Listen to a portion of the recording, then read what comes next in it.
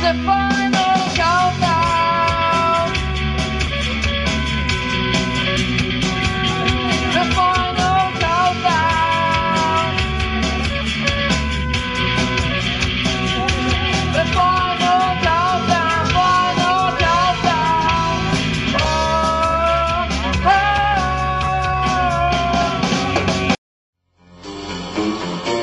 With Howard furious over local markets editing his show, he instituted a new program, enlisting his most loyal fans to help out. The CIA holes, Howard set up this mechanism because stations were dumping, his content. So Howard decided to recruit listeners as CIA holes, and it was priceless because anytime anybody would do anything that was out of the norm to the Howard Stern show, it was reported immediately. There was nowhere to hide. It was all transparent, and Howard would seek you out right away if you were weak in the knees and couldn't stomach the show or were diddling with the show in any which way. You became fodder for the show and ridiculed incredibly by Howard.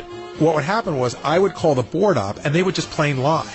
I would go, hey, man, somebody called me and told me that you guys are playing Baba Booey sound drops. They go, no, we would never do that. And I would go, okay, and I would go back to Howard, and I go, no, they say they're not doing it. And then a listener would call in and go, I have it right here on tape, and then it would always turn into this thing. So what happened was we realized that we needed a monitor in every market, that we couldn't trust the board up. Of course they're going to lie. I don't know what's going on. They lie. I think they're telling the truth, and they just do whatever they want. So Howard came up with the program, and we ended up calling them CIA holes, because they were like a-holes. They were tattletales, and they were like the CIA. And I remember we even had badges made up, and I remember I had one in every market, and I even had them on my list, their name and their phone number, and they would call me, and sometimes I would check in with them. Sometimes I would just check in, and I would go, everything going okay in Cleveland? Yep, everything's fine, nothing to report. It was sort of fun, but I mean, we had badges made up and everything. It was really an ingenious idea on Howard's part, because everybody had to whip their show into shape and conform because they knew we had somebody watching them now. Bobby Ojeda was quietly released from the hospital yesterday. Hey, Doug Podell, quickly hit the button. Robin mentioned Bobby Ojeda. I might say something completely irresponsible. Oh, boy. One Cleveland Indian who survived that boating accident the other day between Tim Cruz and Steve Olin. Yeah. He says he's still coping with his injuries and the tragedy. I feel a song coming on, Robin. Yeah, unbelievable. And they want their privacy. I really do feel bad for the families, as I've said all along. But I do make the point again. In the midst of this tragedy, you got to understand something. I was even talking to our general manager about this, who happened to agree with my point. What are grown men doing on a boat? Now, you don't know if they were drunk or not, right? No, but that is one of the areas of the investigation, whether alcohol played a part in the crash. If these guys are baseball players, they're guys who have responsibilities to families and young children. I see these guys. I went out to Shelter Island this summer. There were guys driving around loaded out of their mind on these boats. And I'm going to tell you something. It's as dangerous as drunk driving. They have a big problem out there. People are crashing into each other and killing each other. And if you're a guy with responsibilities and you got kids and the whole world is opened up to you, you're a baseball player, what could be better than that? What the hell are they doing? You know what I'm saying? I know exactly what you're saying. I only wish that Tom was on that cabin. Tom's in here agreeing with me. I goes, yeah. He goes, I don't understand it either. I go, Tom, you don't understand anything. Howard, I'm going to have to stop this newscast. Why? I'm having a problem. You are? Yes. What do you mean? I'm good. Goodbye. Where are you going? I have to go. Are you coming back? Follow her with the wireless. Quickly. Bathroom Olympics. Wow. What kind of problem? This is intense. Wow. You never did that before. No, that's the first time. It's very unprofessional. You think it was the lesbian? Hey, it could be. I think it could be a serious problem. I do, too. All right, I better go check this out. It's the wireless. No. Is she all right? Yeah, she was smiling. She was smiling? Well, she was walking quickly to the bathroom. What do you think, diarrhea or something? Yeah, I think it's got to be a stomach problem, because anybody could handle, you could hold the other thing a little bit. Girls sometimes can't. Yeah. Do you think we should wait? Or do you think we should just end the show? Under that air of mystery. There's a couple of phony phone calls there that are great. We can play until Robin comes back. I mean, I could kill time as good as the next guy. I could take a phone call. I'll take a couple of phone calls. We'll see if she comes back. Sure. Oh, boy. Robin's never done that. This is a first. Why don't you go check Gary and see if she's okay? Take a mic. No, just go check and see if she's okay. What if she's laying there dead? No. I saw her walk past me into the bathroom. She had a smile on it. Looked like she had to go. Send somebody in. Stick your nose in there. Sniff around. Oh, Tony Pig's in here. She wasn't leaving a trail or anything, was she? Oh!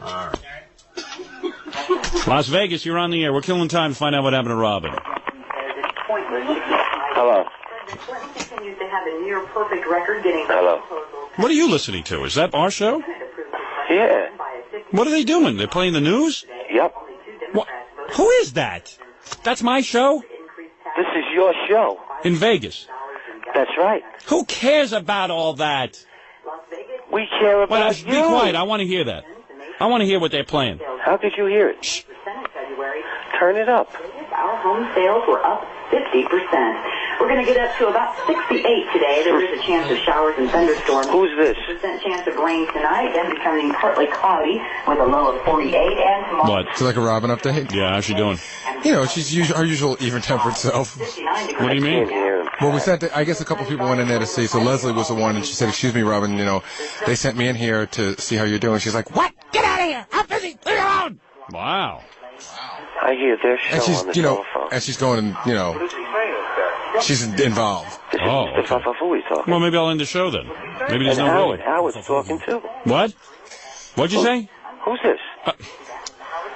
President Bush. Back with the Howard Stern show. She's doing Where's this. Mr. Fafafui? This sounds like an all-news station they're tuned into there in Vegas. No, they play the news every 10 minutes. I know. I Every tell you 2 something. seconds. They're insane over there. That Las Vegas, I can't get a hold of these guys. Well, what's the matter? They all think I'm sitting listening to a newscast in Vegas. Who wants to hear that crap? With that Bill Clinton and this one and that. I tell you. You know, I pick up the phone, or I've ceased picking up the phone to our affiliates, if you will. I can't control them. I tell you, I can't control them. They're all out of control. Cleveland, you're on the air. Cleveland. You know, I'm really upset about the way you're handling this Cleveland Indian situation. Yeah. I realize that Yes. they made a mistake. And Well, of course they made a mistake, a big mistake, and I think it's my responsibility to point it out. Or should I be like all the other people on the radio and say, it's a terrible thing, and not point out to a lot of dopes out there who are running around drunk on boats? that they're irresponsible. I agree. So then why is that a bad Why the thing? parody? Why the joke? No, because you didn't even hear the parody. There wasn't even I a know I parody. didn't hear it. Of course not. That's that that dopey program director. How can you tell me I did something wrong if you didn't hear it? He got all nervous. There was nothing wrong with it. We ran down the events of what happened. It wasn't a song parody. Well, I just think it was please. in bad taste. Please. You think it was in bad taste and you didn't hear it? Are you insane?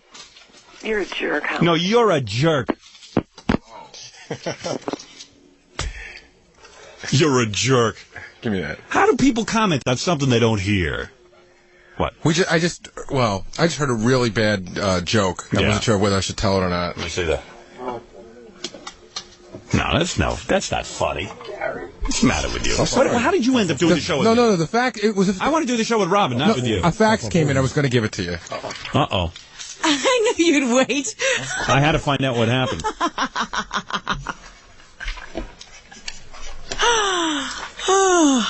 You missed it. A woman in Cleveland yelled at me. Why? She said she didn't like the song I did. I go, did you hear it? She goes, no. How are you, all right? I'm okay. You sure you want to continue or you want to just end the show? No, I want to continue. Really? Oh, so it wasn't anything that bad. Well, it might happen again, but we'll go on. Listen, the listeners have been taking bets. What? 4 listeners bet it's diarrhea. I'm betting with them. Was that it? Yes. What did you eat yesterday? What did I eat? Nothing that's out of the ordinary. What, do you got a virus going on? Stomach virus? No, there's just, I have no clue. I was fine, and all of a sudden. I don't like to think of you like that. I don't either. And please, you know, it really helps when you send 5 people, including John, to the bathroom to find out how I am. You know, I like to check on you. John screaming at the door. Yeah, but you would have been plenty pissed if, like, you were passed out on the floor, because I didn't know what was wrong, and no one even checked on you. Well, send a woman. John can't get in there. Oh, John's like a woman. You don't have to be modest in front of him. But it's not your special time or anything. Fred was betting his special time. So, Fred, you owe me $100. Okay. Oh, it was a money bet. Oh, yeah. There was a lot of cash going around. I wanted to get on all of that. You know you get faint when you lose all that fluid. Are you all right? You know, I'm sitting here going, oh, dear, I need a commercial break. And I realized we're out of commercial, and there was just no place to hide. Yeah, I know the feeling. Good training. Yeah. For the bathroom Olympics. Bathroom Olympic? You would have won the Bathroom Olympics today. I never saw anybody get to the bathroom that quick. Did anybody time her? 6 minutes. 6 minutes? You lose. Running the marathon. Now you know how Greta Weitz must have felt. Oh, jeez. She used to run the New York Marathon, and then she got diarrhea. And these runners are so crazy that rather than, like, stop the marathon for herself, you know, and say, okay, I'm going to call it quits, they would just go to the bathroom all over their feet. Yeah, if I'd had those special pants on, maybe I could have made it through the newscast. Oh, dear. Did you throw your underwear out? No, I ran in order not to have to. Good for you. You did the right thing then. Listen, we're only human. I could sit here and chance it. I was in pain, but I would have gone through the pain if I didn't think I was going to have a terrible accident. Wow. Oh, maybe you lost some weight, too. You know what I'm saying? I love when I do that. Isn't that the greatest? Look at the bright side. You ever hear that joke? What has 2 gray legs and 2 brown legs? 2 gray legs and 2 brown legs. An elephant with your problem. Oh. His kingdom came. The history of Howard Stern. Act 3.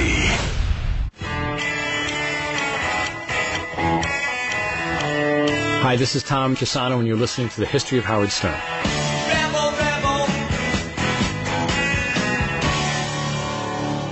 A New York-based broadcasting company may have to pay a lot more than expected to carry radio shock jock Howard Stern's program.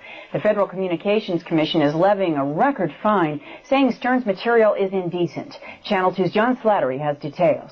He's the brash bad boy of radio, known for his sexual and bathroom humor, his wicked jabs at minorities. Well, now the FCC says Howard Stern's dirty mouth will cost his employer $600,000. Stern left work today saying nothing as employees of his radio show blocked lenses and pushed cameramen away. Stern boarded a limo and was off. I don't want to talk too much about this, but I'm a little distracted right now. I just want to say that, you know, the FCC has just fined me again, and I don't really want to talk about it, but it's getting a little weird. I don't know where Bill Clinton is. I don't know where my fans are. I don't know who's going to help me with this, but somewhere there's somebody very influential who's going to step in and stop this nonsense. Because it's getting out of hand. Really is. I mean, it's starting to look like a real personal vendetta. Yeah, it's like a witch hunt. Yeah, it really is. And it's laughable. Now my fines rack up over $1 million. Ugh. And what's funny about it is I don't have that money. I don't have that kind of money. But you haven't done anything. I know. It's so weird. You know, people have killed and gotten fined less. Well, what was it? Now I have over $1 million worth of fines. And a guy, if you're convicted of carrying an illegal weapon, it's a $1,000 fine. Yeah, so why don't you just take a gun with you when you're talking? Maybe I should. As these fines came through, subsequently there were a lot more fines. Every time there's a new fine, new material had to be edited out of best of. This is stuff that aired and never got fined. All of a sudden, everyone got nervous that we would be fined for it. And then on a daily basis, the delay button becomes longer. And then all of a sudden, there's more meetings about content. Then suddenly, someone writes a letter to the station. They were offended by something. Everyone gets panicked. And it creates a fearful environment. And it is so fatiguing and so bad that it begins to wear on you. You're going to beat the FCC, I'm going to tell you how. The people are going to help you. They're not helping me. You know I'm being fined again by the FCC? I saw the paper. Let them fine you till you ain't got a quarter. How can they get money off you if you ain't got a dime? No, they're not finding me. They're finding the stations I work for. So let them take the station. Are we going to support the station? No, don't you understand something? This is what it does is it impedes my ability to do business. No, it's fighting the First Amendment. They're telling you what you can and cannot do. I said it to Gary earlier. I don't want nobody telling me I have to wear a seatbelt. Yeah, but meanwhile, you're telling you what you can hear. You're going to fight, you're going to win. I'm not going to fight. They won't even let me fight it. They won't let me go to court over it. People will fight for you. Mark what I tell you. The people haven't done squat. They're gonna do. They Give don't a think chance. it's anything. Give a chance. It's been going Give the on for people a years. chance. It's going on for years. I haven't seen any uprising over You're this. going to see it. You're never going to see it. People are Trust sheep. me. They let the Reverend Donald Wildmans of the world sit and run their We know lives. that, but you know something's not going to And happen. where's Bill Clinton? God, I'd love to know what he's doing. Bill Clinton's I thought he was going to be. I thought he was going to be strong on social You're probably a political issues. football, and you're something he's willing to bargain away. Yeah, well. Well, I'll let you We'll see how he continue does to harass next. We'll see how he Howard does. Stern. We'll see how he does next election. They don't if care you about get next my election. budget bill passed. He cares plenty about it. Nah, he don't give a damn. He say, hey, if he goes 4 years, he didn't expect to go this 4 years. He'll be working with Lola Falana before I get my Lola FCC Falana, problems cleared up. He'll be fine with Lola Falana. That's where they belong. See, Pat, you're a good-hearted man and everything, but what you're saying is awfully simplistic. You're naive. I believe it the people continues will to back go you on. up. And how are they going to back me up? Tell me what they're going I to do. think there's going to be a big write-in with the politicians. They're going to call their congressmen. You've seen people call their congressmen when? What's happened many when? times. I mean, maybe What, not, the Vietnam War? Well, excuse me. That wasn't something important? Well, you think people are treating this like the Vietnam War? They treat me as a joke. No, they treat me as a buffoon. No. If you were a joke, they wouldn't be turning around and putting your name in the paper and making a big thing out of this. The paper's alert that you are being fined or the company's being fined or the station's being fined. They're alert about that. Right there, that tells you that somebody's thinking about this whole situation. Right. And Well, I I'm the guarantee- target right now. No. I'm the I'll target. make a wage with you for a penny. You Is watch what? the newspapers will turn around and back you up. Nah. They never do. Why? You know why? Why? Because it's the right thing to do. Yeah, but they don't. No one ever does that. They will do it. I'm considered a joke. They're not a joke. Robin, am I asking advice from Pat Cooper? No, you didn't even ask this. I mean, I didn't. Okay, I just want to know. Am I getting like advice, career advice from Pat Cooper? Guy who's made enemies with everybody in the business? I haven't got one enemy. Oh, come on. No, I haven't got any. I got people that don't like me. This is different. An enemy that would shoot me. They would kill me. I have people that don't like me, but I have no enemy. Let me get it in before the show's over, Howard. You've come a long way without my defending you, but I want to say, one, God bless Joan Rivers for her early and courageous and upfront support of you. I think the FCC's notion of finding stations that carry your show, as you might say, sucks. I don't think it's a good idea. I agree with you that I think you make it easier for other people to puncture the balloons of pretense. I do think we have a media that can be very reverent and passive and go along, and I think guys like you make it easier for guys like me to be just a little more outrageous. So hooray for you, Howard. Phil, let me say something. Phil. Sir. Yeah. Come down here. I'm going to kiss you on the lips. Come here. Come here. Thank you, Phil, for saying that. Phil. Yeah. Give me 30 seconds on Stern. It's not my taste. Fines are insane. I think the FCC is way out of whack. But I find no taste in tastelessness. Why would you appeal to? And I'll tell you another thing. Any talent could do that, in my opinion. Any talent? Yeah. You and I could go do Howard Stern tomorrow morning, and be just as good. I could be Howard Stern tomorrow. Come on, just tell me what I can't say and let me say it. Just tell me what I can't do and let me do it. There's a quick wittedness I knew real without approving of the content, the sensibility, the take, the potential impact on impressionable people. Leaving all that aside, there's a quick-wittedness, a nimbleness at the microphone that Stern evidences. Never heard it. No? Never heard it. And I love to laugh, man. And Lenny Bruce was a dear friend of mine. They say they're on the edge. They say they're risk takers. They're not. See, in other words, to me, Howard Stern is a calculated broadcaster. So is Rush. Very good at it, but calculated. It's not that off the cuff. First of all, Stern sits with writers, doesn't he? I guess some of it must be scripted, sure. Unbelievable to me. Writer? Would you use a writer? Yeah, but we do interviews. Yeah, but I mean, I didn't do interviews. A writer? I need a writer to be a talent? To sit there and be an off-the-cuff talent with guys writing stuff for me? Imus is a talent. Imus has writers. Yeah, but he's a talent. He's also funny. He's also much smarter than Howard. Let me take a minute here to put this Federal Communications Commission Infinity Broadcasting Howard Stern story into a context for you from my point of view, since every talk show and newspaper on the planet has been calling me about it. And I thought this would probably be a good opportunity to do that. The plain truth is that Howard Stern is a vile, misogynistic, xenophobic punk who panders to the worst instincts in the worst people, and even to the worst instincts in some people who should know better. But then folks do slow down at a car wreck, looking for pizza guts there on the pavement. True. And sometimes, if you think that's funny, fine. And sometimes it is. Like if they were Howard's guts.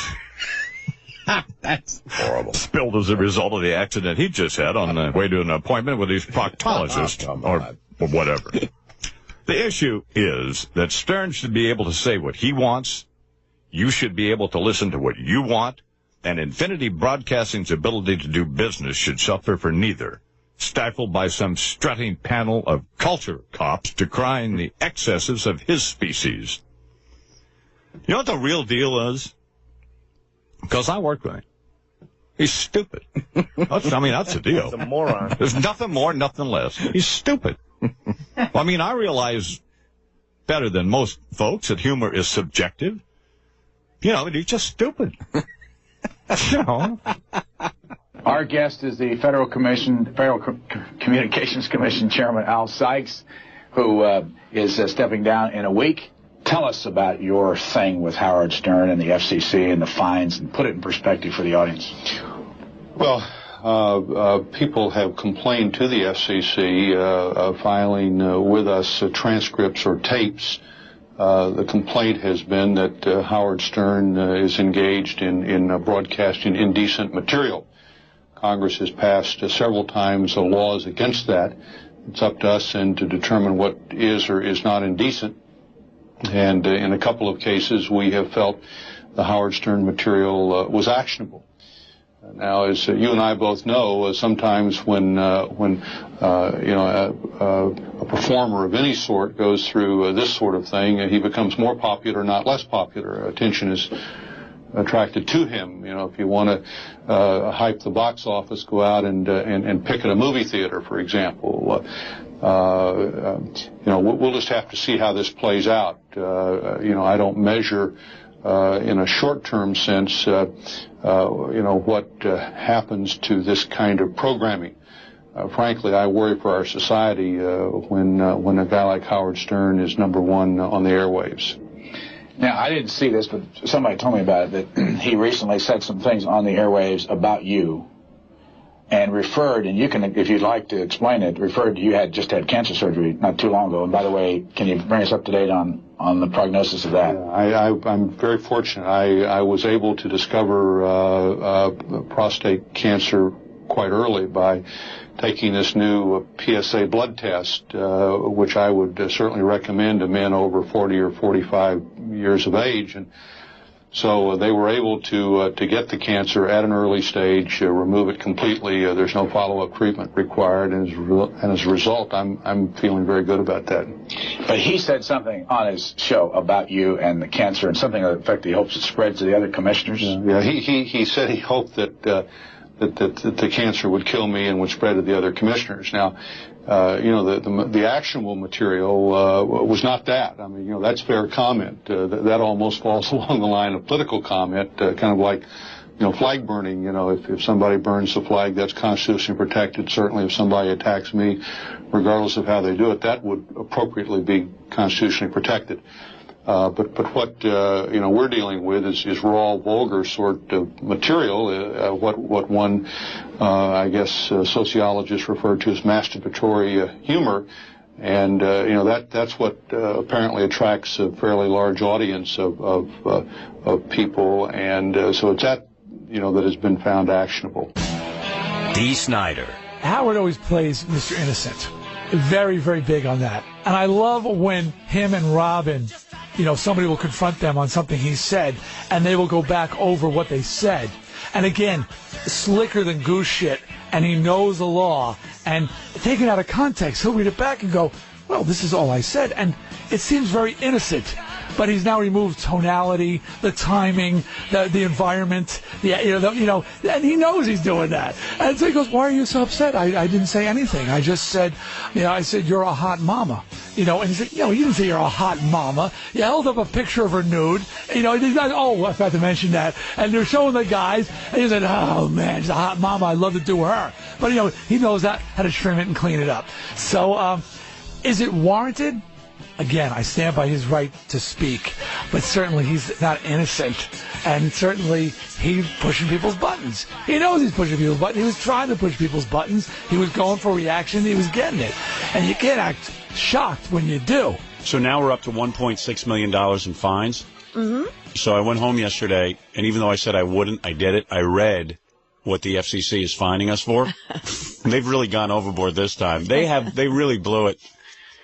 So the government decided that they were going to let this company buy and sell radio stations. Mm-hmm. But even though they were going to do that, they were going to fine us some more. So we had $1.1 million in fines already, which I think made the point. I mean, it basically said, hey, look, we think you're guilty of indecency. We're fining you $1.1 million in fines.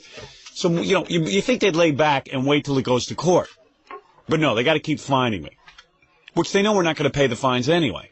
Who's going to pay $1.6 million in fines over something you don't think you did wrong? Well, it's certainly not fair if you can't get a day in court. Right. So I figured, let me go home. I said, I know I shouldn't do this, but I start reading it, and I'm laughing because our show is so funny. I mean, it's just so funny. And this time they fined us because we talked about shaving body hair.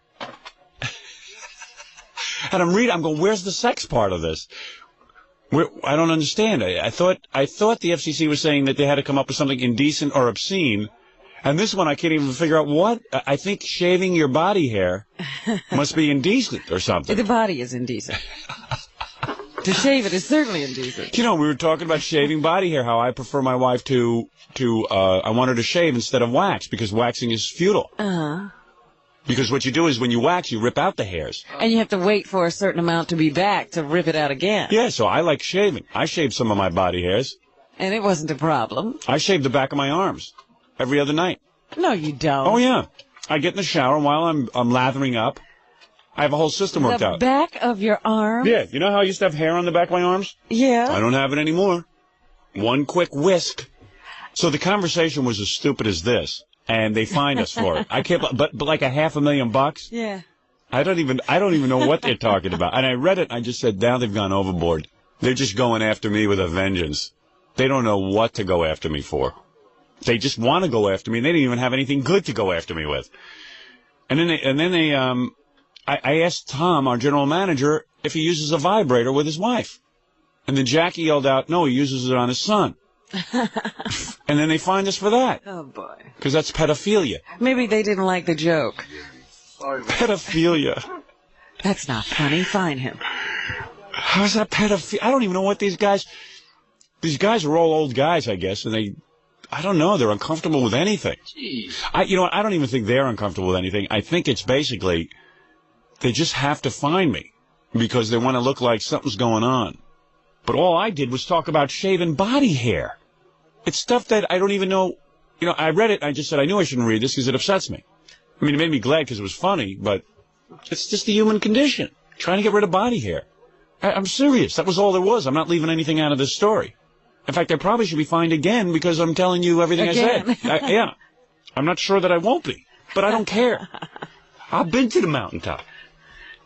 What? It's so weird because when we read that, I guess we're supposed to be reading to see the errors of our ways, and I'm always laughing out loud. Not only am I laughing, I'm thinking of ways I could improve it. Right. How I can do that rap Let me again see, and I make it want better. to do that again, and this time. Yeah, I said, hey, I said to my secretary at home, administrative assistant, excuse me, I said, scan this into my computer because I'm going to add some lines to it. Yeah, missed the joke here, missed the joke. Yeah, right. I think it could have peppered it with a couple of more good comments. Punch it up. Yeah.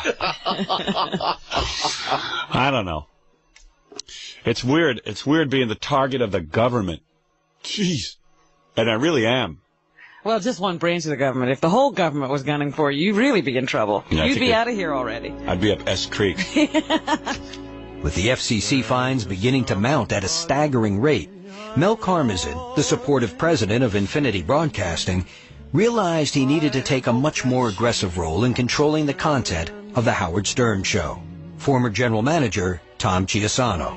Mel never called me at home, but I remember him calling me at home and saying, you need to come in for a short period of time to begin monitoring the show.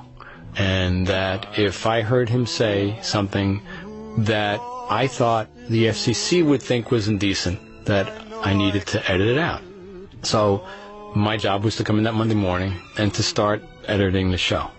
So I did that, and the idea was that it was going to be a short-term job, that we would find somebody after a few months to really take over this job, and clearly Howard hated it from the beginning. It was funny. Yesterday, Tom Chiusano came into the office to lecture us and talk about the FCC problems and all that. And then he said, you know, I could help you out. Why don't I have a special set of headphones that I can talk to Fred? And if I think you're going wrong in the wrong direction, I can interrupt your show. I just said, wait a second. I said, Tom, you were there, Robin, and so was Jackie. I said, Tom, the day that happens, do me a favor, fire me first. Shoot me. Yeah, shoot me. Just you know. I said, if that's what's got to be, that you're now a part of the creative effort here, then I would just as soon be off the radio. Yeah. I really would. If I have to do a radio show like that, I don't want to live like that. I don't want to do a show like that. I didn't get into radio. We live like that. We're not going back. One of the reasons I got into radio was so I wouldn't have to deal with guys like Tom. Be around guys like Tom, non-creative types. Tom thinks he could do a radio show. I know it. Talk about something else. Oh, yeah? What would you suggest? You got a topic that might be on my mind? Effing a-hole. God, is he an a-hole? Even suggest something like that to me. To suggest it to me shows his own stupidity. Only a retard would suggest that to me. Only a man with the brain of a fly would suggest to me that he come in here and interrupt me through Fred's headphones. First of all, I wouldn't even talk to Fred. Well, yeah, and that he would be talking to Fred. Why do you think Tom, that would mean anything I guess to you? I can only wish that one day when I grow up I'll be as smart as you. I'll know everything. You don't know a thing. I am so much smarter than you. And I will be perfect like you. No. Really? You can't help it. This is my you know when I life. see a short yellow bus, like the retard bus? Those people can't help what they are. Yeah. I don't hold anything against because you can't help what you are. You're ridiculous. Right. I don't know. You don't. You have no idea what it is to be creative. You're right. So General Manager Tom Chiusano. You're absolutely right. You are a guy. I forget I should come in and burn incense at your altar. See, non-creative guys don't understand why creative guys get pissed off all the time. They don't understand it. They don't understand why we're angry. To somehow be able to be in touch with what people want on a daily basis on the radio, talking for 4 hours. May I say you It's not. And let me say something, Tom. God chose me to do this. If there's a God, God hit me with a lightning bolt. Okay. I am a lightning rod. No. Listen to me. I am a lightning rod. I guess you're going to win because you got the. No. Go ahead. All right. You say what is so important, Tom. No, you absolutely positively have a comedic gift. Right. All right, there's no question of that. Of course. And when you have a comedic gift, you have no control over it. Perfect. No, it means you have no control over it. I disagree with you. Wrong. But you wouldn't know. You don't have any gifts. I like your band. You don't have a gift. What happened was we started to have some issues with the FCC, and the company decided they were going to put a monitor on us. And we went through a couple of people. The first monitor, I think, was like a lawyer or something like that. It was very uncomfortable because Howard would just sit there and he would seethe and he would go, there's a fucking guy down the hallway who doesn't know shit about entertainment and he's editing my show. So that got ugly quick and they got rid of that person. And then I think they brought in somebody else who was working for us, and Howard's like, who the fuck is that guy? Like, Howard was so upset that his show was getting edited. There was nobody good enough to push that button. So Tom Chiusano was probably the most palatable of a group of very not palatable people. And when I look back on it now, it probably was ingenious to send Tom because we had respect for Tom. Tom was our boss. And, and at times when it seemed like we didn't have respect for him because we would break his balls, we did. And I think they realized that sticking Tom there was the best case scenario. I always felt sorry for Tom, because it was sort of a nightmare gig because Tom used to leave every night at 6 o'clock. He wasn't leaving any earlier. Now he was getting in and doing our hours. So it was almost like Tom was working 2 jobs. I didn't love the fact that I had to get up at 4:30 in the morning now to get into work, but I was willing to do it, again, because first responsibility. So I did it, and especially the first couple of days, there were some things that were said that I would hit the button, Howard would see the red light go off, and he'd stop the show. And the studio was 20 feet away from where Master Control was, because I was actually sitting back in the engineering area, and he'd come out of the studio. And I knew he was coming, so I wouldn't wait for him to come find me. I told you I'm kind of not confrontation, avoidance is not my thing. So I'd stick my head out, and he would look at me and say, what are you doing? I said, I'm sorry, but I thought that was over the line. And he'd, we would talk in not very friendly terms, and he'd tell me why he thought I was stupid and wrong, and I would tell him that I was sorry, but I thought I was right. So Tom would begin to guess, based on what we had read from this complaint by the FCC, he would start to interpret what was indecent, and he would begin to talk to me and have a dialogue with me, whereas I never had a dialogue with the general manager before. Now all of a sudden I'm having a dialogue. Now I'm in a dialogue about my show with the general manager, and it makes you start to have to second-guess everything you do. Yeah, what an exciting show for you today, Robin. Oh, my God. Just sit back and enjoy it, because today's program features a movie. That's right, a made-for-radio movie. You did a movie? That's right. I filmed it, wrote it, directed it all in one day, Robin. Must be some production. Myself, Jackie Martling, Fred Norris Productions. We were back there a couple hours yesterday, and there it is. It is just about completed. It is in there with the Fellini of tape editing, Scott the engineer. And for those of you who are wondering what this movie is, imagine if there was a sequel to Rosemary's Baby, starring Kathy Lee and Frank Gifford and Regis. You mean Kathy Jew? Kathy Jew Gifford. And you will, thank you, Robin. Kathy Jew and Frank. I stand corrected. So it's Kathy Jew, and all through the movie, they keep calling her Kathy Lee, Kathy Jew. Regis is on the air with her at one point and messes up and calls her Kathy Jew, and she's all mad. And all of a sudden, she's carrying Satan's baby. It's unbelievable, Robin. Wait till you see this movie. Everyone will be excited. Everyone. Can't wait. When is the premiere? The premiere of the movie is, I would like to say, in 45 minutes. I don't understand Fred. He's just about done. All he has to put in is one... Fellini told me it would be here in about 20 minutes. Oh, 20 minutes? Okay. Oh. All right. And, of course, Tom Chiusano even helping in the script. Is that right? Yeah. He's the reason I'm leaving radio. Oh, dear. What happened now? I don't want to talk about it. I already heard you in there complaining. I said, No, I was just having a private conversation with Jackie. You weren't meant to hear that. I don't like to bring your head down before the show. I hear you and I walk out. Something about Jackie, when you get around him, you want to complain. I said, it's wonderful how Jackie can work you up this early in the morning. I was working Jackie up, actually. Yeah, you started it. I know. Yeah? Well, you just see Jackie and you start. Well, we'd worked pretty hard on this movie, and Jerkoff was busy editing, but we didn't. We got through it anyway. He whacked at the script with his golf club. Stupid moron that he is. Oh, dear. Skivos. He is incompetent at everything he does. 2 times I got called for jury duty. Tom couldn't get me out of it. Oh, no. I'm sorry, Howard. They're making an issue of this. You gotta go. Oh, dear. Yeah. Unbelievable. He's unbelievably stupid. He's also pacing the hall. Who cares? He's trying to decide whether to come in or not. No, he shouldn't come in. He's not in the mood. Don't come in. You're a moron. Get out. Get out. You're the reason I'm leaving radio. I can't stand you. I don't know. I can't stand your robotic voice. I'm sorry. I can't.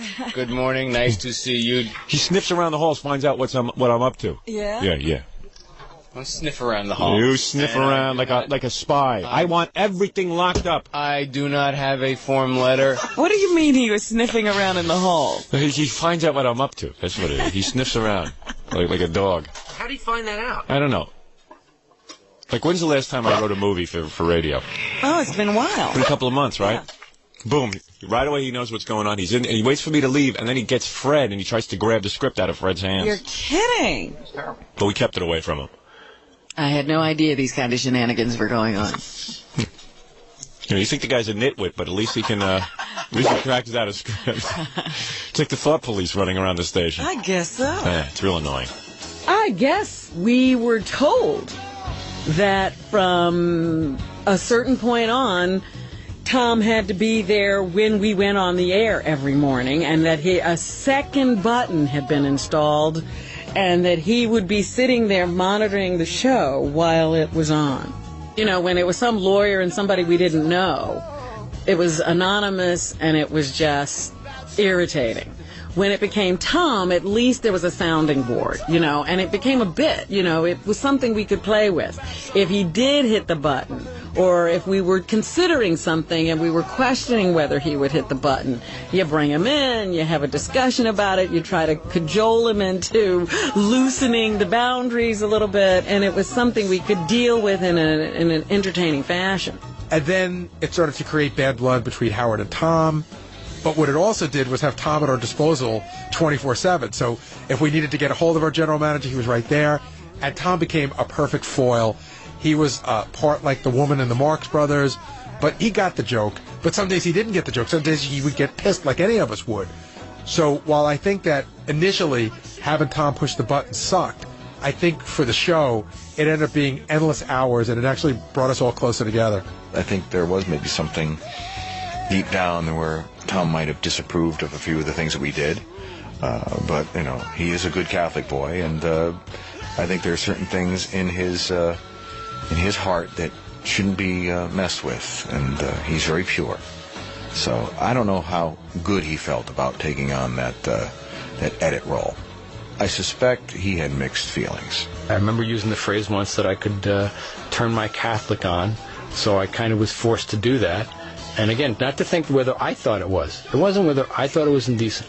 It's whether I thought they would think it was indecent. Because ultimately they being the commissioners on the FCC, they're the ones who were the final court. Where's Stuttering John? Is he here? Bathroom. He's in the bathroom? Yeah. He was taking a dump? Yeah. Oh. The third one today. Third one today. Why? What's going on? I don't know. He doesn't look very good. He's pale, and he keeps going, oh, man, I got to go again. Oh, man. What's his Got a doot. I'm dooting. What's his story? You know, he always comes out with the newspaper, and he walks funny, and he goes, oh, man, I had 3 bowls of chili last night. Ugh. I shaved my entire buttocks area.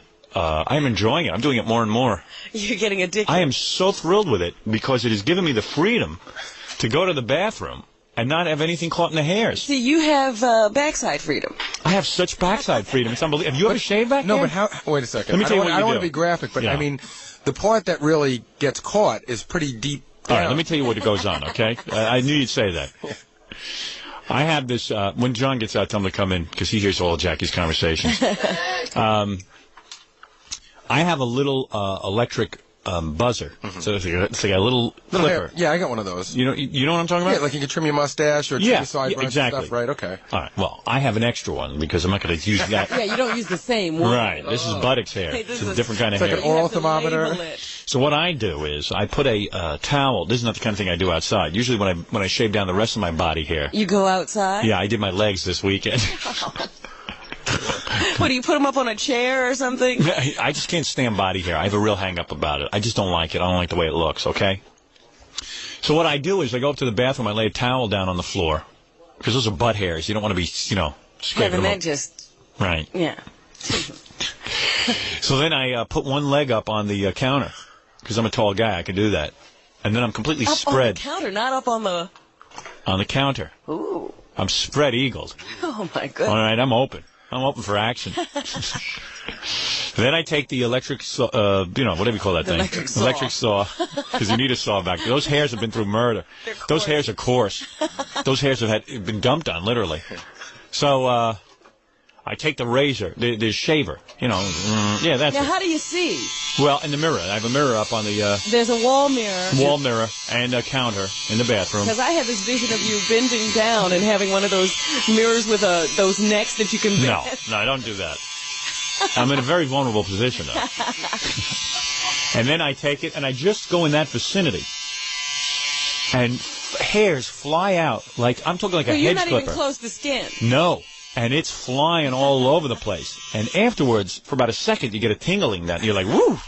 You just have a sense of freedom. And now I notice I've been going to the bathroom lately every day, and it's just like, I don't have to clean up, or there's no mess. I used to have a mess down there because everything got caught in the hairs. I'm serious. I used to have to shower after I went to the bathroom. I didn't understand why you were having such a problem. I had too much hair. Now I'm so clean and neat. Now it's just a straight shot. Nothing lingers. Hey, I'm being honest. Guys ought to try it. I tell you, it's tremendously erotic. To say I was aroused during the process is not a lie. So now how often do you do that? Maybe I find myself doing it once a week at minimum. Jesus. I love it. What is that? It comes across very... odd. Gay was the word. I know. What can I say? But I'll tell you one thing. I smell great. I feel great. The gays do know things. Yeah. Yeah, right. They do. That's true. Yeah. Nothing wrong with being gay. When it comes to that. They've made some great discoveries. Yeah. They discovered the gerbil. You lock yourself in when you're doing this. Oh, yes. You don't want people walking in on this. I lock both bathroom doors. I have a bathroom door and then I have an outside door to the bedroom that I lock. What are you doing, Daddy? So that the kids don't come in and see me shaving You're the under inside of double my... lock. I'm shaving the inside of my buttocks. That would not be healthy. I'm giving you a present. I had a nightmare that I mixed up the razors, and I started using my buttocks hair razor on my face. That could cause a terrible problem. Rectal itch in my face. But I did it, and it feels good. Where's Stuttering John? He's probably still in the bathroom. Really? Man. Man. Nobody doots like that. He's got a real problem. Man. Can't he, like, rush out? I'll go check on him. Yeah, I mean, what's his story? Maybe he doesn't even know we're looking for him. He knows. Oh, he does. Man. Oh, here there he is. Where was he? You were in the bathroom that long? What? What? Yeah, I was dooting, man. Pretty bad the second time today. What's going on? I don't know. You look kind of pale. What'd you have to eat? It was really painful. What'd you have to eat? Well, I don't know what I can say and what I can't say, but... What'd you eat? You can't say what you ate? Well, I must have ate a lot of liquids, if you know what I mean. Ate a lot of liquids. Yeah, He was drinking. yeah, I went to a wedding this week. You can't say you drank? Yeah, I drank. I guess I drank. Yeah, I drank. Oh, boy. Would you black out? Yeah, I just got out of there. You know. What, out of the bathroom? Yeah, I got out of the bathroom. Man, you look bad. Yeah, I feel bad. Why would you do that to yourself? I don't get it. Did you have a good time? Is this how you tell how bad you feel the next day? This is not the next day. This is like 2 days Saturday. later? That's why I don't understand it. Saturday. Yeah, well, maybe you ought to mellow out, dude. You know, I mean... You don't have to be the life of the party. Yeah. You look like you're still on the bowl, man. Are you okay? Do you feel like you have to go again? Do you still have to go? No. This is my second time. Hopefully that's it. Yeah, because I said, hey, where's John? I want to ask him a question, and it's like 10 minutes later. Doesn't it look like he's going to throw up? Yeah, you look like you're going to puke. I thought I was going to before, but I'm not. I mean, I didn't. Gary, breathe on him. I bet he'll puke. I didn't drink yesterday. I mean, it was just I'd like to see him puke. I'd like to see you puke. I really would. No, I'm not like that. I'd love to see you puke. Oh, here's Tom Chiusano, our general manager. Yes, Tom? I was just thinking about when you called the weekend and Tim, the voice, my son sounding like me. I'm trying to change the subjects, I guess. Get out of here. Get lost. Oh, get out of here. What is he, crazy? I mean, what are you doing? He just came to my window and was making faces in it. Is he nuts? And, he's acting like I can understand what he's doing. Forget it. I give up. What is this? Just changing my subject. So anyway, where were you? You were going to the bathroom? Yeah. Oh. And, what, you were drinking?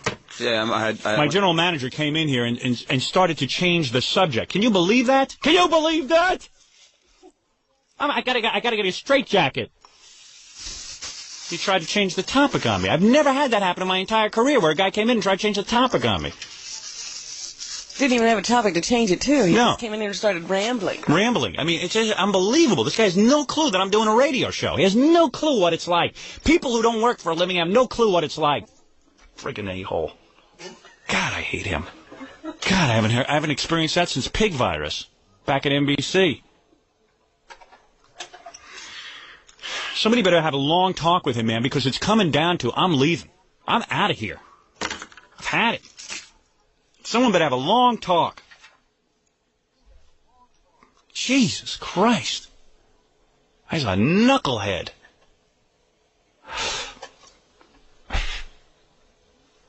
Knucklehead. I hate this business. It's getting really intense with him and me. You know? We used to get along great because I never saw the guy. Now they've thrown me in with this guy, and I got a whole life with him now. Life of Riley. The show started to get edited around the time of the FCC fines. Stations began to get paranoid about my content, and rightly so. They started to think, well, wait a second, we're going to lose money here. And it was getting scarier and scarier. The first fine was $6,000. Nobody really panicked. But then the fine started to go into the couple of $100,000 range.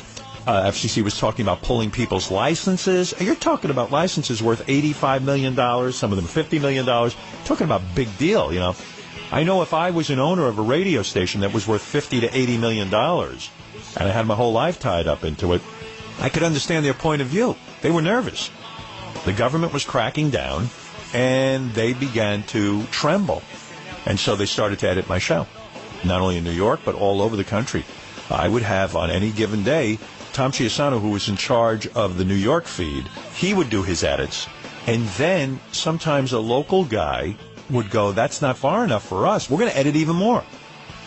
And I hated it. I mean, it was pure torture. It was supposed to be a short-term job, and it turned into almost a forever thing. It was my job, and we had lots of meetings about what I was doing, lots of arguments in the hall, arguments, in front of Mel, meetings with Mel, phone conferences. We were all trying to get it right, because there was just no getting it wrong. Cleveland, you're on the air. I know I'm on the air. How are you, Howard? Thank you. The first guy who knows he's on the air. Thank you so much. What can we do for you? Howard, I'm concerned in Cleveland here. Your show's been. Forget that, too. And he looked like he was going to be a good caller. Yeah. While he was saying that, I happened to look at Tom was at his dirty work again. You nitwit. Oh. You're on the air. What the hell is bugging him? I can't take it anymore. Someone's got to fire me from this job. Can't they fire me and put me out of my misery? I hate working here. I hate working here. They don't get it. I hate it. People have always liked to torture you. Fred, fire me. You're fired. I hate working with nitwits. Play the fart sound effect 90 times. Okay. I must have said wipe or something. Tom got in a snit. Just play the fart sound effect for the next hour. I don't want to talk anymore. Play farting over and over again. I got a nitwit working with me.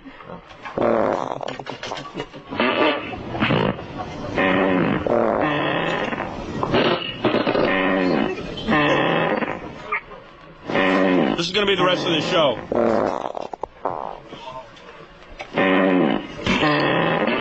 I must have said wipe. Nitwit.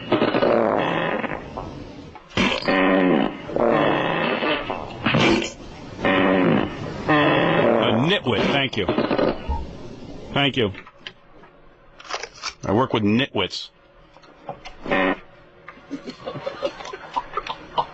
I can't do it anymore. I can't work here anymore. I can't work here anymore. I gotta go home. I gotta go now. It's my days in radio are over. My days in radio are over. I've said it. I've begged the company to release me from the torture that is doing this show every day. Part company. It's time to say adios. Go off into the sunset. I got nitwits. Surrounded by nitwits. I can't do it anymore, Robin. Howard, I can't work with Tom Chiusano anymore. I can't work with him. He's a nitwit. You're reminding me of that play, Laughter on the 23rd Floor. Yeah, well, that's exactly what this is. I want out. That's enough. I'm like Sid Caesar. I want to go off and talk about all my great accomplishments. That's what I want. Want to spend the rest of your life talking about the good old days. I want to ride off into the sun. I asked Robin to go in and intervene in my problems with Tom Chiusano. And as the listeners have begun calling him Tom Chiusano. Tom Chiusano, our general manager, will not... he's got to handle certain functions of the show. I thought about it more, and you do have we have valid arguments here. Oh, yeah. I mean, the office situation is I can't sit in there past 12 o'clock. Did you write a radio bit yesterday? We wrote some stuff for today, yeah. Did you? Yeah, but we only went till about 12 o'clock because I get crazy in there. Yeah. Jackie goes, I'm tired. Yesterday, Jackie was like, I had it. He had it? Yeah. I'm tired. I'm sleepy. Right, Fred? That's what happened. Oh, come on. You were like, ah. You're staring at the paper wondering why a bit wasn't appearing on it. I finally just said to you, you guys go home and write something for me, and let me take a look at it when I get back in here tomorrow. I'm getting tired of sitting in there babysitting you guys. And Jackie goes, that's how all the bits get written anyway. I go, when's his win? He gets delusional from the heat. It's not his fault. Oh, he's just... he's crazy from the heat. He's hallucinating. There's no air in there. There's no air. It really isn't.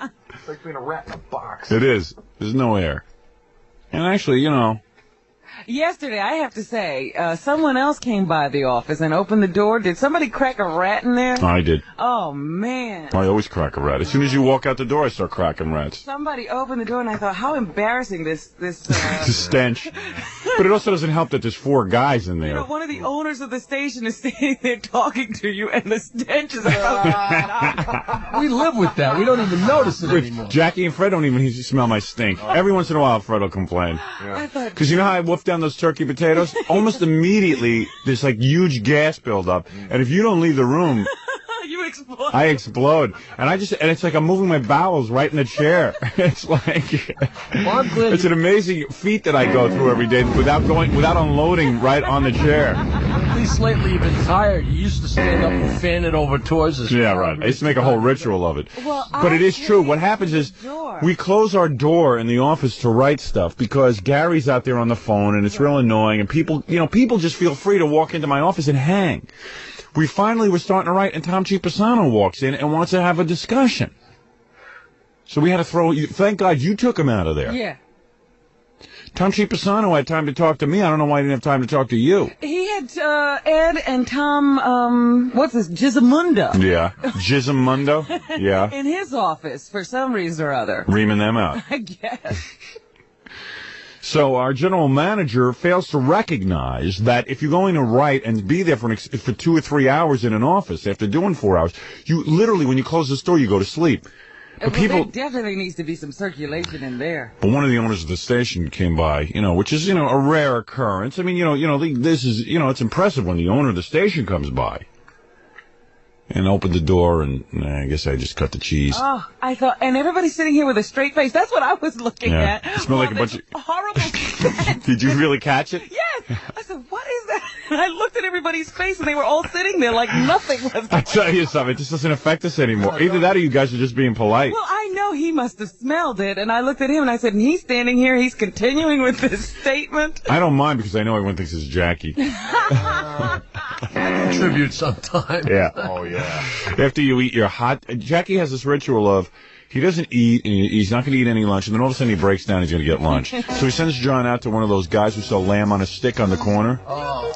And he gets one of those dirty water hot dogs with kraut. Two. At least, yeah. And then he has 2 hoagies, which are, what is that, lamb sandwiches? Sausage and peppers and onions and hot sauce. With special hot sauce. With like this white jizz sauce. Oh, I'm getting hungry. And I got to admit, and he woofs it down faster than I eat my turkey potatoes. They slide down his throat. Yeah. They're so greasy. Well, I eat them fast because I know it's killing you. I know you do. It does kill me. As disgusting and vile as it is, it kills me. You want that. It kills me that he's healthy and he can eat all that stuff. He has an incredible constitution. I mean, Fred's eating doesn't bother me because he's always eating that disgusting Special K with the milk and the mixing it in the little cup. That doesn't make me hungry. He doesn't even prepare it in an appetizing way. No, it's just totally disgusting. We call it food. Yeah, right.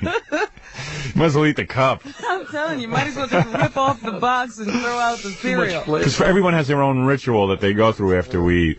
Robin wolfs down a whole bag of popcorn usually. No, I'm onto apples now. Yeah, apple, I noticed that. Take a dozen apples into the office. Robin just starts gnawing on apples. And I wolf down. I'd say I can knock off 4 ounces of turkey and potatoes in under 3 minutes. Oh, yeah. Easily, under 3 minutes. The whole time you're talking, you're rapping. And I'm inhaling. And I'm talking in a lot of air. And I'm telling you, by this last bite, I've got so much gas in me. I'm like ready to explode. Because people have to understand that he rips off a chunk of potato and he rips off a chunk of meat. And throw it together. He wraps the meat around the potato. I know, it's disgusting. I really wish you wouldn't be in there when I'm doing it. You little sandwiches. Yeah. I really wish you guys weren't in there when I'm doing it, but, we got business to take care of. You're like a bird. I know. You're like ripping the meat. You know what it is? I can't stand to eat turkey by itself or potatoes by themselves. So I wrap them up into like a little ball and throw them in my mouth. It's like a disgusting, it's so disgusting what I do. It's all you need is a little toothpick to put in there. You'd be making hors d'oeuvres. It's worse than Fred with his trail mix. But I know it's disgusting. But what am I going to do? Everybody sits around and watches. Jackie usually stays out now while I'm going through it. But what I love is that the meat has to be a strip of meat. Yeah, because I can't stand too much of it. So He's ripping and ripping. So let's review what I do. I take these potatoes. I take 2 overly microwave potatoes. Yeah, they're crispy. They're like potato chips at the time I eat them, because John doesn't cook them right. And then I take this 4 ounces of turkey that I get from the deli, and I rip it into strips like the fly. I eat like the fly. It's like I regurgitate on it. And then I rip it into strips, and the reason I rip into strips is I want the turkey to time out exactly with the potatoes. Yes, because I notice sometimes that's too big a strip, so you rip it again. Yeah.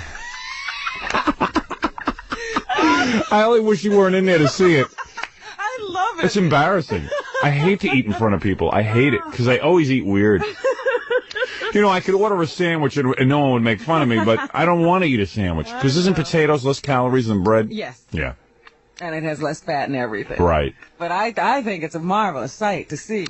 You know, why don't we videotape that one time? I'm telling you. Should. Yeah, why don't we? It is so efficient. A lot of people might be interested in my ritual. And it's so efficient and fast. She should have hidden camera me, because now if I know the camera's on me, Yeah. Oh. you know, when I go to a hotel now and stuff, I check the room for hidden cameras and stuff. I'm always thinking that there's hidden cameras all over the room. It's been 5 years. I don't think I've ever seen you use a knife and fork. No.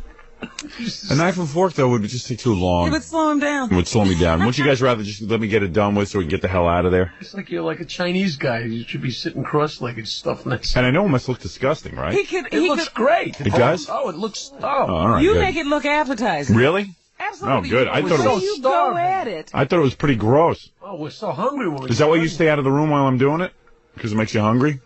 Well, not consciously. And Yeah. Billy's always sitting in the office waiting for me, and he sits down, and I go, oh man, he's going to sit here and watch me eat. Yeah, Billy and I usually observe the Yeah, you and Billy usually are there for the eating process. And I hate to eat with people when they're not eating. See, if you were eating, it's fine. At least you eat that apple now. Every once in a while, I join you. Yeah. Yeah, I can't say nothing because I know I sit there and get that stuff all over. And he gets Jackie's dripping with jizz sauce all over his chin, and I can't tell you what it looks. Red grease on his shirt. Looks like he's just been with the gay man's health crisis or something. While we're all reading porno magazines. Yeah. It's like an orgy. Yeah, it's unbelievable.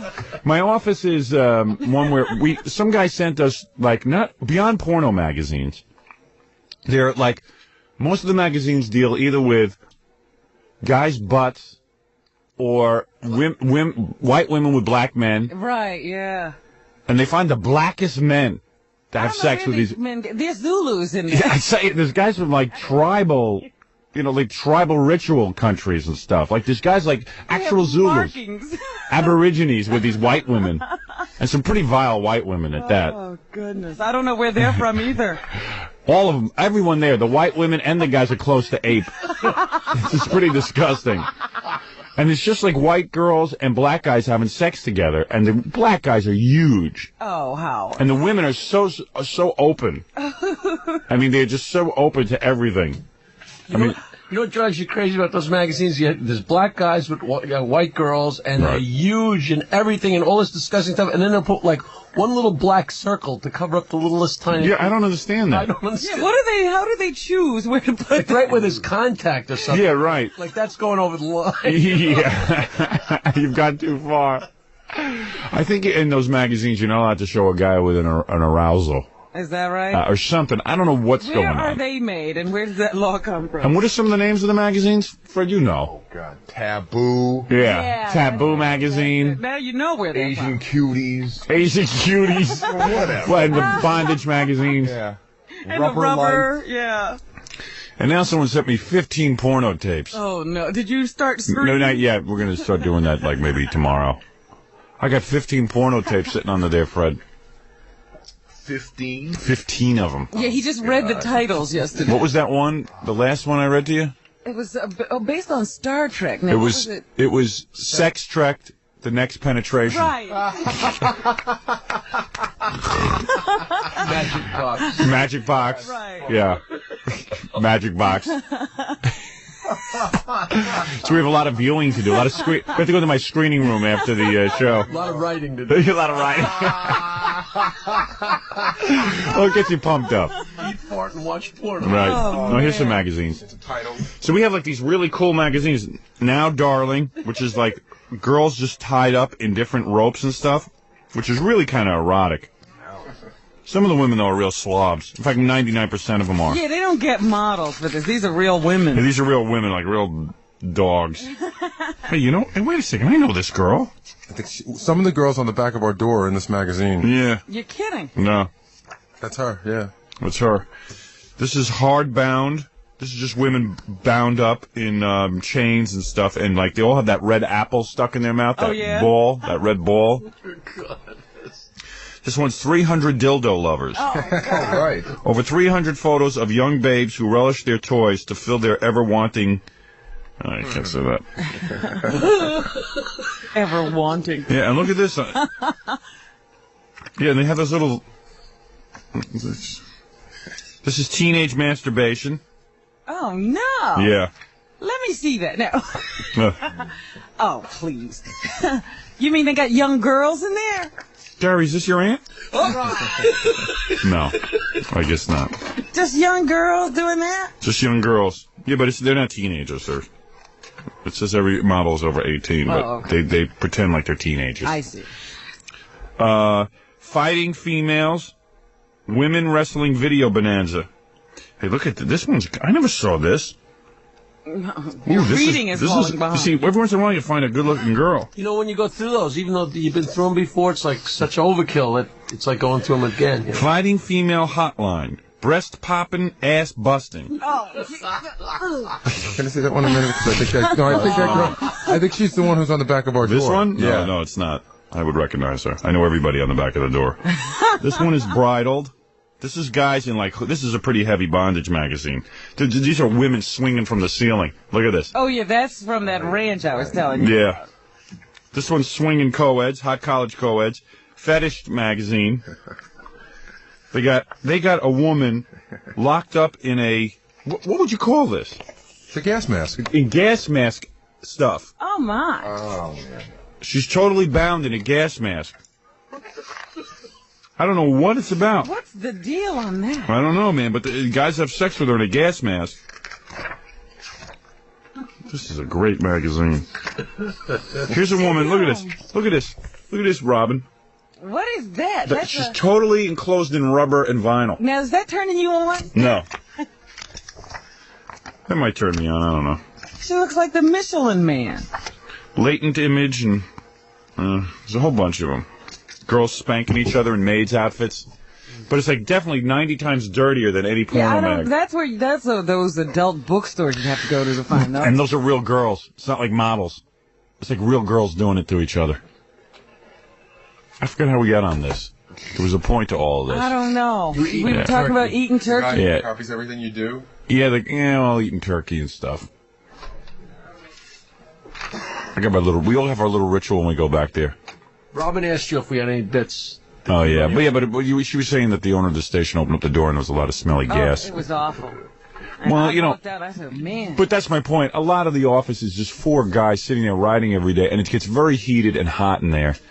No ventilation. No ventilation. I mean, aside from farting, it smells in there. The odor can't go anywhere. No, there's nowhere to go. It's a stink hole, my office. It really is. It's a stink trap. It's a sweat box. And I can't, I think they think I'm kidding when I say it's hot, but I mean, it's more than hot. Your eyes burn. What we should do is have Tom sit in there one day. For 3 hours and sit with us. With everybody in there. Yeah. Okay. You got it. Well, let him sit there and write some stuff. Yeah, let him contribute. Well. He'd love that. Really? It stunk when you opened the door? Oh, it was ridiculous. Did you get, pushed back? I'm telling you, I was standing there, and I started to walk out, and I said, no, everybody's acting like nothing's happening. Right. And that's what I was doing. I didn't know what anybody was saying. I was checking out people's faces to see if anybody was going to acknowledge that it stunk. Oh, Jesus, how embarrassing.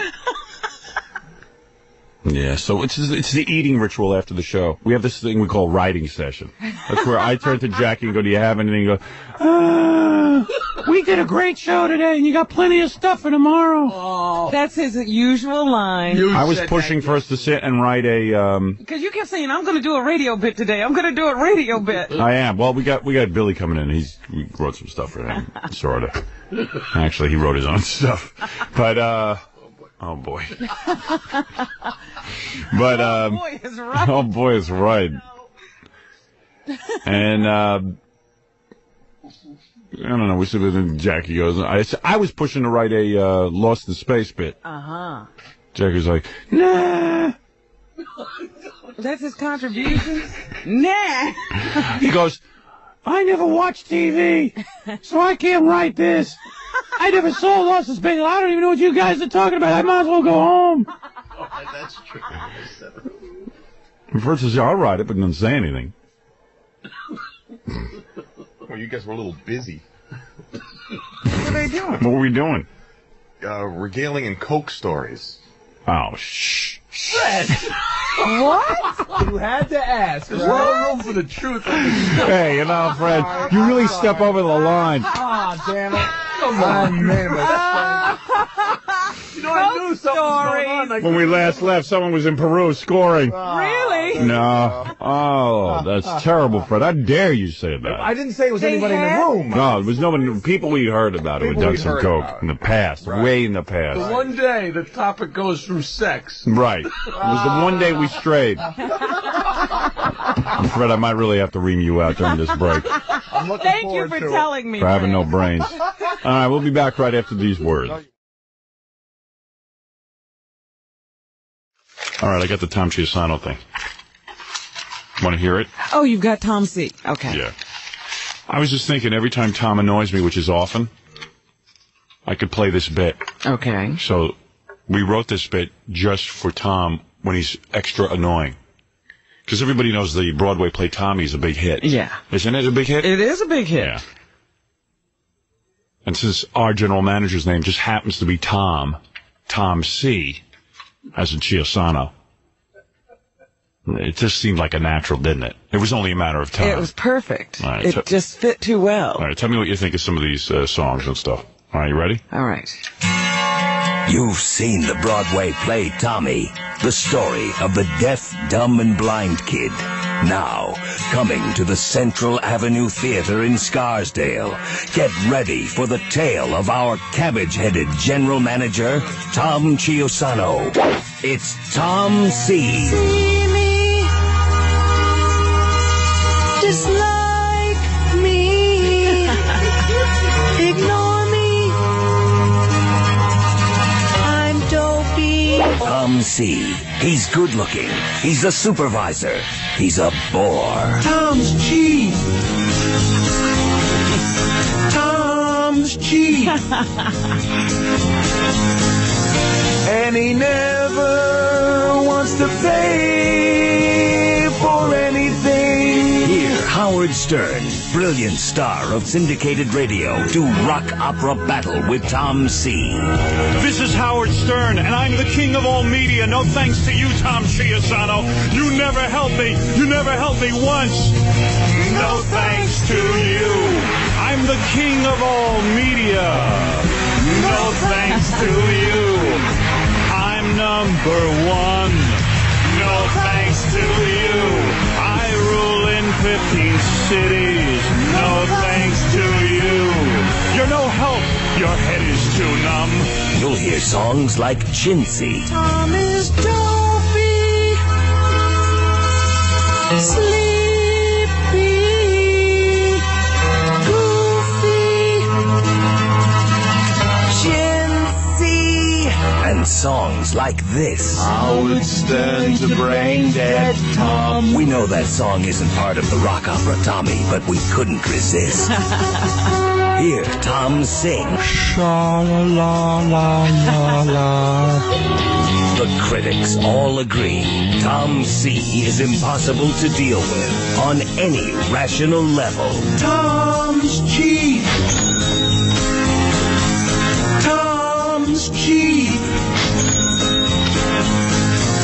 And cheapness is his total personality. I'm gonna see it twice more. There it is, Tom C. on Broadway, coming to a stage near you. Was Pinhead Wizard in there? Pinhead Wizard didn't make it in there. There's a lot of songs that didn't. We have a lot of songs that. Where are the songs that didn't make it in there? He's a Pinhead Wizard. There's a bunch of songs that didn't make it. Oh, in. that's a shame. I could add to it. Believe me, there's no problem. If he gets on my nerves, we could add to it. Pinhead Wizard. Hey, yeah, Fred, what happened to Pinhead Wizard? I think they're being typed into the computer. Are they? No, but I mean, how come that didn't make it in? I don't know. I think we wrote it up. Maybe just got edited out. Did it? I think it did, yeah. I thought it was a pretty strong song myself. Yeah, it is a good song. Pinhead Wizard. There was a bunch of songs that we wrote that did not make it in. Yes. You know, in the interest of time. Well, anytime you're putting together an album, you overwrite. Right. All right. But anyway, how do you like that? I like it. Yeah, okay. I had the worst discussion with Tom Chiusano yesterday. You were there for it. I've heard part of it. It was ridiculous. I can't argue with the guy. I mean, what am I going to say? He's relentless. I don't want to play the Greaseman promos, and he wants to force me to play them. Well, you know what was interesting to me?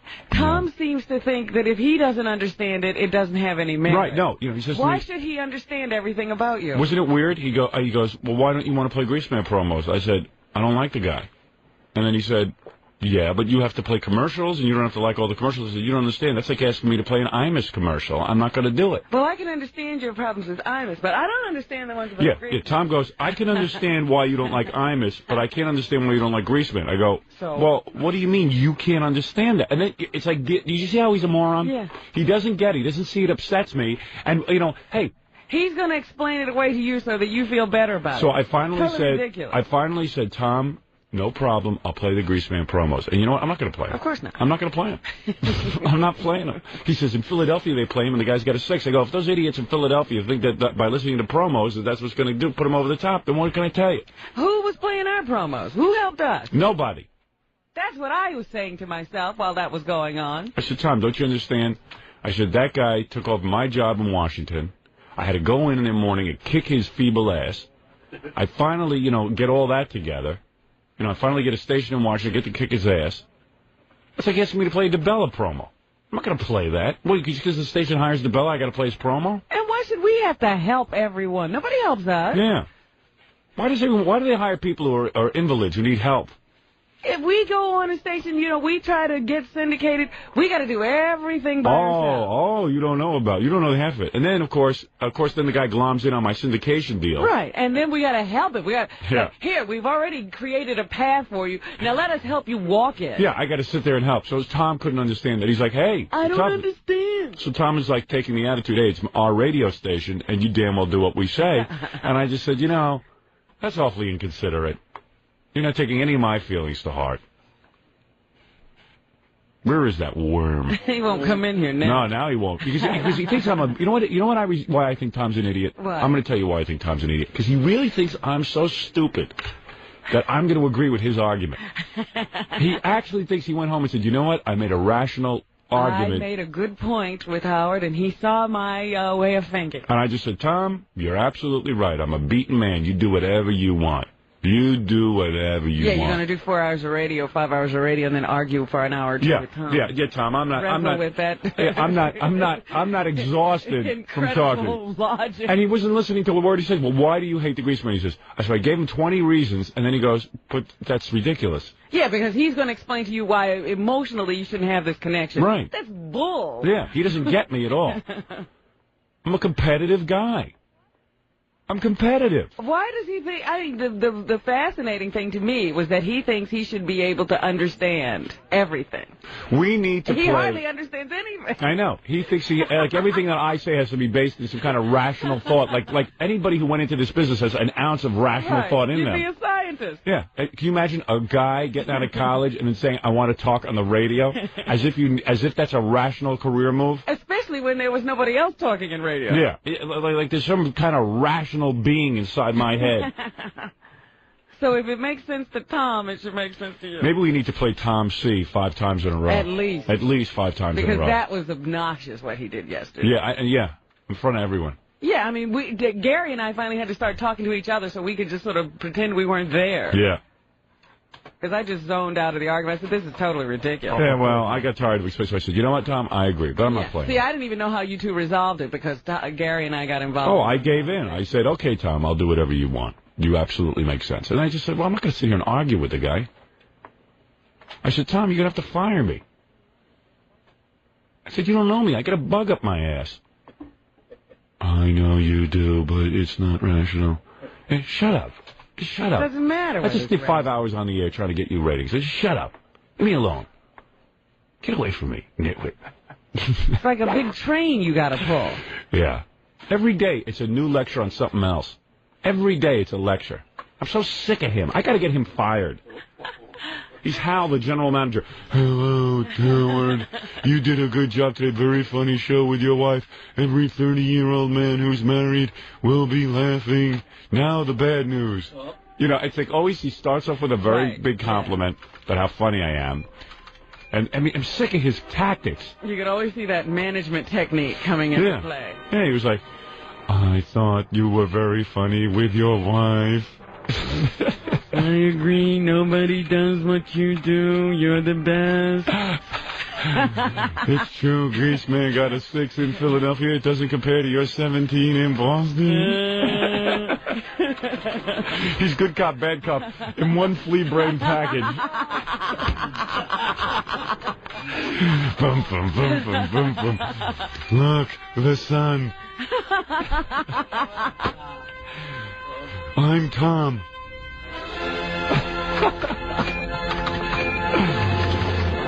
That's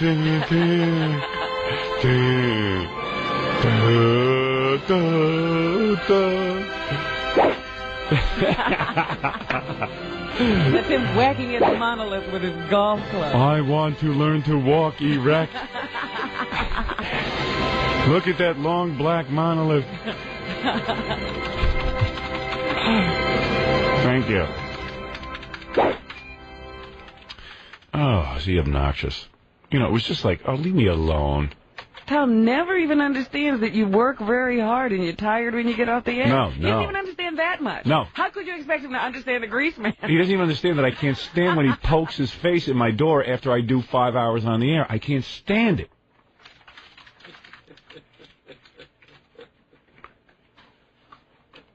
He doesn't get it. Because I give him a dirty look every time he does it. I'm like, what? What do you want?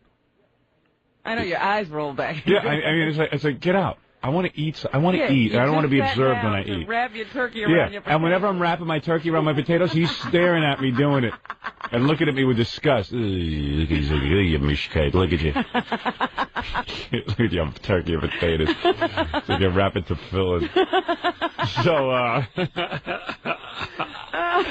who wants to have an audience when you're wrapping your turkey around your potatoes with your hands?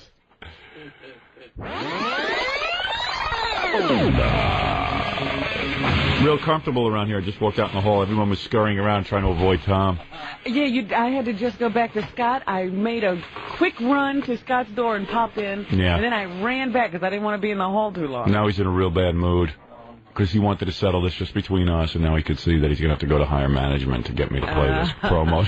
Now he's all pissed off at me because we had a gentleman's agreement that I would stick to things. Oh, him and his agreement. Yeah, we had an agreement, but I never stick to an agreement. I'm a phony. You promised me. How would you look me in the eye and promise me that this would be the end of it? Should I know, but I couldn't take it. And what was I going to do? Argue with? What if I kept saying I won't play it? Did you hear me begging him to fire me? No, I told you. We tuned out. Ask Gary. Gary didn't tune out. Well, Gary's very good. He can talk and listen at the same time. Jackie was running through the halls trying to avoid Tom. I was running through the halls trying to avoid Tom. You were running through the halls trying to avoid Tom, our general manager. Did he catch anybody? No. He's back there sulking, and Gary goes, thanks a lot. Because he's always out. Yeah, I go, well, what do you mean thanks a lot? He goes, yeah, you know, you're talking about Tom on the air, but I'm the one who he's going to be mad at. And he takes all his anger out on me, and he yells at me. I go, yeah, so? Is there any rationale behind that? Yeah, why don't you just ignore it, since it really doesn't have anything to do with you? Yeah, and he's not going to fire you anyway. He knows I like you. Hey, Gary, get in here. before I start Baba blaming you. Papa Flunky. Papa Flunky. Tell Robin how I begged Tom to fire me. He wouldn't. So goes, he played the Greaseman promos. Greaseman's this guy who's on the station with us. He used to compete with us, in case you're listening outside of the... Tom, I can't do it, all right? You gotta play him, you gotta play him, and then you're like, fire me, what can I do? I can't play you have to fire me if I don't play him. And then everybody sort of laughed. Yeah, but he wasn't laughing. I think he wants to fire me. Tom does not like me. I'm gonna tell you the truth. Tom will always tell everyone he likes me, but Tom is the kind of guy who never would have hired me for this radio station if he was the owner. Never. I know that. I can tell a guy who would hire me. He's not a risk taker in life. Tom would be more comfortable being the general manager of W Light. Sure. Did you see their TV commercial, W Light? It's a light rock station. It's a cartoon slide. It's not even a cartoon. It's just a slide of a cat. Right, it's not even moving people. I think it's a cat listening to the radio. I watched it last night. Oh, yeah, that is... It's just nothing moves on the cartoon. And all they do is play, if I call out your name, and I ran in it, James Taylor? Right. And they go, W Light. That's it. W Light. No annoying chatter, no annoying disc jockey, no annoying anything. Tom would be more comfortable being the general manager. He would have a better time of it. Mm-hmm. You cause problems. I guarantee you he'll be dancing a jig the day I leave here. and he'll be walking But he'll be dancing on his own grave. And he'll be like, yeah, Howard's a good guy, we liked him, but, there's other people, we have other people. Howard always thought that he was the only one who could do morning drive. He'll have a whole stupid... We're moving up to Greaseman. Yeah, and then the Greaseman they'll move him into mornings, and you know what? I think is a great talent. Then mediocre talents will start kicking his ass all over the place. Kiss my ass. You can definitely point to the parade that followed at NBC. Oh, yeah. Joe E. Reynolds. Remember that guy? Is he the guy who replaced me? No, yes. Alan B. Combs. No, Joey Reynolds replaced you first. Oh. Yeah, at NBC when they fired and me. Then Alan and then Alan Combs. Yeah, scary. Each of them pulling a 1. All of them gone now. Nobody knows where they are. They're in Jurassic Park with the rest of the dinosaurs. They're looking to be eaten. Yeah. No, we'll do fine without you. And probably they will. It's okay with me. Who cares? Fire me. Who cares? Sometimes you don't make an issue of everything. Sometimes you let a guy, do his thing. Not with Tom. What are you talking about? You're talking about a man who would think about things and say, some things we don't need to make an issue. Right. We're going to let it slide. I guess the Greaseman hasn't been doing that great in New York, but he's been doing well in Philly. In Philly, they play his promos because I can't hear them. Uh-huh. I don't know what's going on. Right, you can't stop them. So he says, well, in Philly, they play him, and he's doing well. I go, yeah, so what you're saying is you need me to sell him. Yeah. And why should you do that? Yeah. And then, he's right, though. He is absolutely 100% right. He's saying, because we own the station, and this is our lineup who we've decided to go with, and we really have nothing to do with that. Yeah, but... And he's right. And he's absolutely 100% right. In the empirical sense, he's absolutely right. Right. He's absolutely right. I can't argue with him. He's right. Realistic sense. There's no reason he should ask you to do anything for him. But you know there are certain people in this company who won't talk to people who leave for better jobs? Right, yes. Is that rational? Is that the rationale of a man that is all here? No. No. And nobody questions that. No. Tom thinks that's great. Now the point is, I don't own the. I'm not a stockholder in the company. I'm not anything. I'm just a disc jockey who works here. Well, I think you're a little more than all that. right, but the point is, he knows I have this irrational response about all of this. Leave me alone. And plus, he's backing me up against the wall, and I never want to look like a pussy. So he's got to come up with a better solution. All right? You're a good guy, Tom. I love you. Come here. Let me just say something to you. I love you. I love you, too. I love you. You're a great guy. This is a stupid issue. Just forget about it. And you're not going to play those on my show. 39 going on 14. Not even 14 sometimes. Why? But understand that. You've got to understand creative people. I do. I think I do for the most part. I have enemies. That's what gets me through the day. This is the way he works. And I can't stop. I have a radio station. Let me ask you something. Did you go to Vietnam? Did you serve in Vietnam? Absolutely. No, seriously, did you? Sure. No, you didn't. War is hell. No, you did. Did you ever serve? Did you ever serve your country? He served in a All right, I did 3 tours of duty. All right, so let me tell you something. I missed it. You think I'm supposed to love the Kong? You think I'm supposed to love the Kong just because I'm home? You know, I saw my own troops wiped out by them. So what am I supposed to do? Forgive them? Yeah. Please. And you know what? The Kong have never apologized to us for what they did. Nobody's come to me and apologized. You know, I think 14 is too much. I think you're more like 39 going on 8. You know why I'm number one, Tom? And you wouldn't understand this because you're a type B personality. Yeah. I'm number one because I'm a vicious competitor. I'm a vicious man. Ooh. And I'm a competitor. I don't have that sort of like, oh, Greaseman's my friend too. Live and let live. Live and... I don't have. Oh, I thought it was live and let die. I have live and let live attitude. Why can't you just play them? I'm not asking you to say something. It is not an endorsement if you don't. I'm going to see my radio colleagues at ABC. I am shocked that Robin agrees with you.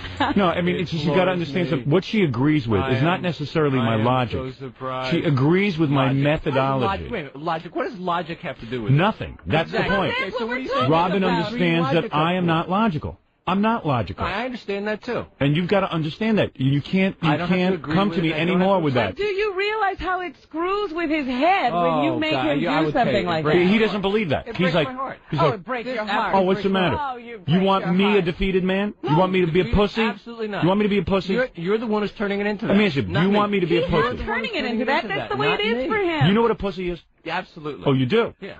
Well, there you go. Do you want me to be that? No. You don't?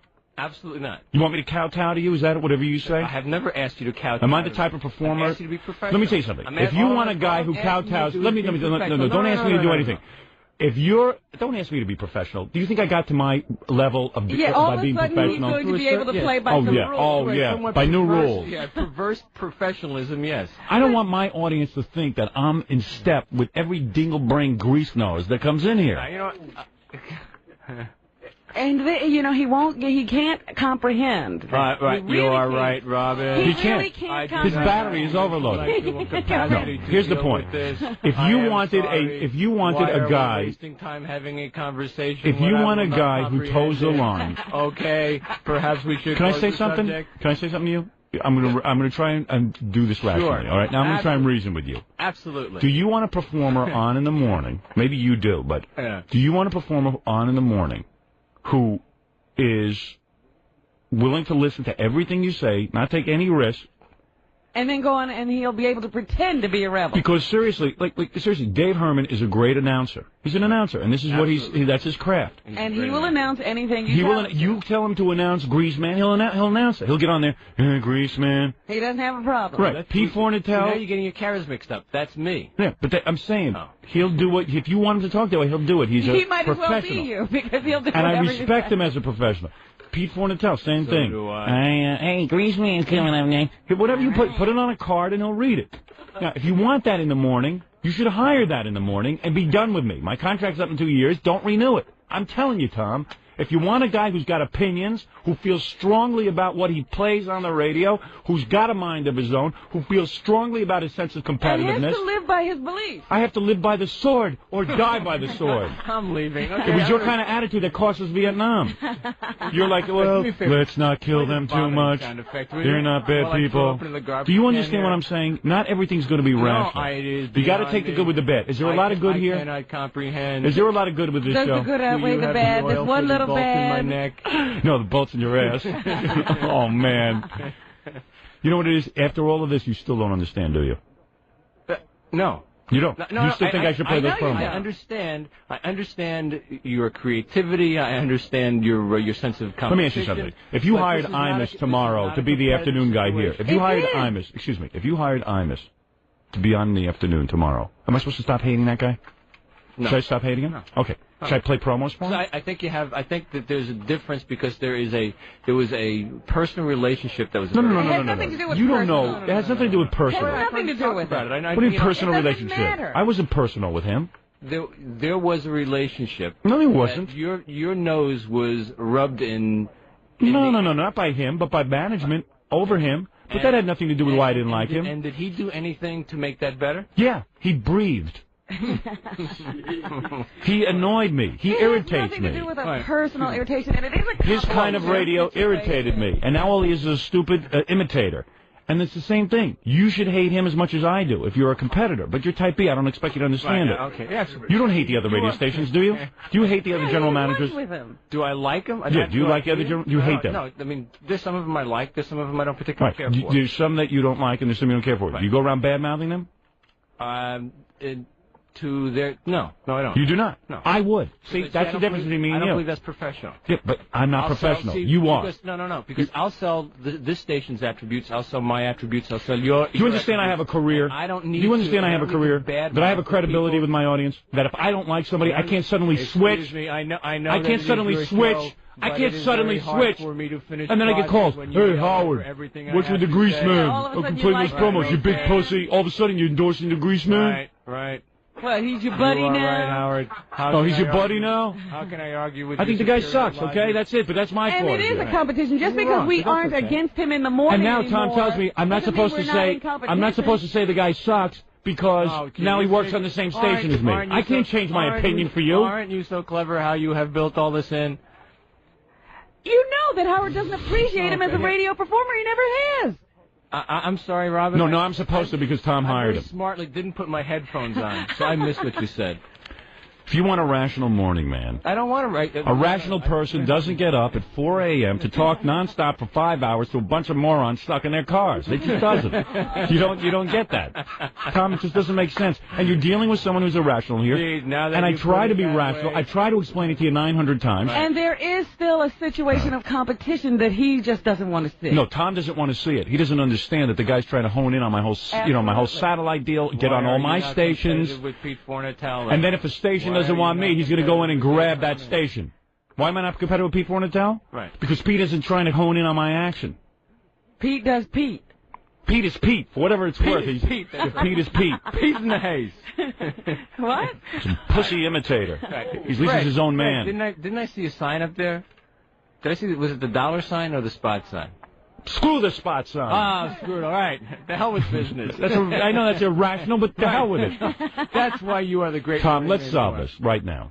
Don't run any more of those promos on my show. We're not going to solve it right now. I'm solving Then we're at an impasse. Is that what you're saying, Tom? So we're at an impasse for one little silly thing. We are absolutely. We're at an impasse. And stop going around squealing on me.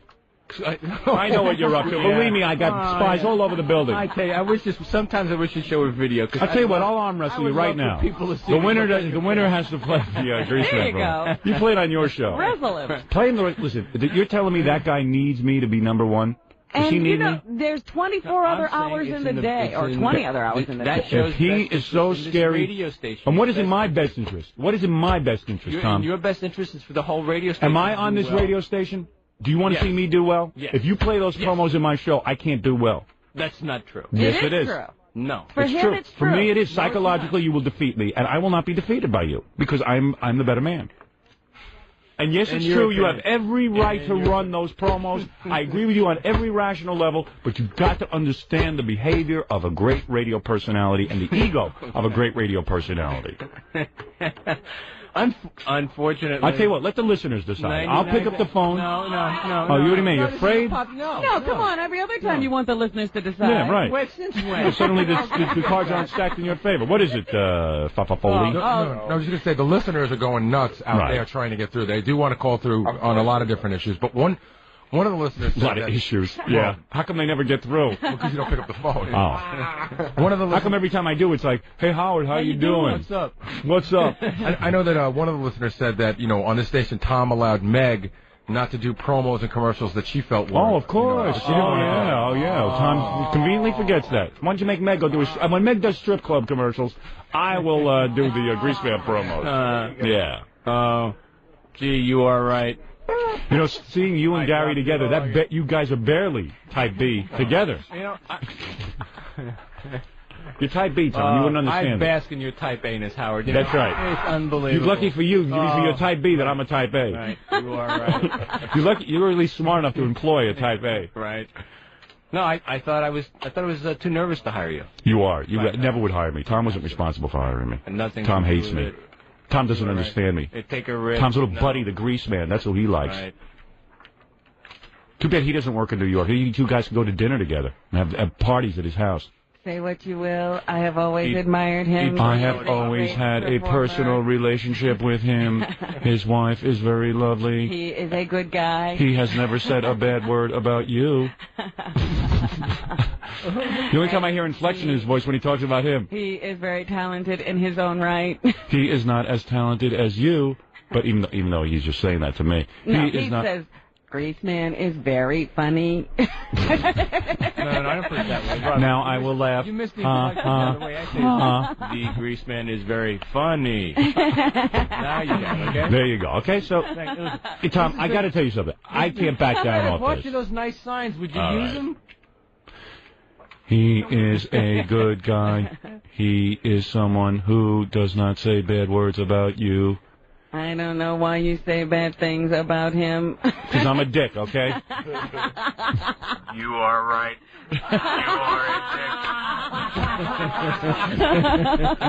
All right, Tom, go back to your office. And do the, oh, here he is. Tom, more now jokes. he's playing. This time's going to be funny again. Hey, go ahead, Tom.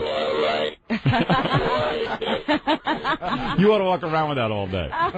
Okay. Tom, consider it resolved, and I never want you to bring it up to me again. Oh, shut up. Oh, please. Don't ever bring it up to me again. Seriously. And don't bother anybody about it. It's over with. I'm not playing them. Who's on the phone? Hello, you're on the air. Hello? Hello? Yes. Howard? Yes. Listen, I've been listening to the station for... No. It has nothing... I don't want any negative comments about any performers on this station. I'm just telling Tom what I won't do. See you later. All right. Peace in the haze. All right. Listen, Tom, I love working with you. If it means that I'm not a team player... Am I a team player? Seriously, do you think I'm a team player? No. Just stop. Wait a second. No. You don't think I'm a team player? What better example is there than this? This is the one time I'm not a team player. Yeah, Haven't you ever... Wait a minute. Do I Tom's take a client big meetings? Sports fan. Wait a minute. Do I get involved in station activities? Do I donate to charity with my paintings? You're the best at When have I not helped ever you? worked with. When have I not helped You're the you? absolute best. But My client meetings are classic. Tom, They're wait great. a minute. I'll make a sports There's analogy never for been a Tom. client Go who ahead. hasn't walked away Sports with analogy. Sports analogy. Something you can relate to. All right, Tom, you relate to this. Please, make it simple. Tom might not comprehend. You know how you have a team like the Mets, let's say. Okay. And there's a bunch of guys I'm not who, sure it's a good have comparison a at the moment, certain okay. chemistry. We'll talk about the 86 Mets. Okay. 86 Mets. Yeah. They play well together. Everything works. It's like a smooth running machine. Right. You can bring one person into that mix who doesn't fit in with the profile, Right. who irritates your star team player, Right. and what happens? The whole team fails. And The the great whole thing about the team 86 failed. Mets, the great thing about the 86 Mets were that there were a lot of strong personalities. Excuse me, that the were, 86 Mets was 1 year. Rob, he is good at. You can't. You just got to tell him no, and that's it. That I know, because He doesn't. He can argue. Because The that 86 team Mets. no longer exists, does Do it? not confuse emotion with logic. Oh, please. You can ruin a team with one introduction of one player. You can Thank you, also Rob. make a team stronger. But you didn't here. You did the opposite. That's right. We didn't try and turn this team. Did I My bring in team somebody player, though, else? seriously, be honest. You know I am. Do I show up for K-Rock softball games? Do I go to lunch with Ed Moyer every day? Do I show up for jock meetings? Oh, absolutely. You're always there. Listen, you're the best. Do I show up when Jimmy Fink has a promotion and I try to lend a helping hand? All right. Jackie's club dates. Jackie's Club Dates. There you go. All right, sir, is there anything you wanted to add to this? Because I have to break. No, I guess you basically covered it out. All right, thank you. All right. It's been a pleasure. In other words, you agree with me and not Tom. Thank you. All right, we're going to take a break, and Tom's laughing now, but boys, he's steamed over this. Yeah. And now he's going to go yell He's at gonna Gary. break something now. Gary! All right, Tom, that's it. Don't be too upset. Oh, it's so uncomfortable out there.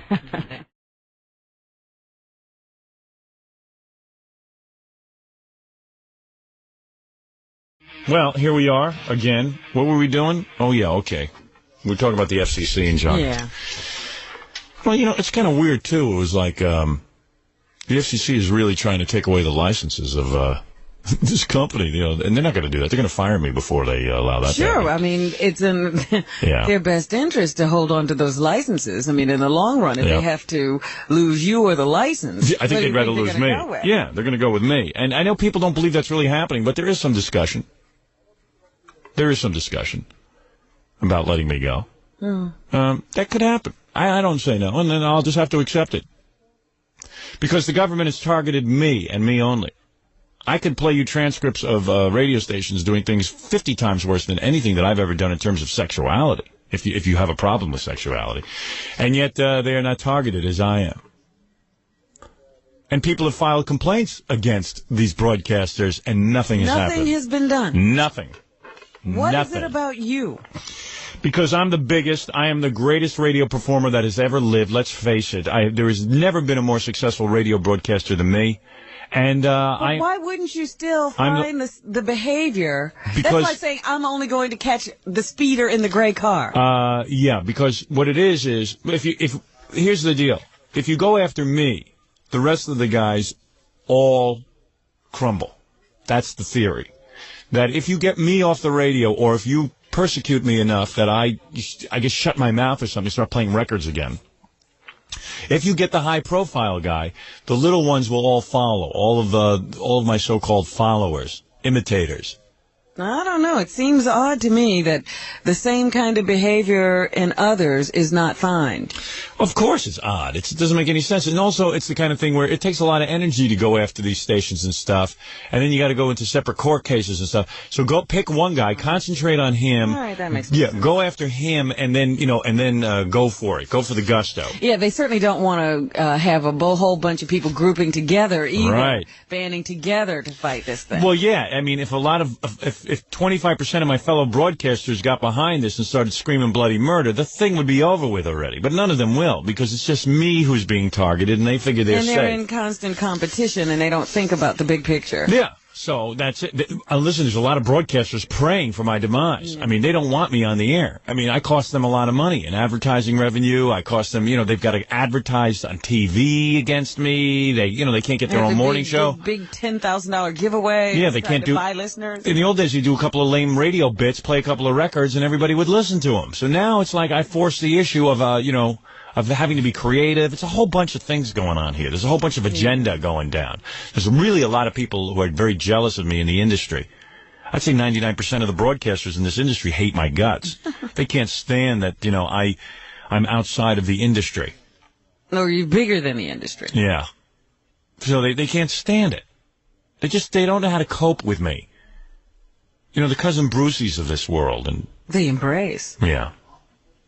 It's just so weird. So now I'm in this whole situation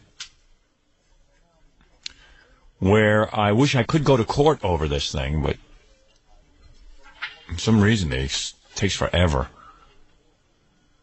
And now I'm the Jesus of radio, because I will be thrown off the air. My prediction is I will be thrown off the air. I'll be forced off the air. But until that happens, we can have some fun. Yeah, might as well. Yeah, might as well. Might as well draw a paycheck until we're thrown off. That's the way I look at it. But I think my radio days are coming to an end. Gary, make sure nude girls are here on Friday, because... How much longer will you have this? Might as well. Well, you got to figure, you better get in as much of that as you possibly can, because you're not going to be... What excuse will you use after you don't have a radio? I know. Well, actually... It was funny. Yesterday, Tom Chiusano came into the office to lecture us and talk about the FCC problems and all that. And then he says, I could help you out. Why don't I have a special set of headphones that I can talk to Fred? And if I think you're going wrong in the wrong direction, I can interrupt your show. I just said, wait a second. I said, Tom, you were there, Robin, and so was Jackie. I said, Tom, the day that happens, do me a favor, fire me first. Shoot me. Yeah, shoot me, do something, I said, if that's what's got to be, that you're now a part of the creative effort here, then I would just as soon be off the radio. Yeah. I really would. If I have to do a radio show like that, I don't want to live like that. I don't want to do a show like that. I didn't get into radio. We live like that. We're not going back. One of the reasons I got into radio so I wouldn't have to deal with guys like Tom. Be around guys like Tom, non-creative types. But remember when we used to have to sit there with pig vomit? Pig virus. Whatever his name was. Yeah. At NBC, we had a guy who called Pig Virus. Vomit, so I called him. You remember when we were on NBC, Pig Virus used to have this situation where he could phone the engineer, but he couldn't talk to me. What he would do is they would just, as soon as I was getting offensive, they would crash in with a jingle, WNBC. Yeah. And then all of a sudden, my voice would be cut off. Be off. And I'd hear music. And I went, what happened? What are you doing out there? One time he did it because I'd gone longer than 2 minutes talking at a time. They didn't want me talking for longer than 2 minutes. He crashed in on my show. I went into his office. I was going to kill him. I was going to wring his neck. I was going to choke him until he died. I said, what did you just do? You went past your 2-minute mark. I was timing you. It didn't even matter what you were saying. He wasn't into No. content. He was Content watching didn't a matter. stopwatch. I said, look, man, I'm only putting up with this because I know eventually you're going to be gone and I'm going to have my last laugh. I couldn't take it. I said, I know I'll prevail. Something will happen where I'll prevail. And it did.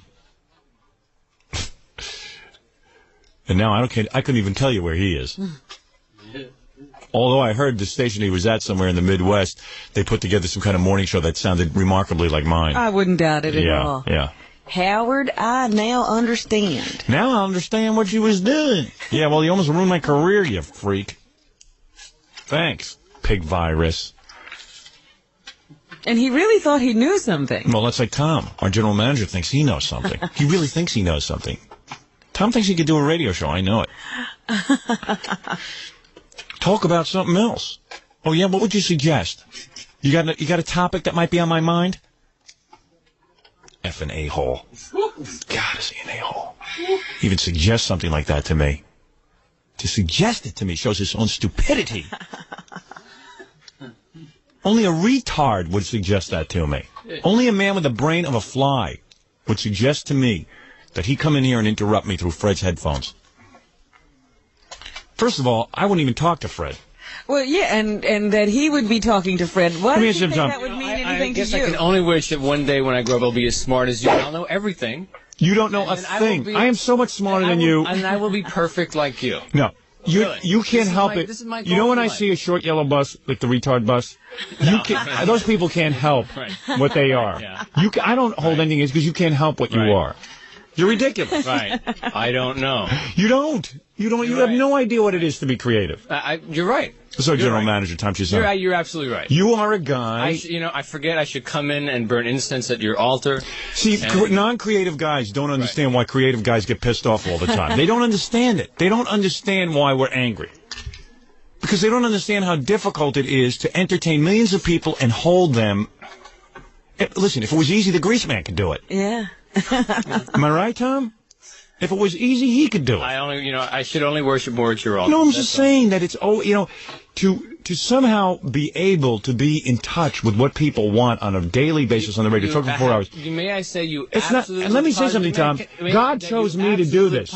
If there's a God, God hit me with a lightning bolt. Okay. I am a lightning rod. No, listen to me. I am a lightning rod. I guess you're going to win because you got the... No, go ahead. All right, you say what is so important, Tom. No, you absolutely positively have a comedic gift. Right. All right, there's no question of that. Of course. And when you have a comedic gift, you have no control over it. Perfect.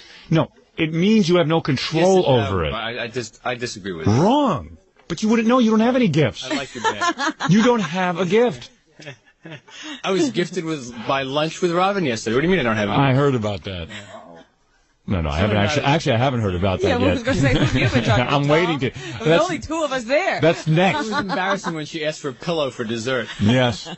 No, but you understand what I'm saying. You don't know what it is to have a gift. No, I don't. You don't have any special abilities, do you? I know. No, seriously. No, I have nothing. Exactly.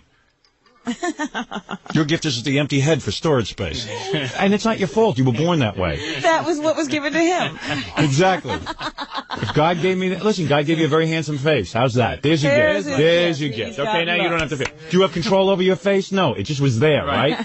Same with me. That's how it works. So if you try to relate that way. Great face, nothing behind it. Exactly. Right. Perfect. Perfect. Don't get stuck on that thought. But Tom really doesn't understand me. Not that it's your fault. You're you wrong. couldn't understand me at all. Do I understand you perfectly? No, no. I do not understand you. You don't perfectly. even understand me a tenth. No, I think you're wrong. It's not possible. You couldn't. You don't have the brain capacity to understand me. It's not your fault, though. I don't hold it against you.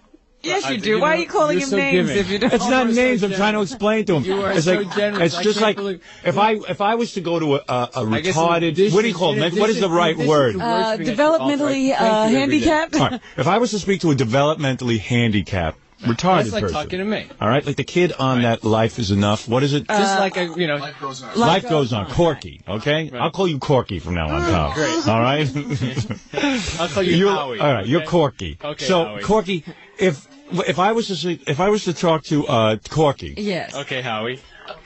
I would say to him, listen, no, not you. I would say, if I was to talk to a retarded person. I thought I was Corky. No, you're not. If I was to talk to a retarded person, I would say, hey, listen, how are you today? I talk slow.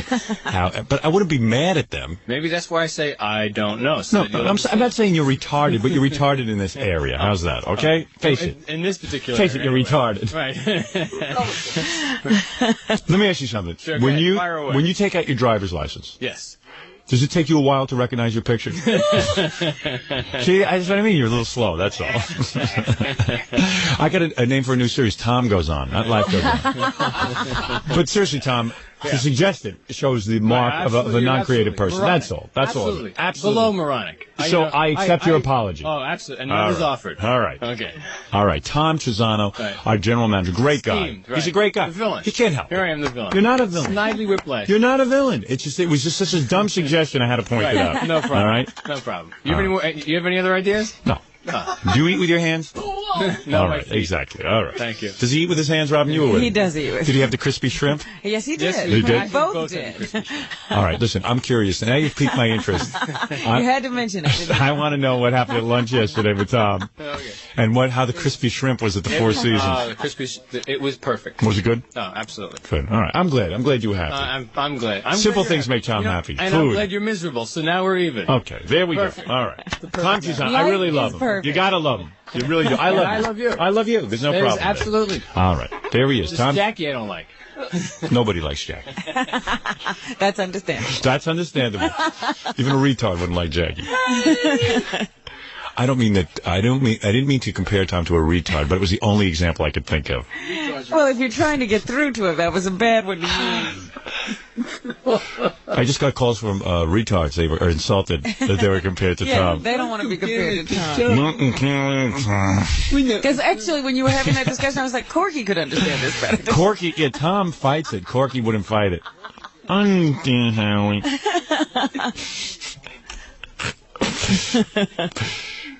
When he came up with that suggestion yesterday, he says, well, I do have a suggestion. Maybe if I had a pair of headphones and I could talk to Fred during the show. Directly to Fred. Directly to Fred. I could talk to Fred. And then if I thought you were getting into a gray area, I could stop you. I said, Tom, I'd rather be out of radio than even suggesting that. Makes me want to leave radio. The idea, that Fred's got Ganji in his ear, and Yeah. Tom's going to be added on. Yeah, and then Fred yelling at me that we have to break for commercial. I mean, it'll just be... It's like a Greek chorus. Yeah, Fred, you could have like a yellow sheet of paper, which means Tom is on the phone and he's upset, a white sheet of paper for commercial, and then Ganji's comments could be on pink sheets of paper. It's bad enough I get a nag you about commercials. Oh, please. Fred, if you ever hear Tom's voice in your headphones... Tell me, because I would shoot myself. You shoot yourself. All right, I want you to shoot yourself. It's the only way. That's the only way to protect me. That was a great moment for the show, though. Yeah, it Because was. when he said that, all of a sudden I felt this incredible bond between all of us. Yeah, we all came together. It was like we all wanted to lift him up and throw him out the window together. But did I collectively voice our thoughts? Yes, and right away, I had no hesitation whatsoever. Well, you weren't even uptight. You said it was such a relaxed smile, like, that's the end. Yeah, right. I said, Tom, that's when you'll know I'll be out of this radio station. out of And we were all in line right behind Yeah, him. nobody even objected. That's when I'll do the Pete Fornatale show. We were absolutely elephants connected at the tail. Yeah, and everyone agreed that might be the time to We leave were radio. going to walk right into the seat. Right off the plank. Gary, I got to bring up what we're talking about. Am I here? Yeah, Am all I right, here? okay. Web ball. Papa Fohi, I really do want to get to news, but I just can't let this go. Nobody has ever eaten that much popcorn in one commercial break. As Gary? As Gary. He goes nuts on the food when he gets uptight. We had an argument during commercials, and really, Gary, I got to make you see my point. I do. I see your point, and I apologize. But the point I don't see is why do you have to all gang up and berate me? I'll tell you why. And just, It was unbelievable. And just pound away. I made a rule on the Doesn't show. Robin have a cat to go throw against the wall? She has to come play, pound me? I'll tell you why, Gary. Seriously? I made a rule. Let me tell the audience. Okay. Fine when you were doing it to me, though. Okay. No, but this is different. You know, it is different. This It's is policy. different. This is the worst thing anyone can do to me. No, it's different. Can I tell you what's And different people do this to me all day, but I can't have my producer doing it to me because I'm very fragile when I'm on the air. I'm creating. I don't mean to sound like I'm Picasso or something, but I mean I'm trying to do my job. You get into a certain frame of mind. Right. That nothing in the world bothers me. There's no problems, blah, And blah, blah, this blah, is blah. supposed to be a safe space for you to create. Right. So I've said to Gary, and my agent has said to Gary, do us a favor. If you got really bad news for Howard, stuff that it's going to be tough to, you got to tell him, but it's tough to handle. Tell him after the show. Don't tell him during the show. If it's, Gary's a smart guy. If you have something that you see is just going to upset him, try to keep it from him. Yeah. Okay? So that's the rule. So on more than one occasion, Fafa Foley comes in. So Fafa Foley just comes in. Let me explain why you do this. I'll tell you why. I know exactly why you do it. No, it's not a malicious reason. Okay. Let me tell you why you do it. Because I'm good at this stuff. Fafa Foley comes in during the commercial and he says, "Boss, I will need 10 seconds of your time after you do your interview." I got to do a magazine interview today. After you do your magazine interview, I need 10 seconds of your time. Do not leave until I speak to you. Now, why did I say that? Hold on. Oh, I'm sorry. You rush. So I said, Gary, what's so important? Why don't you tell me now? Oh, no. I better tell you after your interview. I said, well, judging from what you just said, doesn't take a genius to figure out this sounds like it's not good news. You're keeping it from me. So tell it to me now, because now I'm guessing what bad news does he have to tell me? I'm thinking on many fronts. I always have bad news. But this is, now I know, so I don't like the idea that now Fafa Foley is keeping something from me. It's worse wondering now, I'm sitting here going, even right now I'm going, what the hell does he know? Yeah. What the hell could this be? All I wanted. And I said, Gary. Okay, so now let me tell you what Gary's thinking is. Gary is into delegating. Gary really should just, after I'm done with my interview, you should come up to me and say, I have something to talk to you about. Instead, he would rather tell me that what I have to do. After the show, I have to go find Gary. I have to seek him out. No one knows. This way, it's not Gary's fault if he doesn't tell me. You are the biggest spin doctor in the history of the world. I'm not a spin doctor. You are. You delegate. You have Your snuck out job is to find me after my interview. No one knows when your interview is over. You have snuck out of here on more than one occasion. Not without seeing you. Plenty of times. Liar, liar, That's pants on fire. That's not true. There's times that I'm doing stuff for the show and I'm not in the office and you just leave. I see. Well, let me tell you something. Did that happen earlier in the week? What good is it if you tell me ahead of time that I have to sit there? Don't let the facts get in the way. What facts? The fact is that you're supposed to either tell me something or keep it from me. You ask a question and then you plow ahead. Why does he not understand? Is there no other way to get a hold of Howard once he leaves here? I don't want to wait till he leaves here. I want to talk to him today. But if you should, slip out. Right. Without your why should I have to slip All he out? has I'm to his do producer. is call I Laura. want a second with him. I'm not going to slip out, but if you're keeping information from me, if you're keeping me protected, now I know there's information, and it's incumbent upon me. So for the whole rest of the show, because you slip out, it's simple as that. No. As soon as I say to you, tell me now, we're in trouble. Because you can't tell me now because it's bad All right, news. it was a mistake to bring it up. Why do you guys pound away? Just I admitted that. Well, now I'm sitting here wondering what it is. Get over it. Hey, Gary, you get over it, pal. No. And I don't like the idea that you know my business and that you can't keep a lid on it. I have no choice. You can't keep a lid on things. Of course I got a lid on it. I don't do this every day. Oh, unbelievable. I don't do this every day. You do something every day. That's in your crazy mind. He still doesn't even know what he did wrong. I know what I did wrong. But what did you do wrong? Tell me. I bothered you with some information I shouldn't have bothered you with. I should have just shut up and tried to find you after the show. Exactly, that's the point. But that's the point of this discussion. We ascertained that how many 20 times do we have to seconds tell after it that? started. And now I said to him, tell me what the information is, because now I can't live with waiting 3 hours to hear it. No, I won't tell you. Get over it. Hey, dude, it's my life we're dealing with. Wait until your father gets home. Hey, listen, Pat, by the way, you're not the right guy to be answering my phones and finding out information if you're telling me to get over it. I can't get over it. That's the person I am. Get to know your boss. I know my boss. No, you don't. Yes, I do. Evidently, you don't. I know him well. I can't wait till one day when you actually accomplish something in your life, and then someone says to you, I got bad news for you, but wait 3 hours, I'm not going to tell you.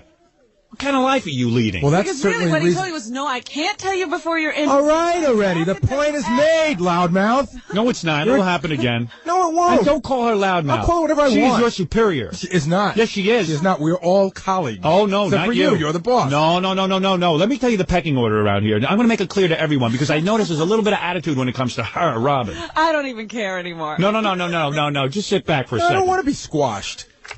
What? She's always. I don't need to be stepped on. First of all, I am the president no, of this company. Can I just say one you thing? understand who the president of the company no. is? Who? The president of which company? This Infinity company. Or No. Howard Stern Show? The Howard Stern Show. Right. I understand. Who is the president of the Howard Stern Show? Howard Stern is. Right. But Okay. Can I just say? Guess who the vice president is? 2 seconds. Who do you think the vice president is? 2 seconds. You, Baba Booey? 2 seconds. Yes. When somebody does something wrong, Yes. right? Does the president, the vice president, the treasurer, and everyone else get in line to yell at the Yes. same person time after time? Or does Yes. one person take that responsibility? In my company, this is the way we handle Well, it. it's a kooky company. Well, you work for it. Deal with it. Deal with it. Get over it. Get over it. I don't mind getting yelled at, but I don't I'm want to the get yelled at president. 5 times. Get by 5 over different it. people. Get over it, man. Get over it. I'm over you like it. that answer? No, Get over it? I'm over You're it. not over it. I am over it. Okay, here's I just would so be you know. a lot more over it if you were over All right, it. let's see if you're over it. Repeat after me. Can't do it, can you? You can't repeat after me, No, can I you? could. I thought you're over it. I'm So over you're not over it. No. I wasn't repeating in the When first place. Voff, So it doesn't have when Voff is on the air, I haven't a clue what you're saying. when Voff is on the air, Go, Freddie. Freddie's got a cup in his mouth. When Wolf is on the air, I will not bug my Voff I will not bug my Wolf with things that upset my Voff.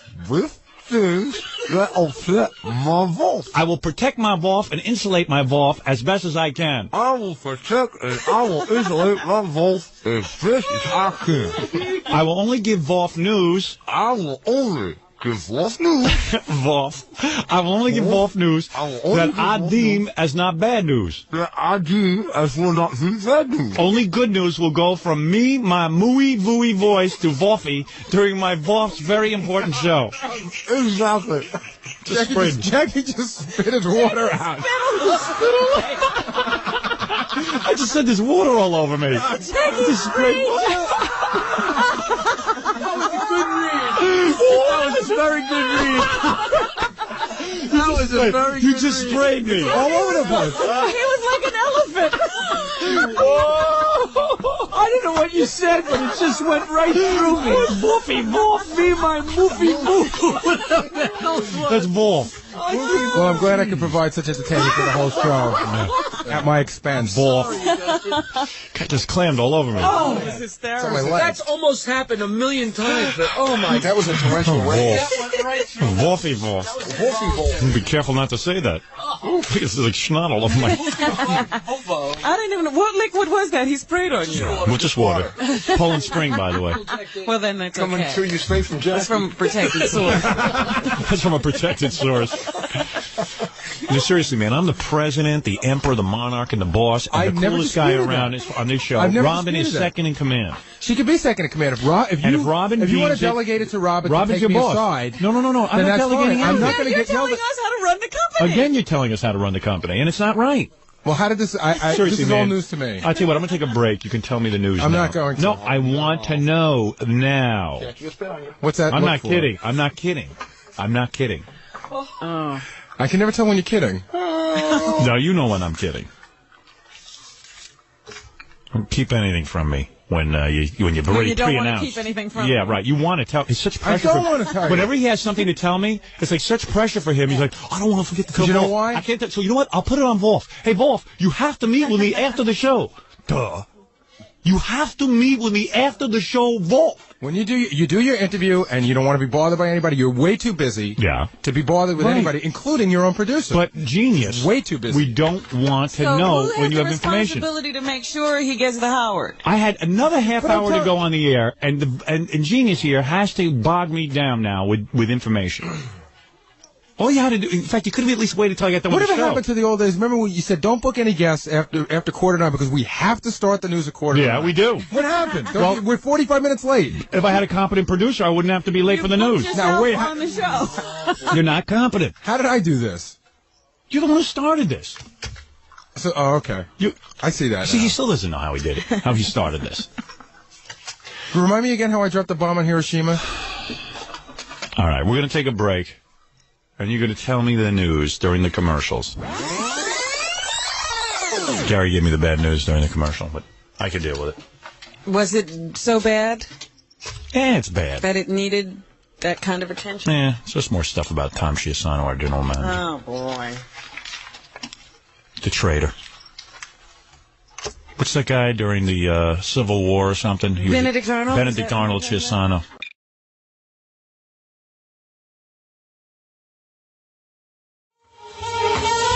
Welcome to my last radio program. Today is the day that I leave the radio.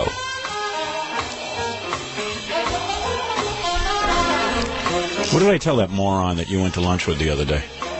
You told him that if you ever had an instance where he was talking to Freddie while the show was going on, you'd be out of radio. Right. So I'm now officially out of radio. Maybe I'll even just walk out. I'll just play records today. I refuse to do my show. I have a spy now. I have Tom Chiusano listening in on me on headphones. Can he talk to Fred? Oh, yeah. He can talk to Fred, and he can also he can hear my conversations in here during the commercials. Is that right? If Fred accidentally leaves his microphone up. I got big stupid brother watching me.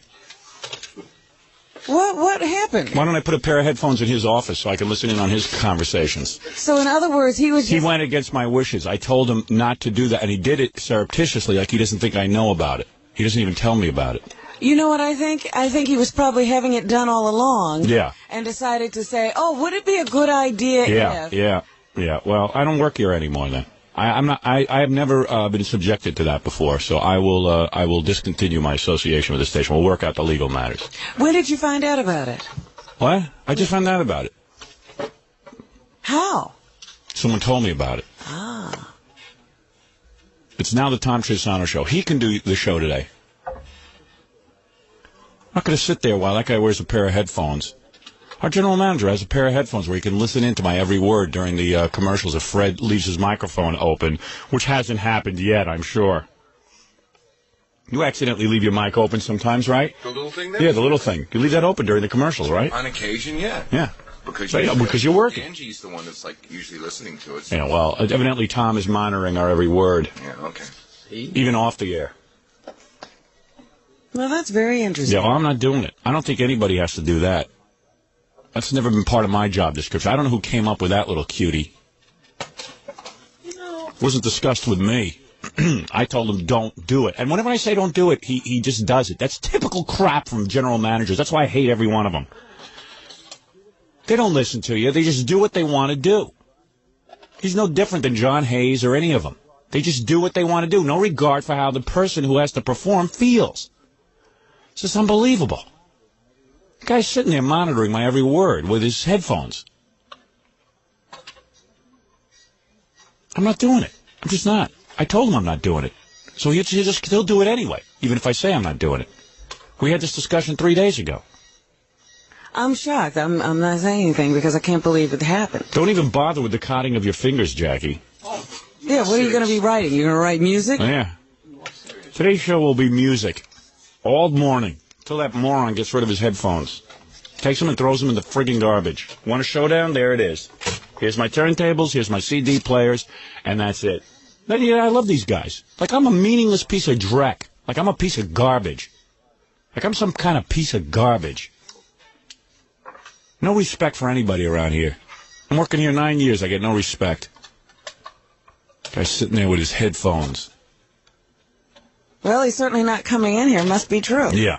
Of course it's true. I don't make these things up. I'm not doing it. I'm not going to perform this way.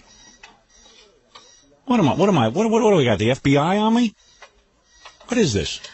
What does he think him listening will do? You got to get rid of those headphones. I'm not doing the show today. I'm going to play music. But what you described is not true. You don't have headphones back there? The headphones we discussed the other day that you said you wouldn't do? That I told you I would not be in the radio business if you had those headphones. Do a break?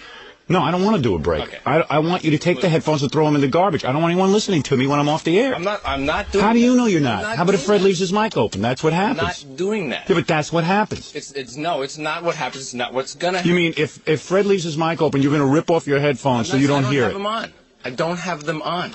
Well, you shouldn't have them, period. I don't want it. I don't want the potential of somebody listening in on my conversation. Is my phone bugged, too? I have no... I wonder if my phone is bugged. Sometimes I hear clicks on it. And people say I'm paranoid.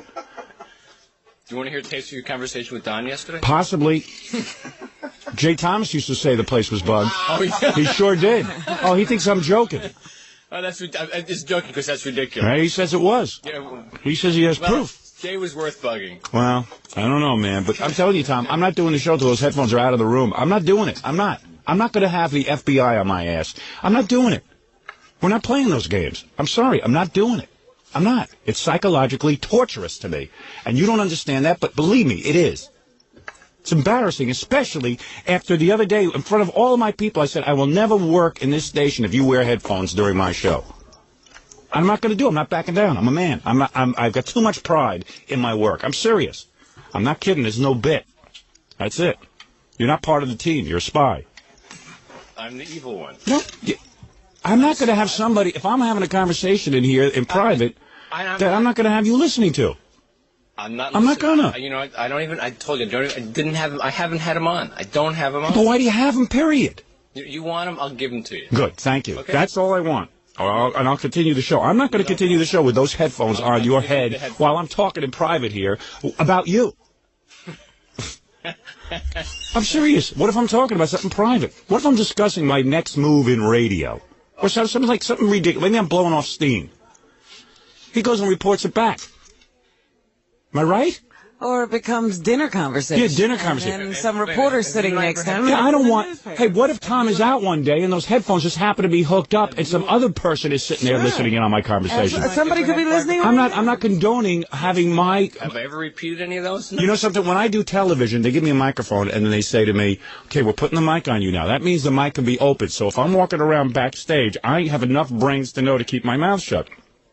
I don't put the microphone on until I'm ready to go out there and perform. Because I don't want someone overhearing my conversation in private. You're misinterpreting it, and just to clear the air for the moment... It can be used for evil purposes. That's what I'm saying. And I don't want it used. I'm sorry. If you want to allow me to have headphones in your office where I can listen into your phone calls, then I'll make you that swap. Because I'll leave a big sign in front of me. Tom is listening, so I'll be careful. But I want headphones so I can listen in on your private conversations with your people. I'm not. They're not there for private conversation. I'll end the argument with you for the moment. Yeah, thank you. Okay. For the moment. Right. And the day that I lose this argument, look for another morning guy. Okay. Get the grease man or somebody. Imus. Old fart. Is he dead yet? Seriously, Tom. No headphones today.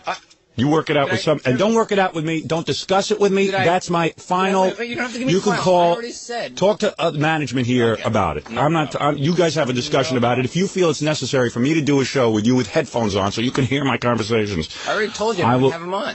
Well, you don't have them on right now. I haven't had them on. Yeah, but who knows when you'll put them on? I can't predict. You haven't had them on. Then why do you have them if you're not going to have them on? You shouldn't have headphones, period. There's private stuff going on here.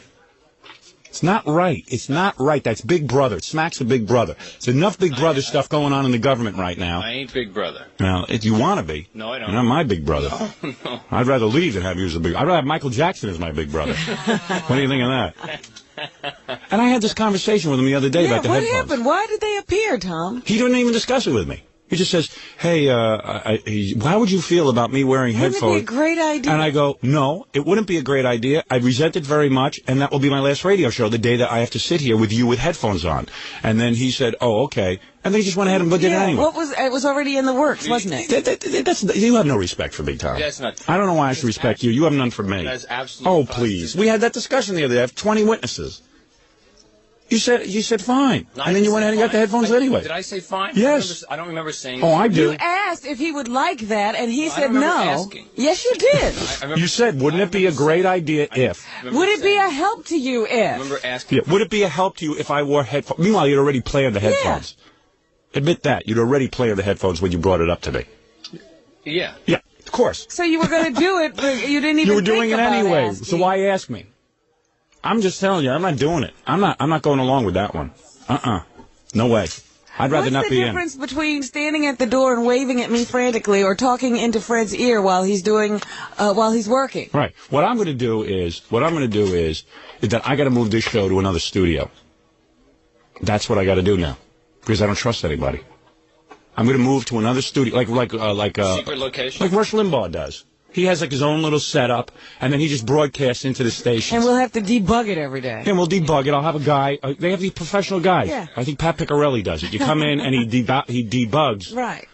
He does it, or Bo Dietl, one of these private eye types. They go through it with a metal detector, Right. and they can pick up bugs, what they call bugs.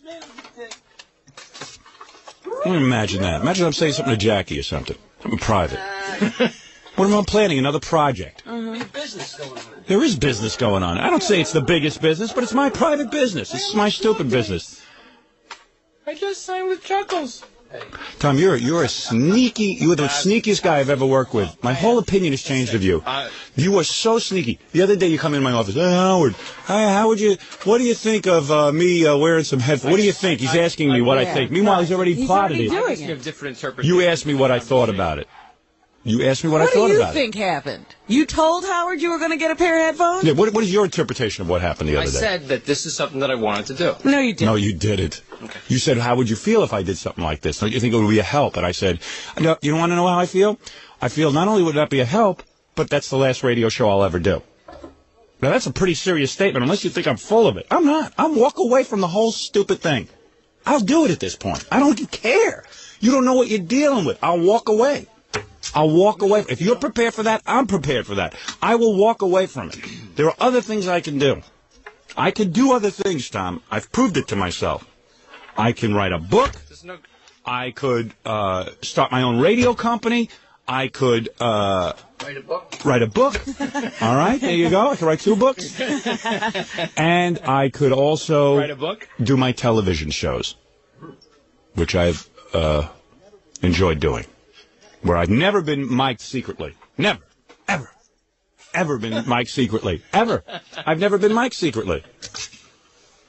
And you're sneaky, Tom. I'm not sneaky. And don't say you're not. And don't say I should trust you because I can't. Okay. You had already plotted the Don't trust me headphones. because you can't. You had already plotted headphones against me. There's no plot. No, there is a plot. You decided that there should be secret headphones on you, Oh, where yeah, you can direct the show as a director does. You ever been in TV?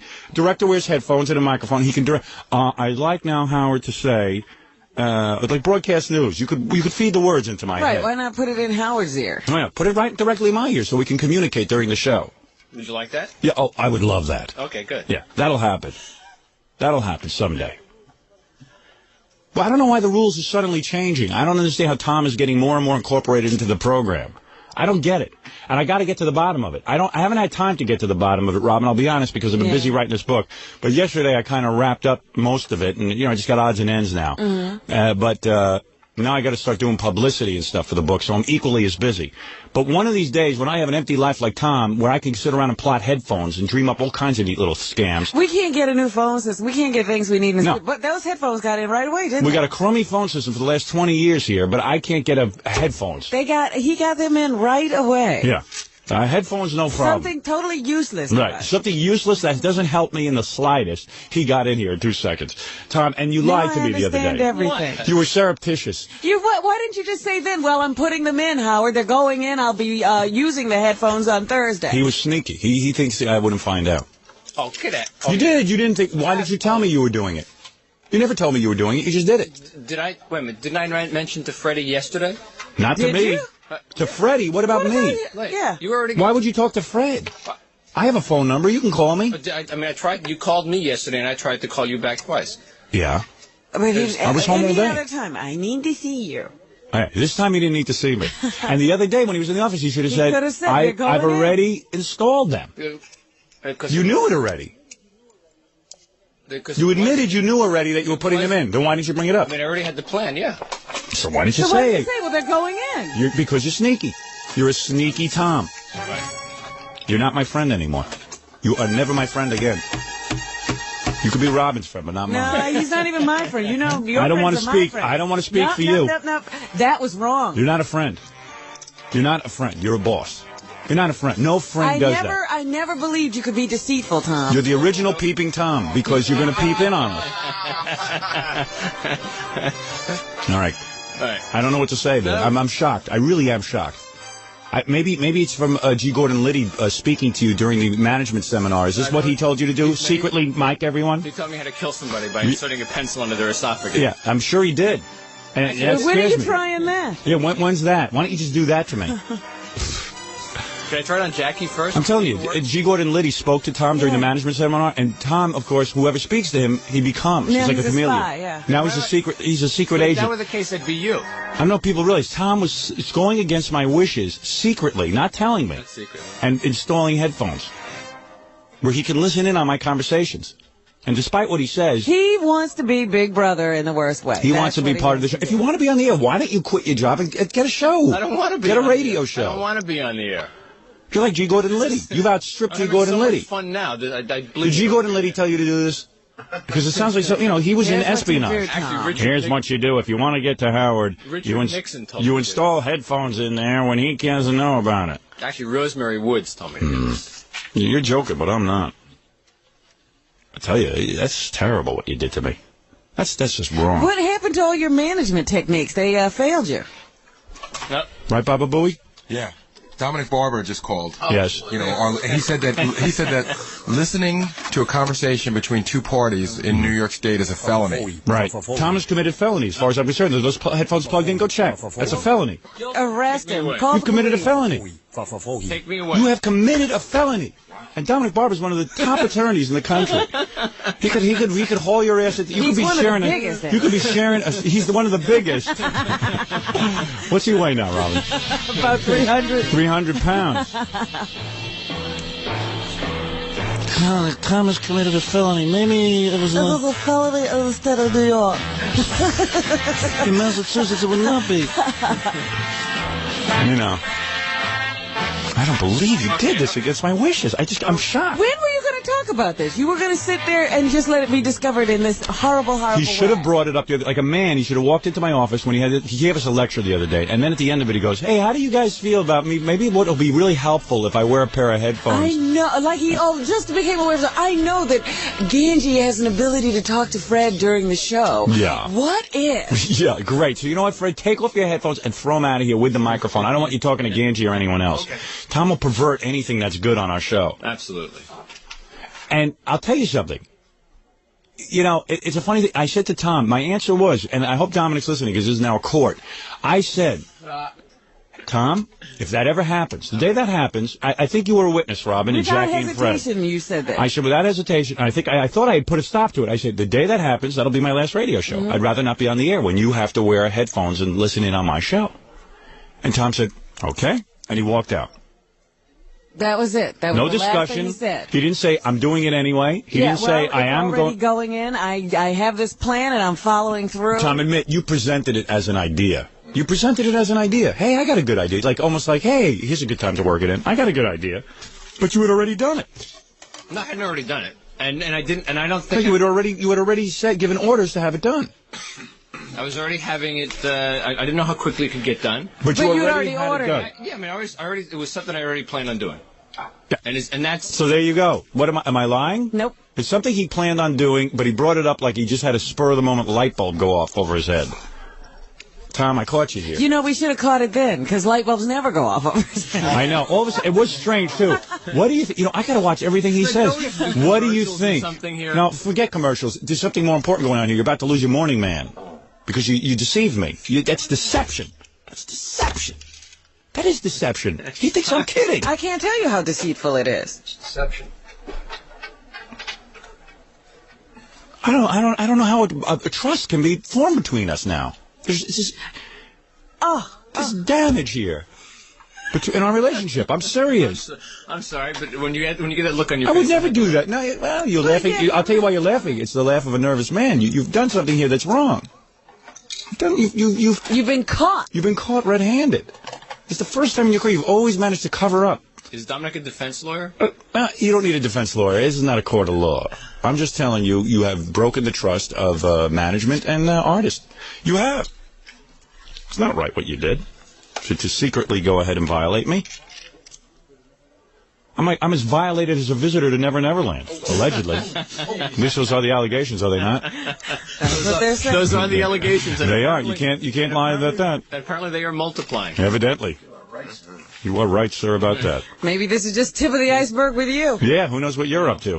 Well, I bet you my office is bugged. I'm going to have a clean sweep. You know, the other day, this liar who stands before us now. The liar, yeah. He said, the incubus. The one thing I've never done is be dishonest. I always tell Remember, the truth. I said one thing about Tom is he's an honest guy. Right. You're not honest. You're a liar. You really pulled a fast one. No. You don't call that a lie? No. Where you stood there and the officer pretended that this was an original idea that you were having at that moment, and that when I said to you, the day that it happens, I will not work anymore, and then you didn't even say, I have that already in the works, and you went ahead and did it anyway? It's being installed. You can't say that? Come on. You should have said, well, look, I'm doing it. I have it already installed. It's not such an original idea. It's not spontaneous as we thought. Can't believe it. You weren't going to tell me. It's even sicker. That's sick. I'm very, this comes back to me now.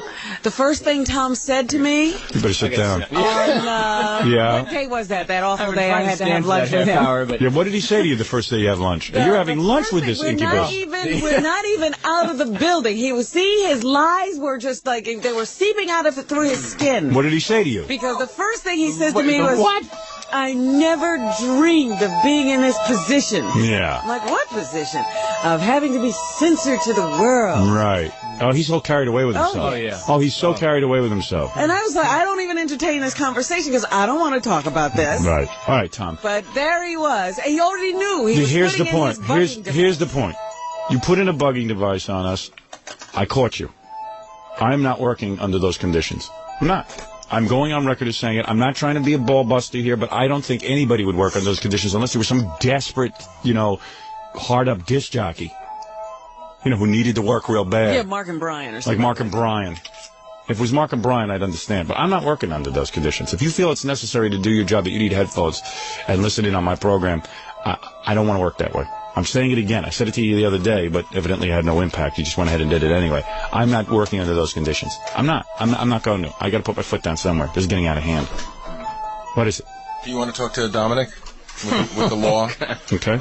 There it is, Tom. Just so you know, just to drive it home. Dominic, go ahead and inform Tom Chiusano of the law. Here's what it is. A conversation between two people, a private conversation, whether it be over the air or in a room even, like of a tape recorder. That's right. It's a felony in New York State. Now, some employers have taped their employees' conversations, and they've been sued in a class action. Dominic, aren't you up too early? And actually, Dominic, this is a big case for Dominic. Actually, what happened, I was out jogging. What actually happened...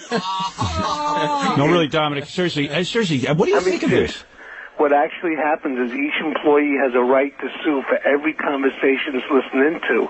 Right. Well, there have been none. It's a class action. Now, if he's been doing this and we don't know about it for a few days... Right. Which is possible. We got a case. Every one of us. I have a case. There was a case where I think a radio license was removed. There you go. See? I might own this station now because of Tom. Now, that would be a real nightmare for Tom. Wouldn't that be a turnabout? Yeah. Would you fire me? Yes. I would. Absolutely. You would not be allowed to work for me. I only have honest people work for me. Okay. Only honest people. Goodbye. Thank you, Dominic. Dominic's spoken well. What's for breakfast? All right, Tom. Dominic's not laughing. Well, Tom's getting ready for his show. He's running to crack jokes. Howard, can I just say one thing? Yes. What might be for breakfast is you, Tom. Goodbye. Exactly. Ooh. Dominic is very, very heartbroken about this. Everyone is. No, everyone is. Now. Tom. One thing about Tom, I've said from time to time that Tom isn't the brightest guy, isn't that all these things. Never mind that. I've always maintained that he was honest. You don't have to be smart to be honest. You could be the dumbest guy on the planet and be honest. Well, this was your theory before. I'm an honest man. You ask me a question, I'll give you an honest answer. If you ask me, am I putting headphones in Tom's office? I could tell you no. I have no plans to do so. And if you were planning to put headphones in Tom's office and it was the topic of conversation, you would go through like a man and say, look, this is what I'm doing. It's one thing to be censored on the air, but off the air. I'm sitting there watching bugging going on. No headphones. I want the headphones removed, Tom, before the show. The one last thing we had I will was our remove myself. conversations off the air. I will play records. I won't leave you in the lurch here. I won't just walk out. I'll play some records or whatever You'll have time you want. to get someone else. You can call in someone else. You can call him Pete Fortell or Meg Griffin, any one of the fine disc jockeys we have here. Greaseman, any of them. You can have them all come in. All of them at the same time. You can do a group show in the morning. 900 disc jockeys. Night of 100 disc jockeys. We'll have. All right, Tom, thank you. Thank you very much. And I would appreciate it if those headphones were disconnected, or if they're not going to be disconnected, that I be informed so that I can play music. Thank you. Are they going to be disconnected? Yes. Oh, they are. Okay, thank you. I So he went to all the trouble to put him in to disconnect him. Well, because he thought he'd get away with it. I have to keep my eye on that guy. Let Zachary do the show tomorrow. Hello, this is Zachary on the Howard Stern Show. Seems to be a bit of an altercation between the general manager and Howard, and we're going to play some Monster Mash right here on the Zachary Show. Grandma? Grandma?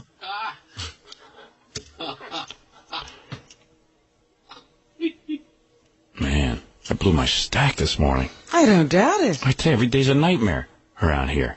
He's always up to something. He's sneaky. All right, well, for Hey, now, that's his fault. as he said, for now, he'll put the headphones away. What does that mean? It means he's still He's still got a plan. He's still got a plan. He's still, now he's back, now he's singing, hey, wait a second. This is not the end of this. So now you got me. But I'll find a way. Like the worm I am. Yeah, the worm I am. Well, I'll figure out a way to wriggle out of this. he's pretty good, Tom, because usually it takes us like a week to figure out what a person's like. It took us 9 years to figure out what Tom was like. You know what I mean? Usually it could be in a 'cause week. he's such a blank slate. Yeah. It was hard to see the writing on it. Yeah, yeah. Well, ladies and gentlemen, you have just been witness to the breakdown of a relationship. What was a nice relationship is now gone very bad. Yeah. Taking a terrible turn. For the worse. For the worse. It's a nightmare.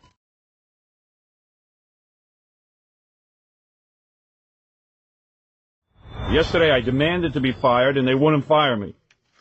They're going to make me sit here for the next year and a half. Then my mother calls me. She goes, "You're not serious. Everyone loves you on radio. Everyone loves you on radio." Did you talk to her yesterday? Yeah, she called up. "Everyone loves you. I go everywhere. All they do is talk about the show. They love it. You can't give it." I said, what do you mean? You mean I got to stay at something because people love me?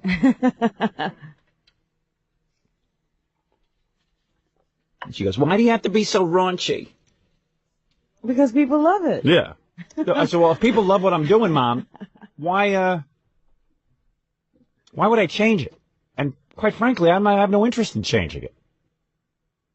And I'm sick of the government trying to change me, and I'm sick of the nitwit over there with his button. Did you talk to him yesterday? No, I don't talk to him. I don't talk to any of these guys anymore. I go home every day, and I don't even stay around for the pummeling that I used to receive. I see. I don't try anymore. You know, I used to be a real schmuck. I used to be the kind of employee that used to run into the big boss man's office every day and sit there and take abuse for a half hour and 45 minutes about what a creep I am. Now I just go home. I'm not the same nitwit I used to be. I know he was looking for you. Good. Let him keep looking. I finally got wise. It took me 40 years to figure out the whole routine. Well, then you did get smarter. If you sit around and wait for your boss to sit there and talk to you, you're a fool.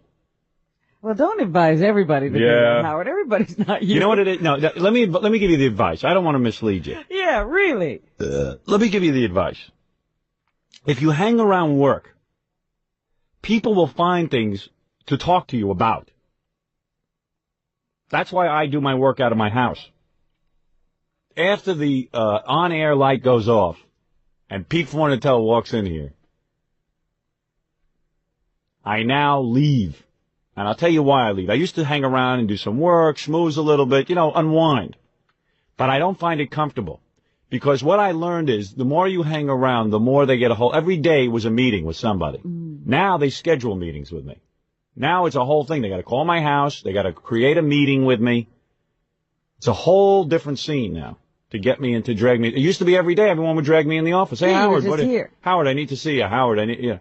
And you know what? I was kind of into it because it was like, hey, let's see what we can do. Maybe we can develop some things. But it never was about developing anything or expanding. It was always about something stupid, some nitpicking, and then it would eventually turn into an argument, and there would be hostilities. I don't need it. I don't need it anymore. I don't need hostility in my life. I got enough of it in me just naturally. As of yesterday, I declared myself officially invisible. It just happened yesterday. Yeah. This new revelation. No, yesterday I declared myself officially invisible. And now you can't even see me after the show. I have been avoiding people because they could see me before. And I am particularly invisible to Tom Chiusano after my show. I'm just going to walk right by because I know he can't see me. He's just guessing. Is he there? He's guessing. Is Gary talking to himself or is he following Howard? Right. The other day I made a mistake. I had my gloves on so he could see me. Usually I'm nude. You saw this pair of gloves floating in the hall. Now you gotta understand something. Some people are masochists. I happen to be a masochist. For the first 40 years of my life, I was a masochist. I was one of these guys who had to go around pleasing everyone. I was one of these guys that would sit there and, you know, oh, gee, my boss hasn't talked to me in 2 days. Hey, let me go see what's going on. Hi, how you doing? What's up? I was a masochist. And all their negativity and all their negative energy. Hey, the ratings weren't good here. The ratings were good here. Give me some air. Let me breathe. And they get a hold of you and they grind you down every day because people are naturally jealous of anyone who's successful. I've learned that. We have a society where there is class jealousy. Well, you participate in it. I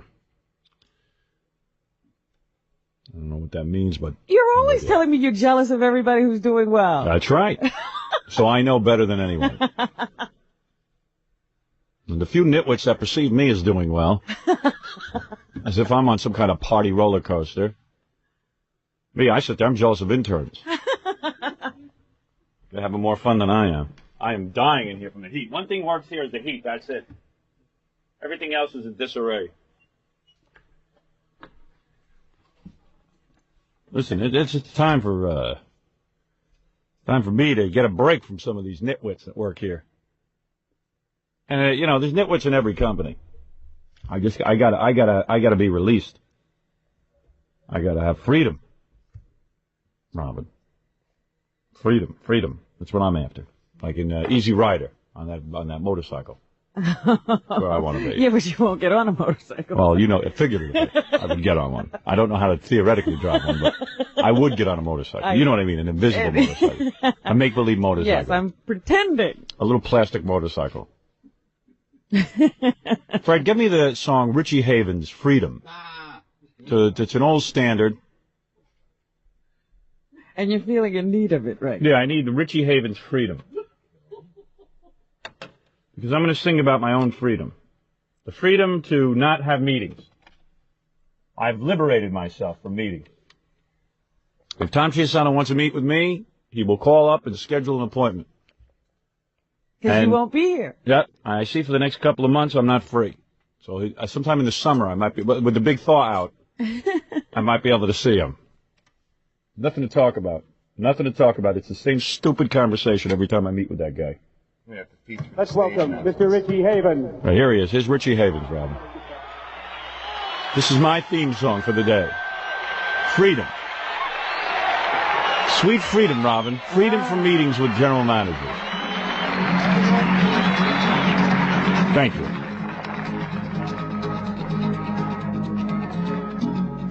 This guy, I wish he only learned how to play guitar. And have shorter intros. You're not kidding. That's a tune-up. What is that? That's a lesson. How come these guys come out in front of Woodstock, 10 million people, and they're not tuned up?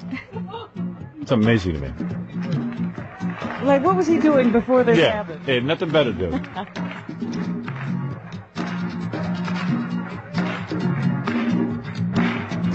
Freedom. That's what this is all about. Freedom from this long intro. Guitar off mic, please. Turn the guitar off, Mike. Guitar mic. He's actually giving stage directions. It's all fun. That's Fred on bongos this I morning. can't hear my guitar. I guess there was no sound check at Woodstock. Freedom. Freedom. Freedom. Freedom. Freedom. Freedom. Freedom. Freedom. This world is too hard for me, Howard Stern. So I've declared I'm invisible after every friggin' show. See me in August, Mr. Manager Man. Leave me alone because I need freedom. Freedom. Freedom, freedom. Richie really thought about these lyrics, huh? Freedom. Yeah. Give me a headache. So much, enough freedom. Enough freedom. But I do have freedom now, Robin. Freedom. Well, I'm glad you have declared yourself free. Freedom. It's about time. Freedom to do movies. Freedom to masturbate. Freedom from Nudniks. Freedom from this song. I'm so free. Give me the Who, I'm feel free. free? No, the Who, I'm free. Da-na-na, from Tommy. You don't want that. And give me I Feel Free from Cream. Yeah, there you go. Give me both. I'll play them simultaneously. Because I'm free. You need to be free too, Robin. Take off your top. You've been a slave too long to that bra. I'm not complaining. Oh, you will be.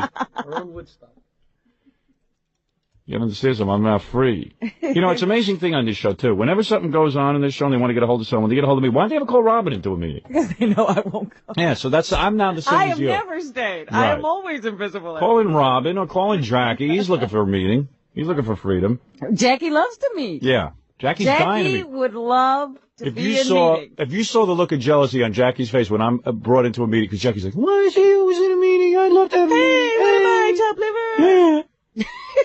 He would love to be dragged into the meeting. You are now my spokesman, Jackie. You go into the meeting and meet. Because if they meet with you, it'll make no sense. Jackie will be so confused when it You know comes what I'm out. like? You I won't understand what that realized in my career what I'm like. You know, when Janet Reno and these people want to talk about TV violence, they want to do something. They want to meet with somebody. They want a meeting. They got to get a hold of someone who is causing problems in the United States of America. So they go, well, who am I going to meet with? Let's see, there's crack dealers, but they won't meet with me. They'll just kill me. There's the mafia, but they won't meet with me. Let's see, there's the angry Ku Klux Klansmen. They won't meet with me. There's people who steal. There are people who they won't meet. You can't meet with them. They don't make any sense. They're all insane. You can't find their secretary. So I will have a meeting with the TV network guys, and they come in and they sit down and they meet with you. They're nice in a meeting. Yeah, and that's what everyone is looking for with me. I'm available to meet with. I don't want to meet. I'm busy. I'm busy creating. I'm busy creating. But now I'm free. I'm free. I'm free from all the meetings. I'm free, Robin. I'm free from Tom Chiusano and all these guys who work here. I'm freedom. And freedom is my taste of reality. Is my personal taste of reality. I am free. Not Fred, not Jackie, not you, but I am free. This is about me being free now. How dare you? That's your problem. If you want to follow me, that's fine. See there? I'm not saying don't follow me. I'll take you on a text Teresa. I'll take you on a what? I'll take you on a what, Fred? Trek or something. I'll take you what it takes to reach the highest. Oh, I'll take you where it takes to reach you. I'll tell you what it takes. I am so free, it's ridiculous. Now after the show, I'm invisible. I walk around the station and I don't take meetings and I go right home. I feel free.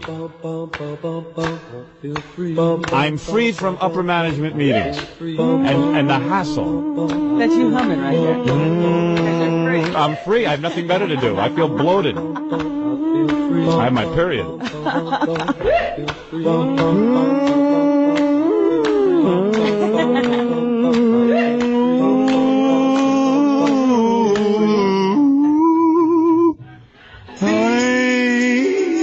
Oh, I'm so free.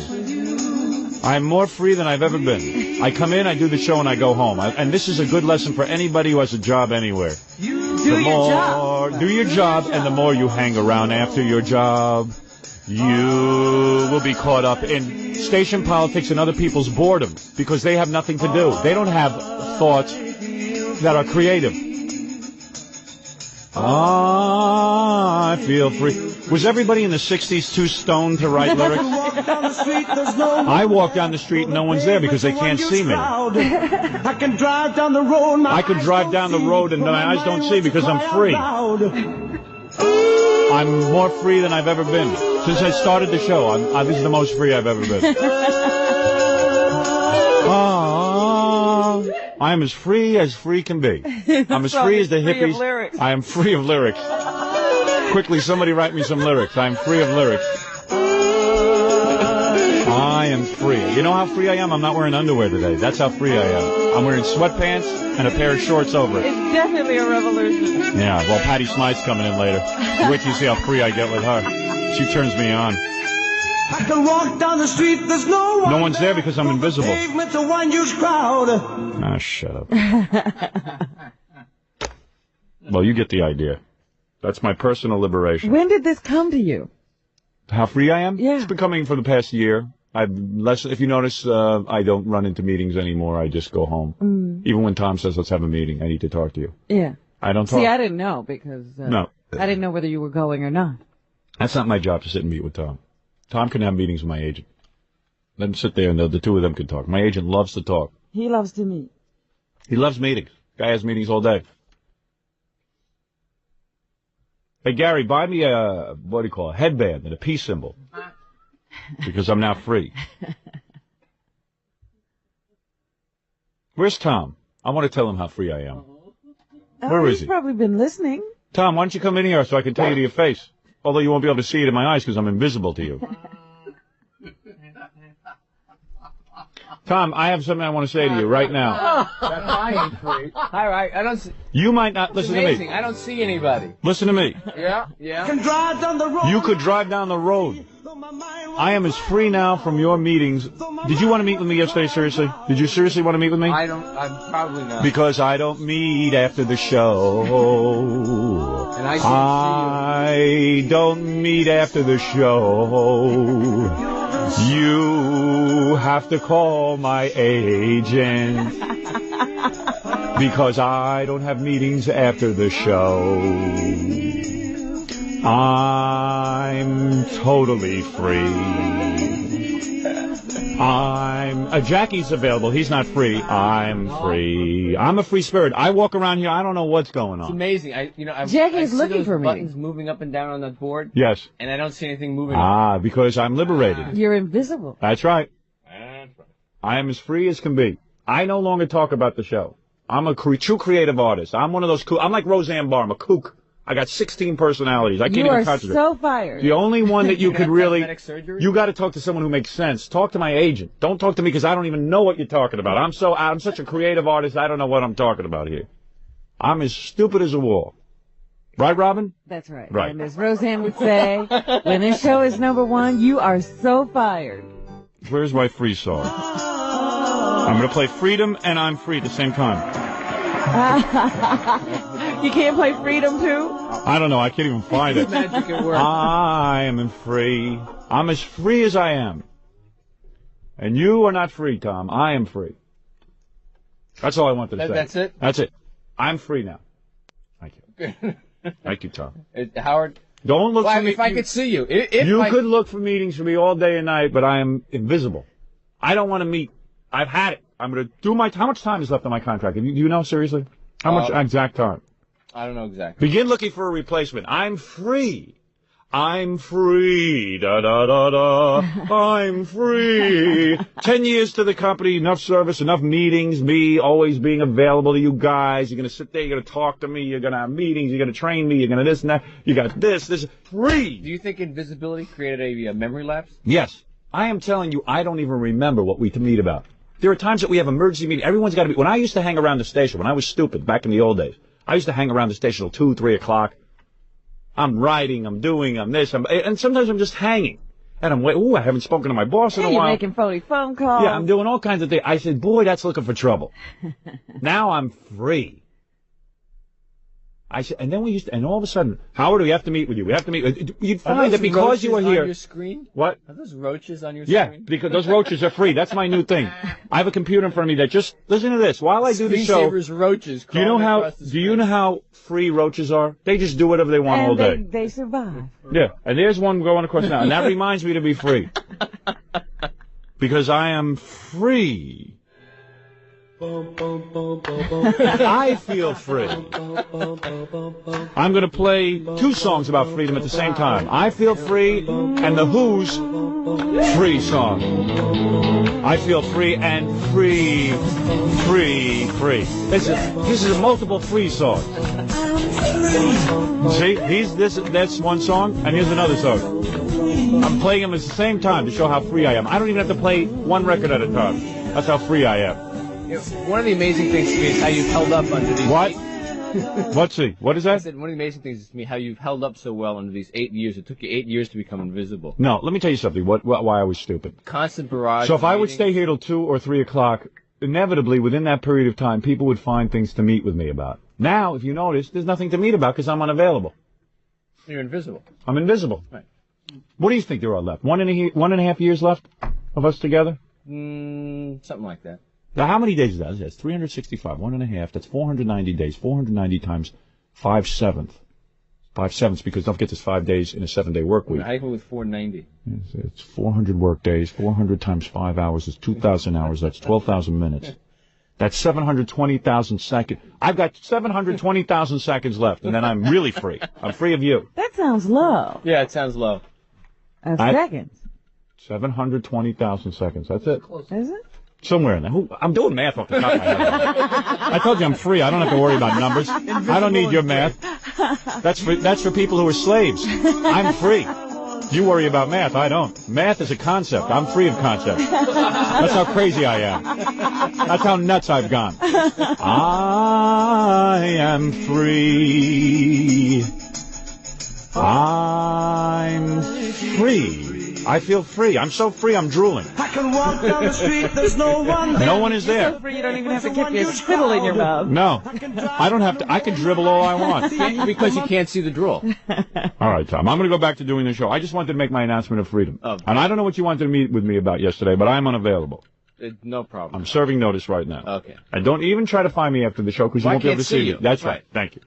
There Go he is. meet with some of your other high-powered Robin, talents. can I see you after the show? No, you never see me. Robin, you'll have to declare your own personal freedom. Jackie? I think you should meet with some of that other talent he's got on this station. He's got a whole station of a whole people. roster of people here. I listen.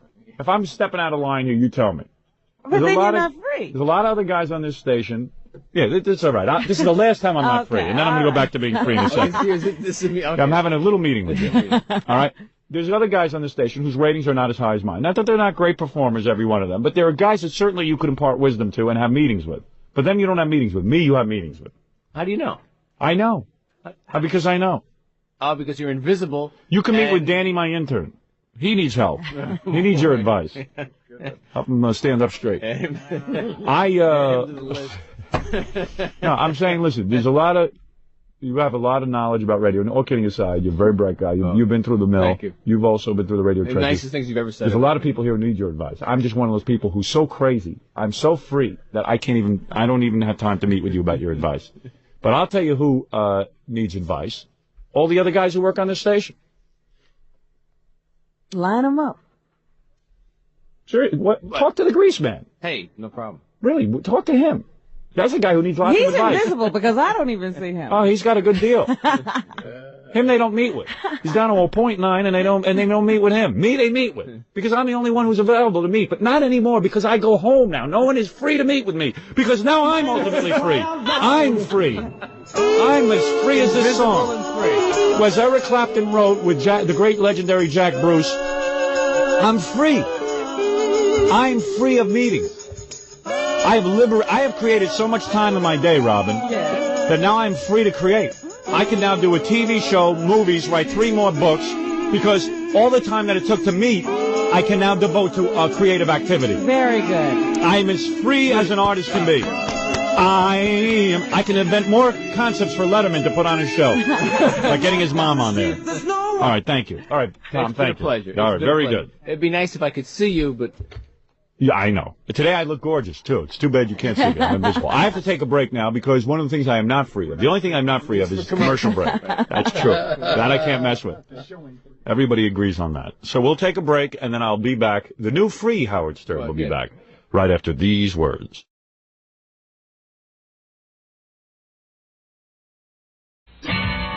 You've seen the Broadway play Tommy, the story of the deaf, dumb, and blind kid. Now, coming to the Central Avenue Theater in Scarsdale. Get ready for the tale of our cabbage-headed general manager, Tom Chiusano, whose head is so full of mush, he can't golf and chew gum at the same time. It's Tom C. See me, dislike me, ignore me. I'm dopey. Tom Chiusano, our general manager, is now the toast of Tinseltown in his Broadway debut as the star of the Rocks in His Head musical, Tom C. He stands like a jerk, he's such a thimblewit. Tom drives Howard crazy and always gives him fits. Tom wears his sweater vest and pots inside the hall. Our stupid general manager, Tom's dumb as a wall. Tom C. He's good looking. He's a supervisor. He's a bore. Tom's cheap. Tom's cheap. And he never wants to pay for anything. Hear Howard Stern, brilliant star of K-Rock and syndicated radio, do rock opera battle with Tom C. This is Howard Stern, and I'm the king of all media. No thanks to you, Tom Chiusano. You never helped me. You never helped me once. No thanks to you. I'm the king of all media. No thanks to you. I'm number one. No thanks to you. I rule in 15 cities.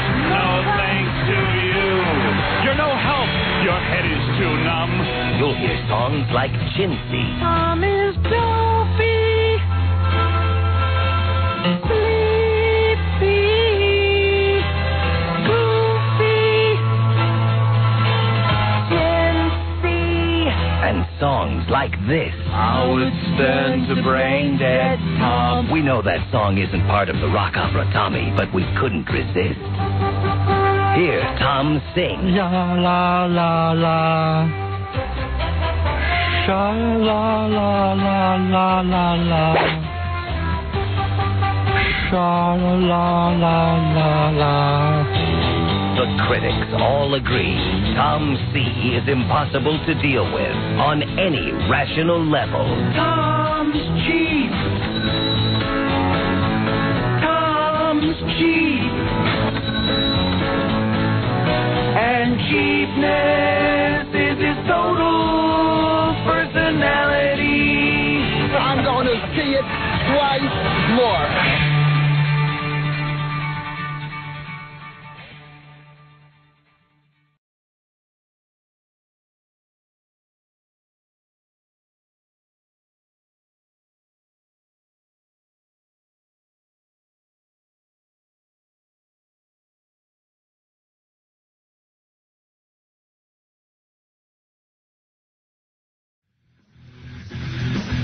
This is a memo. I don't know if you saw this. Tom Chiusano, our general manager, doesn't always write memos, but he wrote a memo to the staff. Did you read it? No. I don't know about this. He is the stupidest guy. Tom is a very sweet tan man. There's something, you know what? What's worse than saying something stupid? Doing something stupid, I would No, putting it in writing. Oh, right. Evidently, Tom was asked by the company to write a memo to all of us. Yes. Regarding radio ownership deregulation. You know, our company buys a lot of radio stations. In our company's opinion, you know, the company that we work for, I mean, personally, I don't care. But they feel they should be allowed to buy 100 radio stations if they want to. Personally, I agree with them. I believe in the freedom of the marketplace. Do you also agree that they should be able to buy up more radio stations than is already allowed in the same market? Yeah. Oh, yeah. I think that if someone wants to buy 10 million radio stations, if they got the money to do it and they want to run these things, let them do It wouldn't it. bother you if every station in New York was owned by the same company. No, would not bother me at all. As long as it serviced the marketplace, which I think it would, because the guy wants to make money, he's going to service the marketplace. Yes, but he's also going to control a lot of what you hear. Yeah, and what are you hearing that needs no control? Well, I don't know. Exactly. But suppose, then you really got a lock on the industry. The music record companies have to kowtow to you. Hey, I wish it was me. You get to decide what's news. Look, please. I believe you could buy to me, the government should not be involved in any aspect of the free marketplace. So anyway, Tom wrote a memo encouraging all employees. He was told by the owners of the station to write this memo. Why didn't they just write it themselves? Because they wanted to make it seem like Tom was the boss. Okay. Well, why didn't they write it and have Tom put his name on it? Because they figured, well, we got to give Tom something to do. Oh, okay. So they give Tom the assignment of writing a memo to the staff, encouraging the staff to write to their senators. Okay. How long do you think it took Tom to compose this letter? Well, a teacher would say he put no effort into this. They say it took Tom 5 seconds. Would have put effort into it. I believe Tom put tons of effort into this. That's scary. There's no way that a normal human being could have reread this and put it out the way it was. Oh. Listen to this. I'll give you the sentence. The sentences make no sense. This is our general manager. To the staff from Tom Chiusano regarding radio ownership deregulation. Okay, now you're excited. Tom's written to you. Yeah, I was excited to get it. Tom very rarely writes. And tell me if the sentence makes sense. If it makes sense, I'll stop right here. Last week, the U.S. Senate... Stop the noise. I want people to concentrate. All right. Tell me if I'm crazy. Okay. Last week, the U.S. Senate had the opportunity to help you, comma, by helping the radio industry continue to grow, comma, they dropped the ball. Wait a minute. I read you got to that read it again. That's the first sentence. Should I read it again? I got to read it again. Okay. I sat down to read this because I care what Tom thinks. And I said, I must have no reading comprehension because I don't know what this sentence means. You know what I thought? Maybe he wrote it out longhand and then typed it and left out a whole phrase or something. Well, about 10 people have come to me so far and said, did you read Tom's memo? Everyone is laughing about it. Because that's what it sounds like to me. It sounds like something is missing in the sentence. Well, I'll read you the other sentences. I don't think it can keep happening. So everyone said, did you read Tom's memo? I said, yeah. I said, I didn't understand it. They go, neither did I. Oh. And they said, well, maybe it's how Tom talks, because sometimes you know how Tom pauses a lot? Yeah. Like maybe if he read it to us, it would make sense. Yeah. All right, well, read me that sentence again. All right, okay. Because I'm trying to... Last week, the U.S. Senate had the opportunity to help you, comma, by helping the radio industry continue to grow, comma, they dropped the ball. There's no sentence there. No, There's no thought. No. What is he... Now, you got to ask yourself, what is he trying to say? The U.S. Senate had an opportunity... Want me to read it to you again? Blah, blah, blah. First of all, those commas don't belong there. This sentence is a festival of ignorance. There's no other way to put it. So give me the second sentence. Maybe it clears up. All right. All right. It gets worse. You read it, right, Jackie? Yeah, okay. I read that first sentence about 5 times. I thought, well, it's just a mistake, and then you keep going. All right, here you go. Fortunately, it is not too late, comma. This is a democracy, and we've got a voice, period. Okay. All right, that sentence made sense. Okay. Right. Now, this next one's a doozy, so hang on to your hat. All right. In WXRK's case, it is, comma, 62 people strong, and I urge each and every one of you to exercise yours, comma, by writing to your senators. Oh, boy. Exercising what? I know what he's trying to say, but he's leaving out things. I told you the guy was stupid. What, did he do this while he was jogging? No, he's golfing. He was with OJ. No, I must imagine that he was dictating while he jogged and he gulped words and nobody heard them. Anyway, it goes on and on in the memo. I mean, I only got that far in the memo. Did you get any further, Jackie? No.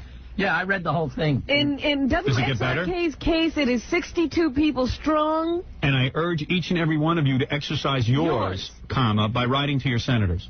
You know, there's run-on sentences and the grammar's bad, and it's just real weird. It's like wait a minute. He got done like when he had 5 minutes till. I know what this is. Yeah. This was his rough draft. It fell into the wrong hands. Well, you want to ask him? Or she's being nice. Hey, Tom, would we be out of line to ask you what happened here? No, that would make sense. That this is the rough draft, Right. then it was corrected, but the wrong one was zero. Right. No. But he must have given it to upper management to read, but I think they just didn't read it. No. They figured, well, hey, let him just do what he wants. Nobody- Tom, what went wrong? What? Well, I said you can eat me. Eat you? Tom, what are you mad at me for? Don't be mad at me. I didn't write Well, that let him thing. read it to you, Howard. Seriously, did you read this? Yeah. You wrote it, really? Yes. You wrote this? Yeah. And that was the draft you wanted copied. Is this the wrong draft or the right draft? I stand by my original statement. Which is, eat me? Right. Well, that I understand. Got that one right. Let me read the sentence here. You explain it to me. I know exactly what it means. You, don't You have to do? read, yeah. Hey, you read it. What college did you go to? Puppy City, No, remember? really, what college did you go to? I went to St. Bernard College. Oh, really? Yeah. St. Bernard. What kind of retard school like you went Did you to? go to St. Bernard College? Yeah. A dog that carries liquor. And you stole your diploma, you said? Yeah. No, let me read this to you. You tell me. I heard you read it. I don't know. Did I read it in an odd way? Did you understand it when you heard it? Yeah, I know. Of course, they're my words. I know exactly what I was thinking when I wrote it. But you somehow... Is it on the paper? You'll admit that it's an awkward sentence. Because we're not in your head, Tom. You shouldn't write memos. Oh, yes, you are. You have no idea. Why do you write memos? Why would you write memos? Have someone else write them. Ask me to do it. Next time I can do better Let than him this. read it first before you get it. Yeah, let me proofread. Okay. Who proofread this? Did anybody proofread it? Sure. Who? Your wife? I think the proof was Your wife's a good writing writer. the memo. Well, yeah, absolutely, she is. She's a really good writer. Yeah. Maybe she should write the memo. Yeah, why don't you let her And next time she will. You should do it like Nancy Reagan was using in the White House. Next She time. was really the president. So that's a good idea. Do you think Thanks. Penelope's running the station? Listen to this. Listen to this. Wait a second, Tom. Last week, the U.S. Senate had an opportunity to help you. had the opportunity to help you, by helping the radio industry continue to grow. What's the comma about? They dropped the ball. Right. But what's the comma? Show him. Maybe he hadn't seen it.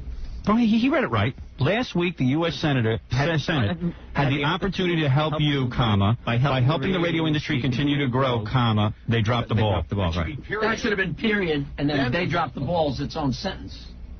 Yeah. Or put a but in there. Right. I'm at a loss to say what to do. The one that I don't get, in WXRK's case, it's 62 people strong. And I urge each and every one of you to exercise yours. Your what? Your voice. Yeah, but you got to say it. Say that, Tom. You got to say it by exercising your voice. Where? Where do you say voice? It refers back to the other sentence that didn't make sense. Oh. Wait a minute. Read the other sentence again. But I mean, that's the way I communicate. I communicate informally. Oh, you do? Yeah. That's very informal. Read the first sentence because You know what, Robin, please. Can we move on? He wants to move on. It's very embarrassing. No, he wrote this in Hawaii after 5 my time. No. He was drunk on the beach. Tom, this is maybe the worst memo I've ever read. You've got to work on that. Because people judge you by your memos. Okay. It's like presidents are judged by their speeches. They have other people write their speeches because they know they're going to be judged. You should just get somebody. You get your wife to write this junk. Okay, well. You shouldn't be embarrassed by this kind of stuff. You want to take this or you? But you were reading it. No, believe me, about 10 people came up to me about this one. This was a doozy. This was the talk of the station. I'm happy. You go back and work on this. Stick to bumper stickers. No, you know what he should do? What? He should stick to bumper stickers. You know what you should do? You're good at bumper stickers. Write your senators, will you? All right. Give that to a school teacher and have her correct. Oh. Ooh. You know, that's a great idea. Yeah, go back to my original statement. Doesn't that suck when you write something and Howard gets a hold of it? You know what? I've got a perfect idea, Howard. I can't wait to hear this one. We can have the memo blown up Right. on a big board. Put it on buses. Have the teacher come in and with a big red pen, circle. And I can have my daughter's 5th grade teacher come in. Just fix it up so that we can sit with it with a pointer and point out to Tom what he did. All right, I can get a like a 3rd grade teacher to come in. Yeah. Because that's, simple grammar we're talking here. Yeah, Tom, I bet you get a D. Oh, thanks. Congratulations. We want everybody to be able to see it. Yeah. It's better than I got in college, so. Man, Tom, what happened here? Were you drunk or what? When was the last time you wrote something? Do you want to offer an explanation? Do you want to offer an explanation on this? No. Yes. Do you want to say anything in your defense? I gotta go back to my original statement. Eat me. Yeah. Maybe the period's broken on his typewriter. Is that it? You can only use commas? The grammar check. Here's my defense: is the grammar check on the computer didn't work. I won't read the rest of this. Thanks. That's it. It never clears up, Howard. Snowballs. It's not well written. It's like an avalanche. There's not a clear thought in this memo. There's a bunch of thoughts, but they're not exactly put together right. Oh, Tom. I mean, I read it. I felt bad for you. You know, yesterday You when want, you I'll said, proofread this stuff for when you. you said that Kato was his hero, now became... No. He said that. I didn't say that. He said Let's ask the Magic Kato 8-Ball if Tom is smart. Magic Kato 8-Ball, is Tom smart? Yes. Oh. Kato thinks you're smart. Your idol. He is my hero. Okay, good fact. He is my hero. Kato, are you smarter than Tom? I didn't. No, I didn't. Don't remember. All right, Tom. I'm gonna have a teacher look this over. All right. Thank you. That's our general manager, Tom Chiusano, who urges us to do something. We're not sure. Something with the Senate. Yours. Something with the voice. We urge you to exercise yours. Yes. Urge you to exercise yours. Right. Please, everybody. What is it, Fafafo like? No, I thought if we were getting on to our next subject... We should call Tom Hemingway from now on. General Manager Hemingway. What do you think? For who the bell, comma, tolls. Right. I like it. All right. Well, Tom's a good golfer, though. Let's just mention that. You know, he's not completely... Pars and birdies are my strength, absolutely. This is probably just one bad memo. You've probably written many good ones. Oh, absolutely. All right. Well, want to bring us some of your others? You don't write a lot of memos. You're not a memo kind of general manager. Absolutely not. How did this one come about? Did management ask you to... Well, I mean, because I wanted everybody to get it and have a chance to talk to each person individually. Right. Therefore, I wrote the memo. Right. Because Did you help us compose our letter to by Congress? talking and communicating directly to people, not by writing memos. But also, if you go on the fourth page of that thing, the owners of the company urge him to write this memo. Oh, I see. So they Which is a good forced idea. you into it. Normally, you wouldn't do that. You would probably have communicated individually. Before I ever written. Did you write a letter to Congress? Tom, have you written your own letter to Congress yet? Absolutely. Oh, you have? Sure. Did we see that? Did anybody proofread that? No. Do they know what you want? Dear Congress... Did you get a letter back from your congressman? Imagine it comes back with corrections and stuff. D-. All right, Tom, look, you did the best you could. You messed up this one time, that's all. All right, very good, Tom. Congratulations on your memo. I'm sorry I sent Howard into his briefcase. He wouldn't have found that. I really wasn't going to get to that today. She told me to look for the letter from the woman who made love to her mother-in-law. Right. All right. Thank you, Tom. I didn't know anything about that. I can't wait. I can't wait. Very good. Compared to the woman who made love to her mother-in-law, how does Tom do as a writer? Oh, the woman's much better than Tom. Really? Yeah. No. All right, Tom, thank you. Let's take a break. I don't know how you could bring up that memo on the air. You don't think I embarrassed Tom, do you? I don't think there's any other way to bring it up. You reread that, right? Yeah. Were you, like, flipping out when you read it? Well, I noticed that it didn't make sense a little bit at the beginning, but I would never bring it up. Because you actually weren't one of the people who came up to me. I've literally heard from about 10 people on that memo. I just heard from one. Really? I heard about 10. Ooh. You read this thing? That was one of them. John Sanchez, he hardly speaks English. And he was commenting. Yeah, he was like, what is this? Muy confuso.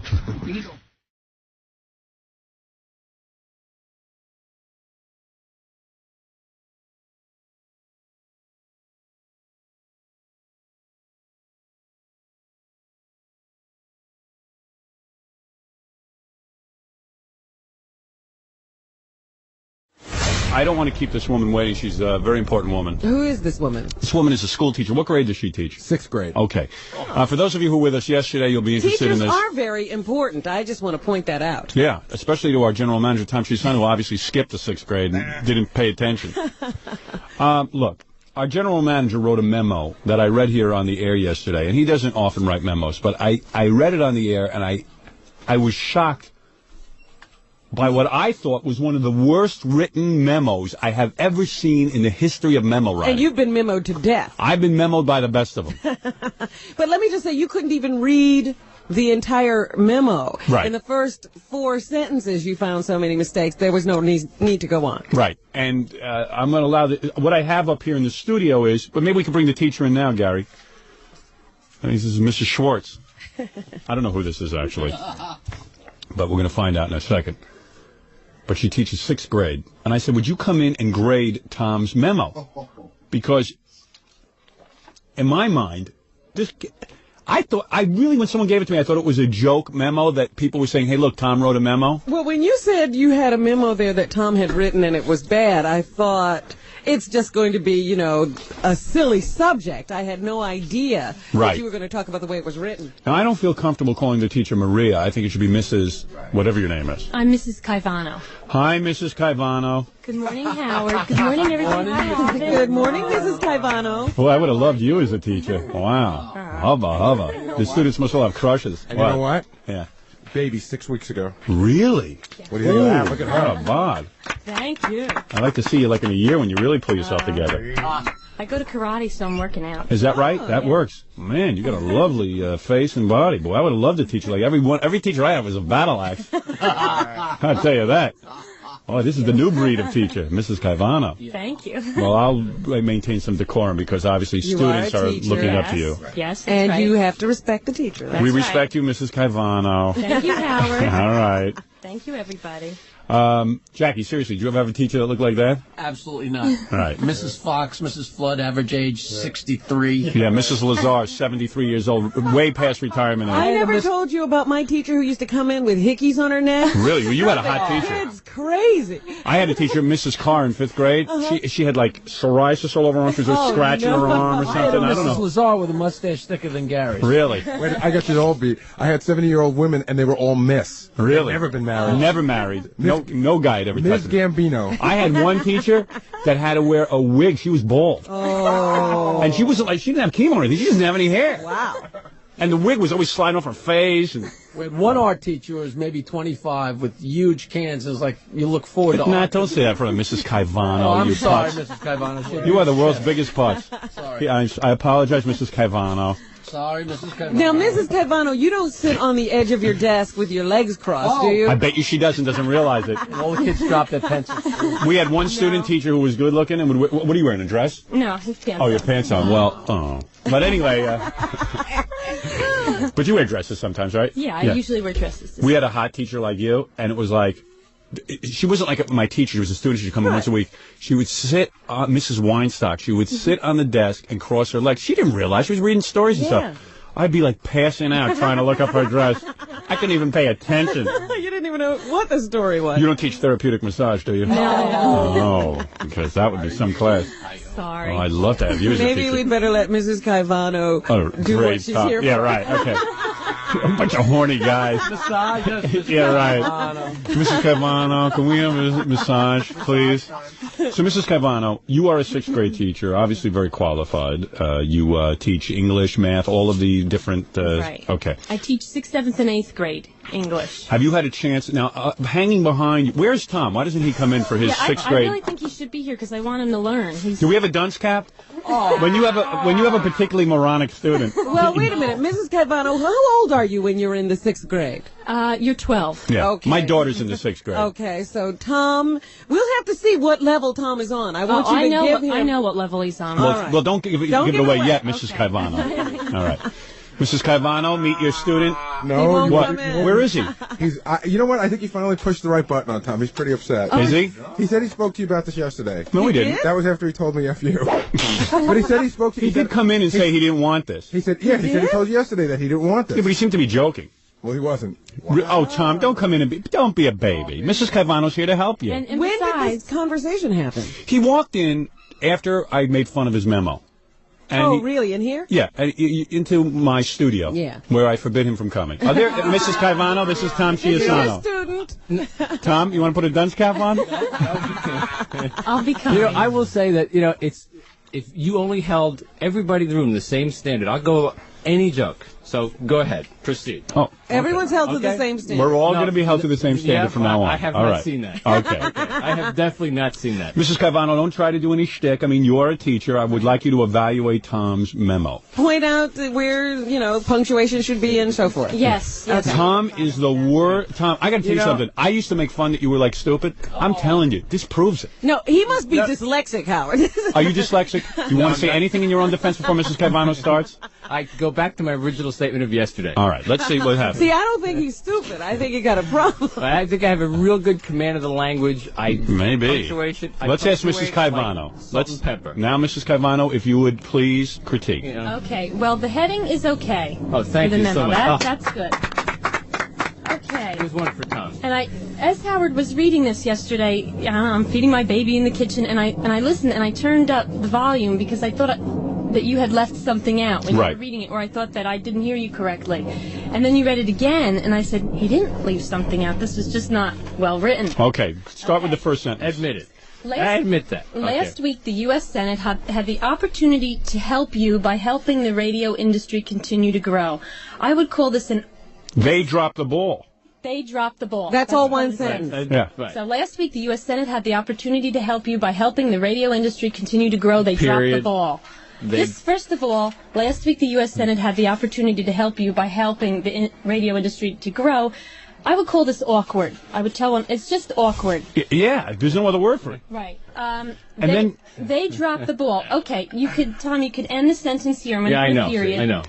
So it's last week. So he should have had a period and a capital T. No argument. Let me ask you something about all the commas in that sentence. We have a problem. We've established that. Yeah. Okay, we've already established that. Calm down. This is No, the I'm not teacher's gonna here. calm Mrs. down. Caivano's You're running not my the class. teacher. Because Mrs. Caivano, look at this sentence. Let me just see this for a second. Because last week the U.S. Senate had the opportunity to help you, comma, by helping the radio industry continue to grow, comma, they dropped the ball, period. Okay. Haven't we established that? So shouldn't those commas be circled because somehow I don't know what they're doing? Yeah, why they're commas? This comma's okay. Yeah. Separates two clauses. This one shouldn't be there. First of all, I would put for my kids, who is they? Yeah, Yes. dropped Who the is ball? they? Who is they? Yeah, who is they? They dropped the ball. The Who? radio industry or No. the U.S. Senate? So if you want to end your sentence and say the U.S. Who did this? Oh, the U.S. Senate Look at dropped Tom's the ball, face. or the U.S. Senate failed to help you. I'm sorry. Tom's already glazing over, not even paying attention. How would your face feel? I'd be pretty embarrassed by this. All right, go ahead. Now, let me read the next sentence. Okay. Fortunately, it is not too late, comma. This is a democracy, and we've got a voice, period. All right, you should have a comma after this. Fortunately, comma, it is not too late. You should have a period here. Capital T. This is a democracy, and we've got a voice. That's not... I didn't want to copy Let me ask Hemingway's one style. thing, though. Yeah. Tom starts a new paragraph there. Mm-hmm. Is that okay? I mean, his first paragraph, he made one sentence. Yeah. It's okay. We're going to leave it because we'll... You know what, Robin? There are so many bigger offenses that Really? you can't even critique that. I just want to prepare you. You know where the button is, right? Yes. Okay. Yeah. Oh, boy. All right, now the next sentence is my favorite. Let me read this one, Mrs. Caivano. Caivano. Okay. I'm sorry, I didn't say. Good morning, Mrs. Caivano. Good morning, Tom. Yeah, Tom, you're going to be demoted. You're going to be a delinquent. I can't wait to the end of this bit when she tells me what grade level you're on. In WXRK's case, it's, comma. The voice is 62 people. No. No. Don't I'm correct reading it what's on the now. paper. In WXRK's case, comma, it's 62 people strong, and I urge each and every one of you to exercise yours, comma, by writing to your senators. Okay. Take it All away, right. Mrs. Go, Caivano. All right. In WXRK's case, comma. Okay, Yeah. you're starting this off comma. Okay. It's no comma here. I crossed this out. No Gotcha. comma. You have to, 62 should be spelled out because it's less than 100. Anything less than 100 should be written. Of course. Oh. No. You write out the word 62. Right. Anything over Okay. 100, you can Right, write okay. the number. Anything less, you have Right, to that's a write minor out. point. Go ahead. Okay. It's 62 people strong, comma, because you're You should have a comma there. right. You're combining a simple sentence and you're making this into a context. Would it be fair to say that he puts commas where there shouldn't be Right. commas Oh, and then absolutely. leaves out the commas when they're supposed to be there? You're comma crazy. I am He is comma reckless crazy. with Why his don't you have commas. somebody proofread? You know the whole damn station's going to read this. Okay, so you're going to join these two sentences. You need a comma. And where's your secretary in all of this? Denise. Third grade grad? Yeah. Comatose. Go ahead. Comma, you're joining the two sentences. And I urge each and every one of you to exercise yours. Exercise what? Right. So Exactly. This is unclear. And you don't need a comma here, by writing to your senators. It should be exercise your voice. Right. Right. Okay, so, good. New paragraph here. That was good. Radio is safe. Can I count? Now we've done three sentences. We've done three sentences. I'll tell you how many errors. 1, 2, 3, 4, 5, 6, 7, 8, 9, 10. There's about 13 so far. And how many? And there's only 30. There's only 30 words. Right. Yeah. Right. So how many sentences is that? 3. 3 sentences. How many? 13 mistakes. Whoa. and then we're only 3 sentences into this thing. Okay. You want Look at that page. You want to read the next one, Howard? Okay. Radio is, Gary, move the mic a little bit. Radio is faced with unfair ownership rules, comma. There are 1,000 TV stations within the broadcast industry, 12 of which can be owned by any company, period. Read that again. I Mrs. can't Caivano, understand. just tell us what's wrong. Again, it's very awkward. Radio is faced with unshared. You think that's awkward? How do you think this feels? How did TV get into that sentence? I don't even know what Tom's writing about in that one. Radio is faced with unfair ownership rules. You have a period. That's a period. That's the end of the sentence. Okay, your thought is complete. And the sentence. Then it should be He there. wouldn't know. There are 1,000 TV stations within the broadcast industry. I've read a certain book. Don't. There are, all right, capital T. Let's, you know what, Mrs. Caivano, Yeah. before I embarrass Tom anymore, let's, you are really pretty, Mrs. Caivano. So, You can't keep your mind on English. yeah, You might man. be my third grade teacher. Yes, obviously you didn't pay attention in third grade I time. was looking at other things. Mrs. Caivano, are there any other big mistakes in the whole next rest of this thing? I mean, like, I see things like... sort of. Okay, the TV stations, like Robin said, what is a TV station doing in with the radio? Right. Well, Okay. they're obviously for comparison because But that's there are an end of a 1,000 TV sentence. stations. Any company can. Wait, she asked me why it's there, and I'm telling you why it's there. Well, we're telling you that should have been one sentence, and then this should have been Right. another Right. sentence. I read your book. So She was smart enough to have a proofreader. Oh yeah. Yeah. Oh, he's found mistakes. There's a mistake on the cover. Oh, really? Yeah. All right. Really? Okay. Yeah, co-host has a hyphen between it. Between co and host. Right. It's 2 separate words. Uh-oh. Wait till your book comes out. Co-host? Wait till your book comes out. We have your press conference on the air. I didn't write that cover. Mrs. Caivano's going to be in. Didn't have anything to do with the cover. Just ruined Robin's day. And if you're still proofreading, Robin is not one of the hosts of the Howard Stern interview show. That was a different show. Oh, big deal. Someone made a mistake there on the back. Where Go is ahead. he That's why I talking talked about standards. All right, go ahead. All right. Okay, well, I'm gonna. What I do with the kids, I have like a little conference with them. They handed this will be your I feel like I rough should be draft. talking in a higher voice. Well, this Right. would be your rough draft, and I would be conferencing it Okay, to you, like I Miss do the kids. Mrs. Caivano, you got to like this part. If you need help, please see me, Denise, or Liz. All right, this was a problem too. Are we skipping ahead here? Yeah. Yes, we are. Wait, All right. I think one of the worst errors is right there. Well, there are this- 10,000 radio Yeah, stations. this is I want to go over this because there are 1,000 TV stations within the broadcast industry, 12 of which can be owned by any company. Right. There's different common errors and things in here. There are 10,000 radio stations. Simple math says that Infinity should be able to own 120 of them. Why? Why? You have to give an explanation. Why should Infinity be Why? allowed to own them? What's the simple math? Yeah. Right. Yeah, we don't know Simple where math says. Simple math is Yeah, what is but you have to explain the rule then that governs why the Infinity should be able to own them. You didn't explain it. Why? You're just... I love this. Look at No. Tom's face. Tom, you know she's right. Just I mean- grammatically, between radio stations and simple math, there's got to be some kind of punctuation. Yeah. Right. Right. There are 10,000... and. You could put a semicolon here. Right. Okay? Simple math. But you have Tom's really uncomfortable. But you have Oh, to absolutely. explain... I love this. absolutely. I love when people are uncomfortable. Yeah, I know you do. I do. You really have to explain. When you write something, you should always write it as if somebody is coming in like me that doesn't know anything about the radio industry. Or And believe me, most TV. people who work here don't, including Tom. I was going to say Tom is writing it like he doesn't know. Yeah, Tom doesn't know a thing about it either. So you should always explain yourself. Always give a little background. So you have to explain why Infinity should be able to own 120 of them. What's Because the rule? TV companies can own 12 of 1,000. If you the Yeah, but proportionality that's is TV. This is radio. You're a radio. What's the, Right. you know? Don't try to defend it, Tom. It only gets worse. Uh-oh, he's getting let mad us at me. get through He it. just shot me a look. He's Let going to us cry. get through Are you going it, to cry? Tom. No. You look like you're almost in tears. No, believe me, I'm not all right, almost take in it tears. easy. The only thing... You're good at golf. Oh. You can beat her at golf. That's it. Yeah, let's see. Hey, Mrs. Caivano, let's see you play Tom and golf. I lose. I know. All right. Well, there you go. The only thing, the major problem, and it's not a major problem in the fourth paragraph, is cable, television, telephone, computer, satellite. They don't have to be capitalized. And we are willing to compete. There should be a period here, capital W. So that wasn't too bad. All right, yeah, there's only 97 mistakes. Okay, this is a problem too, and I tell this to my kids. I've attached some discussion points Mel has given to me. Who is Mel? Mel is his god. Everybody knows. Everyone in the company knows who Mel is. Okay. Yeah. That's one thing he wouldn't have to explain. Oh, look at Tom. Tom's like, everyone knows, okay? Everyone knows who Mel is. No, Okay. you said it. All right, okay.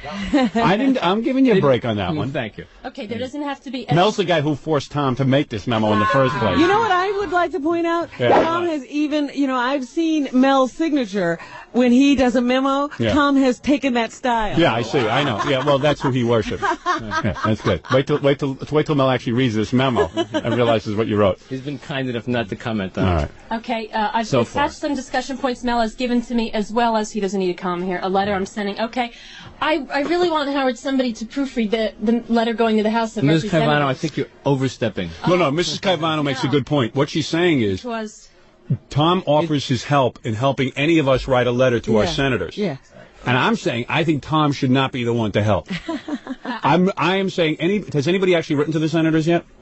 I believe so, yeah. Really? Have you given them help? No. All right, see. Well, there you go. Well, that's fine then. Okay. This is okay. I checked the spelling for all the senators' Thank you. names. That's Thank you okay. so much. Right. If you need help, comma, please see me, Denise, or Liz would be happy to type for you. No. Me, Denise, or Liz would be happy. Who's going to do the typing? You, Denise, or Liz? If Right. you need help, please see me, period. Denise or Liz would be happy to type Yeah, for you. you're the general manager. You can't be typing letters to the senator. Wasn't what I meant. Really? Right. All right. Well, at least you got to say what you mean. Oh man. All right, but let's not embarrass No Tommy. further report here. Should there be a Have you had comma? enough? On one, should there be a comma between to write your senators, comma, simply Yes, address I'm your sorry. letter to? To write your senators, comma, simply address your letter. See how hard it is to catch these mistakes? There's so many. All right, Mrs. Caivano, listen. Well, seriously, a letter like this, what would you grade someone on this? Okay. If this were one of my 6th, 7th, and 8th grade students, and Yes. I've been teaching them, I would give them a D, Howard. A D. Oh. Better than any grade I ever got in English. I'm improved. What level would he be on? A 3rd grade level? When I talked to Gary yesterday, I said 4th or 5th grade. Low. Fourth or 5th grade level? Low 4th or 5th grade. Wow. I smell summer school. Tom, I have a hat for you. No, you don't. Yes, I do. No, you don't. It says dunce. You got to put it on. Come on. All right, just like this. You put it on. Say wrong. Can't be embarrassed. There. This would make you pay more attention to your memos. If you wore this dunce hat, then you would pay more attention when you. Seriously, when you write a There's memo a place next time. I'm thinking about that dunce hat. Let us Not on my proofread head, it. though. Don't be embarrassed to bring it to me and let me No, I'd proofread be it. I'm pretty happy good to at bring this you a stuff. All right. Especially if it's going to like a senator or a House representative. Yeah, and everyone in the company read this memo. I think that really okay. Just No, I'm just. I appreciate All your right. constructive help. All Oh, right. and Howard, before Tom leaves now, Uh-oh. Giving him another assignment? I have worksheets for him. Oh, look at that. Creative writing and penmanship. Fill them out. Try it. I have grammar, it tells each Thank you. each Thank you. grade grammar. Because I don't think you've actually studied the semicolon, have you, Tom? Definitely not. There was no use of that one in there. I have a worksheet for simple Thank you. sentences and compound sentences. He really has a problem with that. And then a problem with, problems with punctuation. So there's a period, question mark, exclamation point, and Howard, the crying When do I have to comma turn this in? worksheet. Ooh, crying comma worksheet. Take a look. And that teaches you how to use a comma? Yes, it teaches you how to use a comma. And then first day feelings, I give this to my kids on the first day. This is You completing. don't want to know what I'm feeling. Completing sentences. Completing simple sentences. Yeah. So, Because Tom doesn't complete his sentences. He For runs on. example, some of the questions on here is when I feel sad, it helps to. He has to complete that. It helps to go golfing. Right. If I could change my name, I'd call myself. Mel, I wish I were as tall as. the biggest golfer in the world. So that's what this worksheet is. And Very it would good. help him. Tom, would you like it? Seriously. It's yours. Oh, I'm dying for it. Oh, don't be embarrassed to take it. You obviously need some help. What's the big deal? Don't be too much of a baby about it. Here, work on this. Thank you. Mrs. Caivano, I want to thank you for coming in and helping Tom with his grammar. Well, I hope he, works on those sheets. I'll be better. Yeah, because he isn't the executive of a company. He should write better, right? When is Tom's assignment due? Oh, well, as soon as possible. I'll give him the weekend. Tom, fill out those sheets. You'll have them ready for Mrs. Cavano on Monday. And, Tom, now it's recess. You can go play or go do whatever you want back there, You know okay? what, Howard, what made me nervous is yesterday when I was listening to this, some teachers let him get through high school writing in this manner, and then he got through college writing, and then he got a well-paying job writing like this. And that encourages other young people to ignore their grammar and ignore all, because they say, hey, why do I need it if Tom didn't need it? So that's what worries me. The system has failed, Tom. Right. Some people do, some people teach. Well, that's your attitude. Very good. Okay. Well, Mrs. Cavano, obviously a little knock against your profession. Only cheap shot I could get in. Sorry, I had to go for it. The safety net slingshotted Tom into a high position. It's true. Tom says, hey, for all your grammar and everything you know, he's making a couple of $100,000 a year. Yeah, he laughs at you. That's right. Well, I can write a letter. So. Absolutely. You have nothing to be embarrassed about, Mrs. Cavano. Absolutely. Tom? Because I won't answer. I'll be nice. I'll be a gentleman. Right. Say it, Tom. Nya, nya, nya, nya. Mrs. Cavano, I want to thank you for helping us out here with Tom. You're a lovely teacher. When do I clap the erasers? You should clap them against your head and be thoroughly embarrassed. I'm shocked by that memo. Don't write any more memos. Thank you very much. All right. Our general manager, the great Tom Chiusano, who has a lot of people skills, not writing skills. And Mrs. Cavano, the beautiful, very charming 6th grade teacher. Thank you. Hubba. Just had a baby 6 weeks ago. Snapped right back into shape. You look great. Thank you. Yeah, brown nose, Tom. That'll help. That's how he got through. That's it. Every time you make told mistakes. The teachers she looks great. Yes. So, Mrs. Cavano, thank you. And we're going to take a short break, and we'll be back right after this. All I know is we brought in the teacher to critique Tom, our general manager's memo. Yeah. And he usually is a real good sport about everything. But he was out in the hall screaming, because we blew up, for the e-camera, we blew up big copies of the memo so the teacher could critique him. Right. And he said, I didn't give my permission to have my memo used on TV. Oh. So they were like, what do you, well, gee. Was this just now? Yeah, it got real ugly out in the hall. Oh, boy. Because he doesn't want his memo critiqued. I heard it got real ugly. Wow. I hear you're really pissed. Well, I'm over it. Calm down, man. You wrote one lousy memo. You'll come back. Did I go along with the joke? Yes. Okay. I heard you were out in the hall getting really angry. I wasn't out in the hall. I was in the E, and I did say. I remember giving permission for this to be used. Right? You should have seen me trying to put a good spin on it out in the hall. I'm sorry. Take it easy, man. It's just a memo. It wasn't that bad. I told Tom that he had made hundreds and thousands of people feel better this morning. Right. Yeah, they feel like there's hope. They've been through the same thing. Yeah. Thank you. I feel better for that. But you know what I did? I took the 2 big signs and I put them in your office. You can hang them up on the wall. I'll have them framed. Would you autograph them for me? This really got to you, huh? Oh, yeah. I mean, yeah. Do I like looking stupid? No. No. Did I write? Was it poorly written? Yes. Yes. So no argument. Okay. I'm sorry. I feel now I'm feeling kind of bad. I suddenly realized what happened as we were going through it. Tom really did dash off this memo. He really did. Yeah, that's what must have happened. You probably were busy. You just got back from Hawaii. And he had to pass out pineapples. Yeah, he could have done a much better job. I'm not making excuses. Well, I'm going to make it for you. No, you don't have to. I apologize. Did you get your pineapple yesterday? What was that? I don't know. He was walking around passing out pineapples. Well, maybe a little more attention to the memos and less attention to the pineapples. He's a good guy. He's a good-hearted guy. We could say that. You're a good-hearted guy. You really are. I like you. I left you the memo in your office, the big cardboard signs. So much. I'm going to get it framed. Yeah, seriously. Backwards. Play it up. I'm going to get it framed backwards. Right. Actually, I told him I'd like to Xerox his workbook and take it home. I bet you can't even fill out that workbook.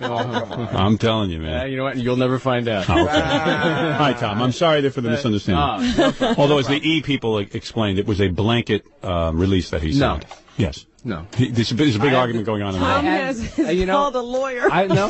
Tom, you better get your lawyer on. No problem. Hey, Tom, who was rallying around you out in the hall? Who was rallying? Carol came over from traffic, and she said, "You people are so cruel." Really?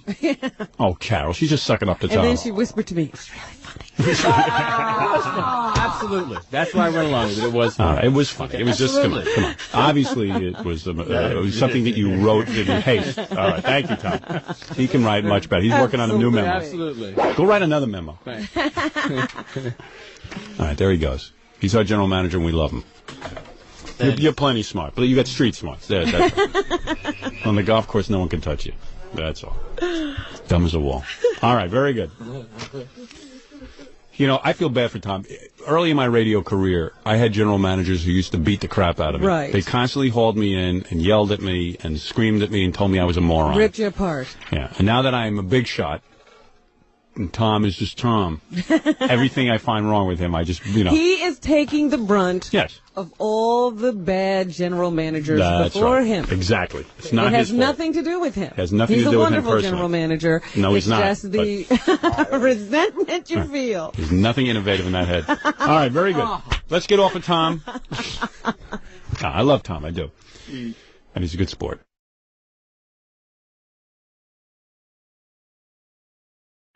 So you were asking me why I hate my general manager, Tom. Yes, I do want to know this, because Tom is a sweet man. Yeah, I did a little experiment yesterday. Gary came to me, and he said, do we want to do anything special for Halloween this year? I said, yes, I would like to do a special Halloween show.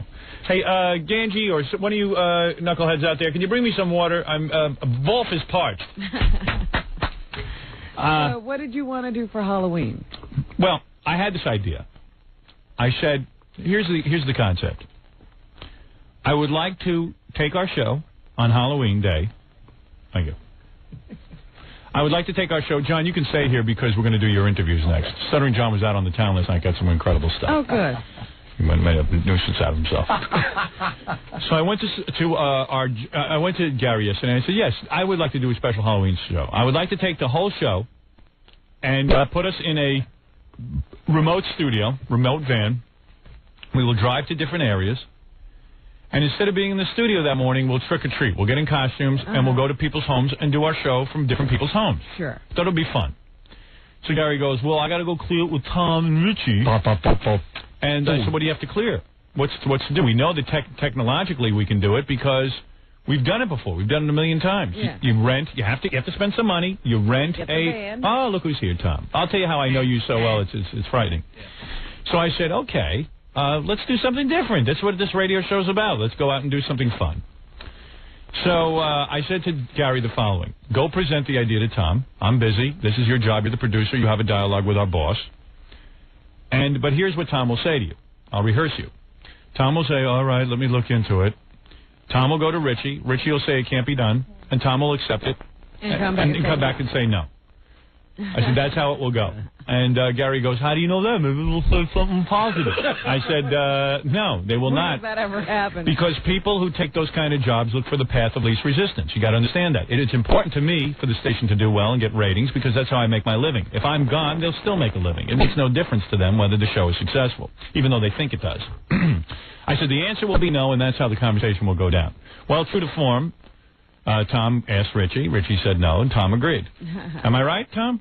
Well, it wasn't quite that simple, but It's essentially the same the bottom thing. line is that the truck that we used, Yes. those however many years ago it was, is Yes. no longer available. Why? That You mean no one else has a truck? it just that truck doesn't exist anymore. You mean because we used that truck once? Let me finish. All right, go ahead. And that to go out, the idea was presented as wanting to do it out on Long Island.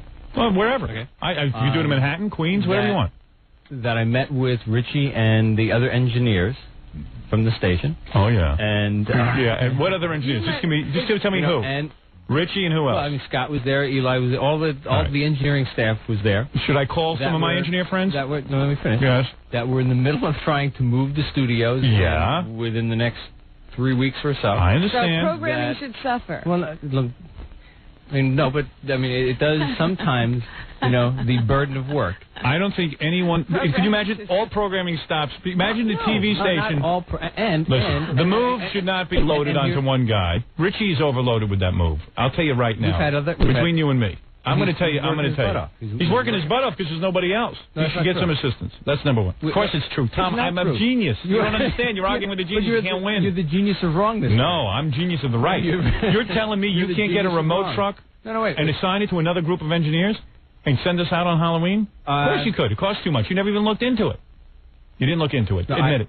Did you look into another truck? The specific cost? Right. No, Richie was gonna look into other ways of doing it. All right. And other Richie will not look into other ways to do it. Richie's overloaded. Richie's busy. Other problems are that if it was out on Long Island... Forget Long Island. Where would it work? Where will it Why work? not work on that? How about Queens? I don't know. I mean, it doesn't have to be Long Island. Someone said to me, well, where would you like to do it? I said, well, Long Island would be fun, or Queens. I mean, any one of these places. It would be a great Halloween show. And I know I'm looked at as a pain in the ass for coming up with these ideas. And it really shouldn't be. Listen, I could sit back on my ass at this point and just stay in the studio Halloween. Nothing would be easier for me. I'll be a fat cat. I got big ratings. I don't need to do this stuff. People come to you. Well, I need to go out and deal with the riffraff of my audience out in Queens somewhere? No. I wanted to make a great Halloween show that people would talk about. So I've come up with an idea. All you got to do is technically pull it off. Richie's too busy. I agree. Richie's a great engineer, but he's too busy. You got too much loaded onto one guy. Let's get another team of engineers, rent a truck, and go out and do it. And it'd be very... We never travel anywhere. It would be what? It would be very expensive. Yeah, but maybe it would be good programming. How do you know how expensive it will be until you look into it? I knew. You see, I knew you true to form. You would blow off the idea before you even looked into it. No. I was going to bet Gary. Gary wouldn't bet against me because he says I know Tom too well. I knew it. I knew it. Did not just blow it off. Make it happen, Tom. Tom, seize the moment is what I'm saying. You're the boss. Seize the moment. Say, hey, this is a great idea. I got to make it happen.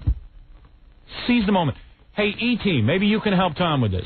Maybe E could help us defray the cost. No, in fact, we went to E. Gary went to E. Came to me with an idea, a much less expensive idea. What is the less expensive idea?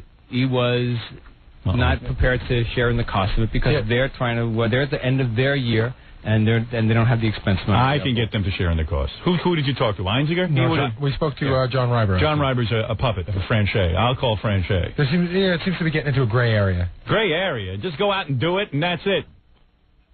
This is great programming. We're talking about the greatest morning man that ever lived is willing to go out among the people in a van and trick or treat. This is very rare. This is rare. You don't say no. That's like, gee, when the Pope wants to go in that Pope mobile, they don't say no. If Tom was in charge of the Vatican, it would be like Pope mobile. But you know what they do? Because I go to church every Sunday, and they pass the bucket around at extra time to make sure that. Oh, gee, Tom, we have no money. We just acquired 19 radio stations for $48 billion, and Westinghouse just bought us. You're going to tell people to pass the bucket? I am the profit center of me, is the old. Oh, please, please. What is it? I always wonder if I've always heard this rumor about Tom, which is denied in the past, but I've always heard this rumor that Tom has a certain line he has to reach every year, and his bonus is based on how much money he saves the station. I don't care about bonus. Go to a sponsor and have him underwrite the cost and make him the sponsor of the Halloween show. Get creative. You guys all sit on your ass. This is why I resent all management guys. And no offense to you, Tom, you're the same as them all. I resent all of you. A guy comes up with an idea to make the radio station. You guys are resting on your laurels. You accept that I have high ratings. You go, well, he'll have high ratings anyway. Let him sit in the studio. What do you need to do anything for? I don't even want to go out and trick or treat, but I'm willing to force myself to do it for the good of the show. I don't want to be lazy. I want to be the hungriest morning man on the planet. I want to consume creatively this planet. I will come out with movies and books. I am now in the middle of making a record. You are great at that. I am never lazy. Yesterday I was in a fit of depression. Yesterday I was skulking around my house. I mean, I was sulking, not even skulking. I was sulking. Good word. Whatever. I was walking around the house with my head down low because I said, Jesus Christ, I got all this going on. I'm on the phone with the record company guy. He wants me to write the lyrics to the record. I got the movie people. I'm giving them notes on the movie, what I think would work and what I wouldn't work. With Betty Thomas, I'm on the phone. Then I'm on with this. I said, Jesus Christ, look at me. I don't even see my kids. I'm so busy working. And that's a good thing. That's right. Oh, they like to keep me away from them. I go, I wonder what Tom's doing. I called Tom's house.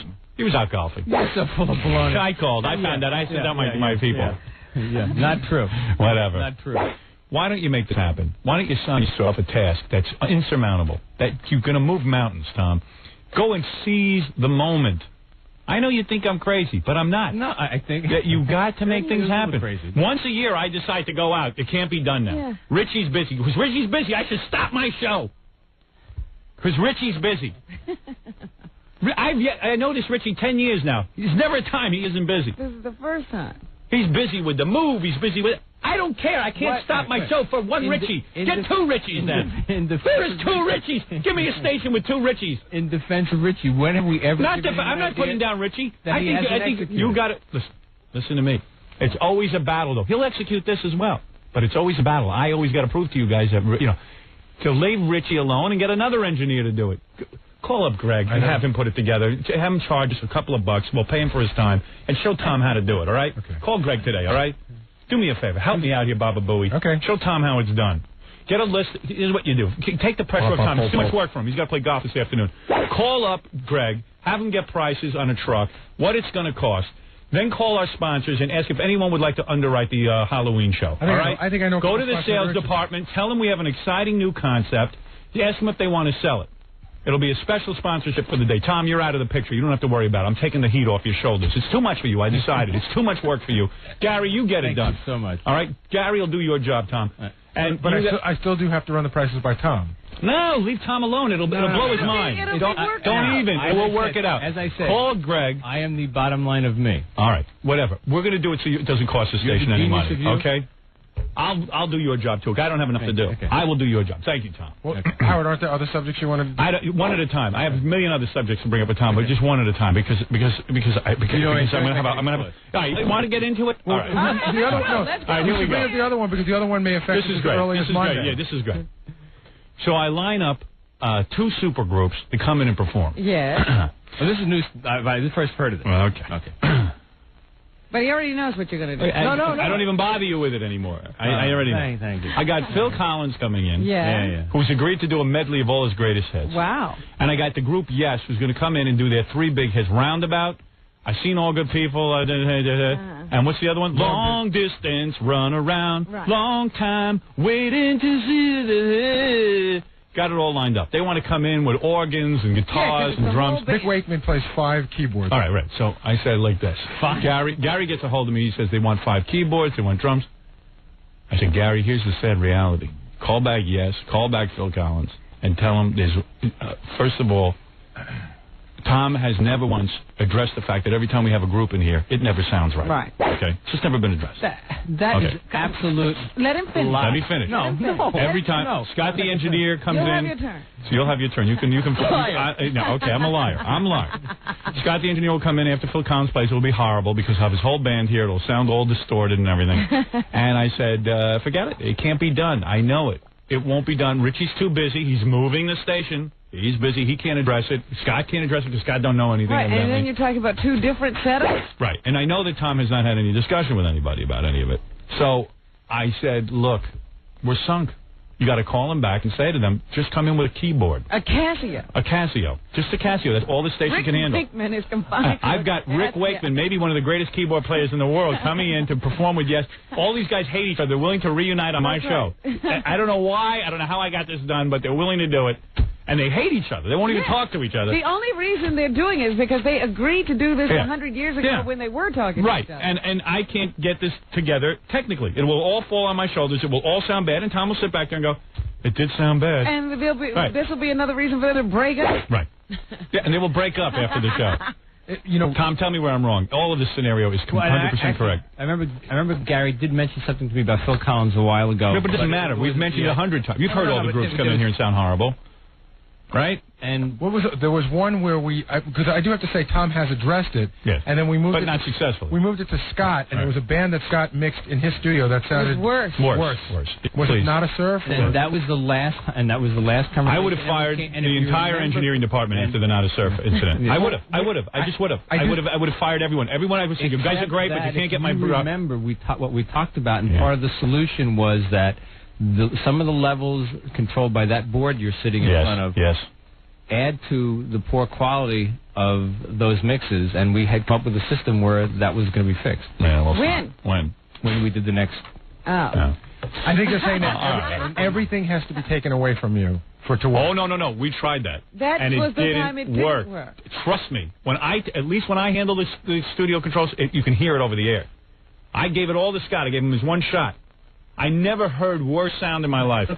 They can blame me till tomorrow. All I know is when I work the controls, you can at least hear the music. I don't say it's great, but at least you can hear it.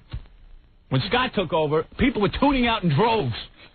Right, and at the new place, we have a separate mixer. It'll be set just up as for bad. It'll be just as bad at the new place. Who wants to bet me? No, it won't. Yes, it will. No, it All won't. right, you don't think I'm so? willing to bet you. It will not be. I'll bet you right now. How much? I'll bet you any amount of $100 you're on. Right, Easily. You might as well pay me now. And you know what? I'll tell you what. 5 days after we move to the new studio, we have another super group coming in to bet on. We'll test it We've out. got a major band coming into play. I'll tell you what. I'll let you out right now for $90. What are you talking about? Let what out? I'll let you out right now for $90. Let out what? I mean, for the $100 bet. Oh, get out of here. That's the easiest 100 I ever made. That's a bet I know I win. Listen, all I'm telling you is the Halloween show. I'd be happy as soon as we go to Spots to talk to Gary about the... No, I don't want to talk to yes, Spots. Say anything you want right now. I'll forever hold your peace. Listen, yes, we'll sound horrible. Yes, we'll leave here saying no. And Phil Collins will leave. Go back to his wife. We'll go back to his wife after he plays here. First or second? You better tell. Listen, call him up and say that we don't have any equipment. Tom has not fixed the equipment. That they better bring in less gear. That's all. Because and I can say they've already cut it down substantially to what they were going to bring in. What are they bringing in? Well, originally they were bringing in backup singers, conga players, keyboards, bass players, sounded great. Acoustic. Tell him we can handle a Casio. I swear to God, I'm not joking. I'm not being funny for the air. Right. A Casio is all we can handle. He will not play a Casio. He's got his own keyboard. It will not be handled. We don't even have a place to put it in. I know. I told him. His road manager was up here tell yesterday. Tom. It doesn't work. It doesn't work. It doesn't. He won't. It doesn't. It doesn't. Fred, are you saying it doesn't work because he told you? No. Be honest. It doesn't work.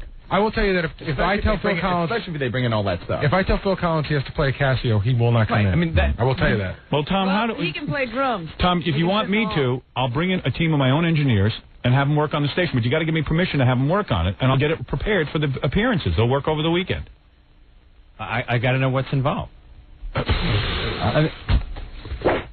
Call Greg.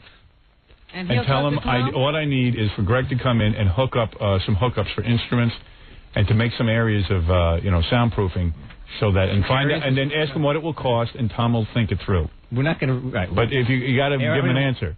If it's $100, can you go for it? Yes. All right. I'm in. We'll try to keep it under $100. Yeah, we'll try to keep everything under $100. It's unbelievable. It's unbelievable. I can't win. I use that $100 to come into my pocket because that's the money I'm going to win from you when we move to the new studio. Believe me. Why don't we all kick in $100? Yeah, we'll all kick in $100. How's that, Tom? Now we're call Greg because Richie's too busy. Call Greg and ask him how. Richie's been too busy. Been moving now for 7 years. Why don't we? The move is another. I can't wait to see this move. I've yet to be over there. Do you think anything will be ready? Oh, I can't wait to do the first show from over there. Because I'm the ball buster. Everyone thinks I'm a ball buster. I'm some ball buster because I want Phil Collins to be able to play more than a Casio. And you'd like to be able to be heard by your audience. Yeah, I'm a ball buster. The Halloween show, call Greg, ask him how it can be done, have him you go research companies that can actually drive people around in this day and age in a truck and have them do a broadcast. Get the figures to Tom. Tell him we'll call the sponsors ourselves and see if we can't get somebody to sponsor it. And have a sales meeting. Ask Ed Moyer and who's the other guy? Bucky? And Frank. And Frank Flores. Call a sales meeting, Gary, and tell them about this exciting new proposition and see if they can't sell a sponsorship in it. All right? That's what I want done. Okay. All right? And then get back to me on it. See how you do as general manager. All right, Tom, you're dismissed. Thank you. Thank you. You've done a great job. I didn't want to disrupt whatever it is you do all day with all this nonsense. Yeah. All right. Thank you, Tom. Okay. My pleasure. All right. You got the best job in radio. Thank you. Commercial. Not even embarrassed to live with. No, not embarrassed to see. Not a bit. All right. Thank you. That's very good. I've developed a thick hide. You cannot embarrass me. Thank you. I don't want to embarrass you. You're a good guy. Commercials? Yeah, as soon as you leave. I got to talk. Leave. Leave, please. Please leave. The quicker you leave, the quicker I get to commercial. I'm way back. I got Heather Lear in a few minutes. I got to get to Stuttering John. Okay. All right. Thank you, Tom. He won't leave. Why? You don't want to be talked about? Come on. Go ahead. Hurry. The sooner you get out, we can talk about it. Embarrassing 7, 10, 20 seconds. No. It will not be an embarrassment. Go ahead. We're going to go right to commercials when you It's funny on camera to see you leave. Go ahead and leave, Tom, please. Go ahead. All right. Okay, I'm going. Please leave. Go ahead. Come on. Please. I'm asking you. I'm begging you to leave. It's too embarrassing. All right. Thank you.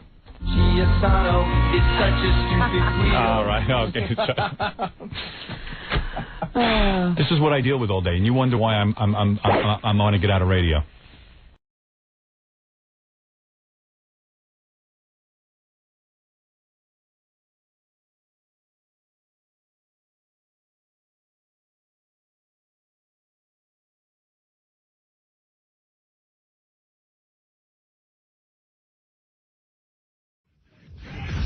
The real reason Rachel Hunter's leaving Rod Stewart is because he's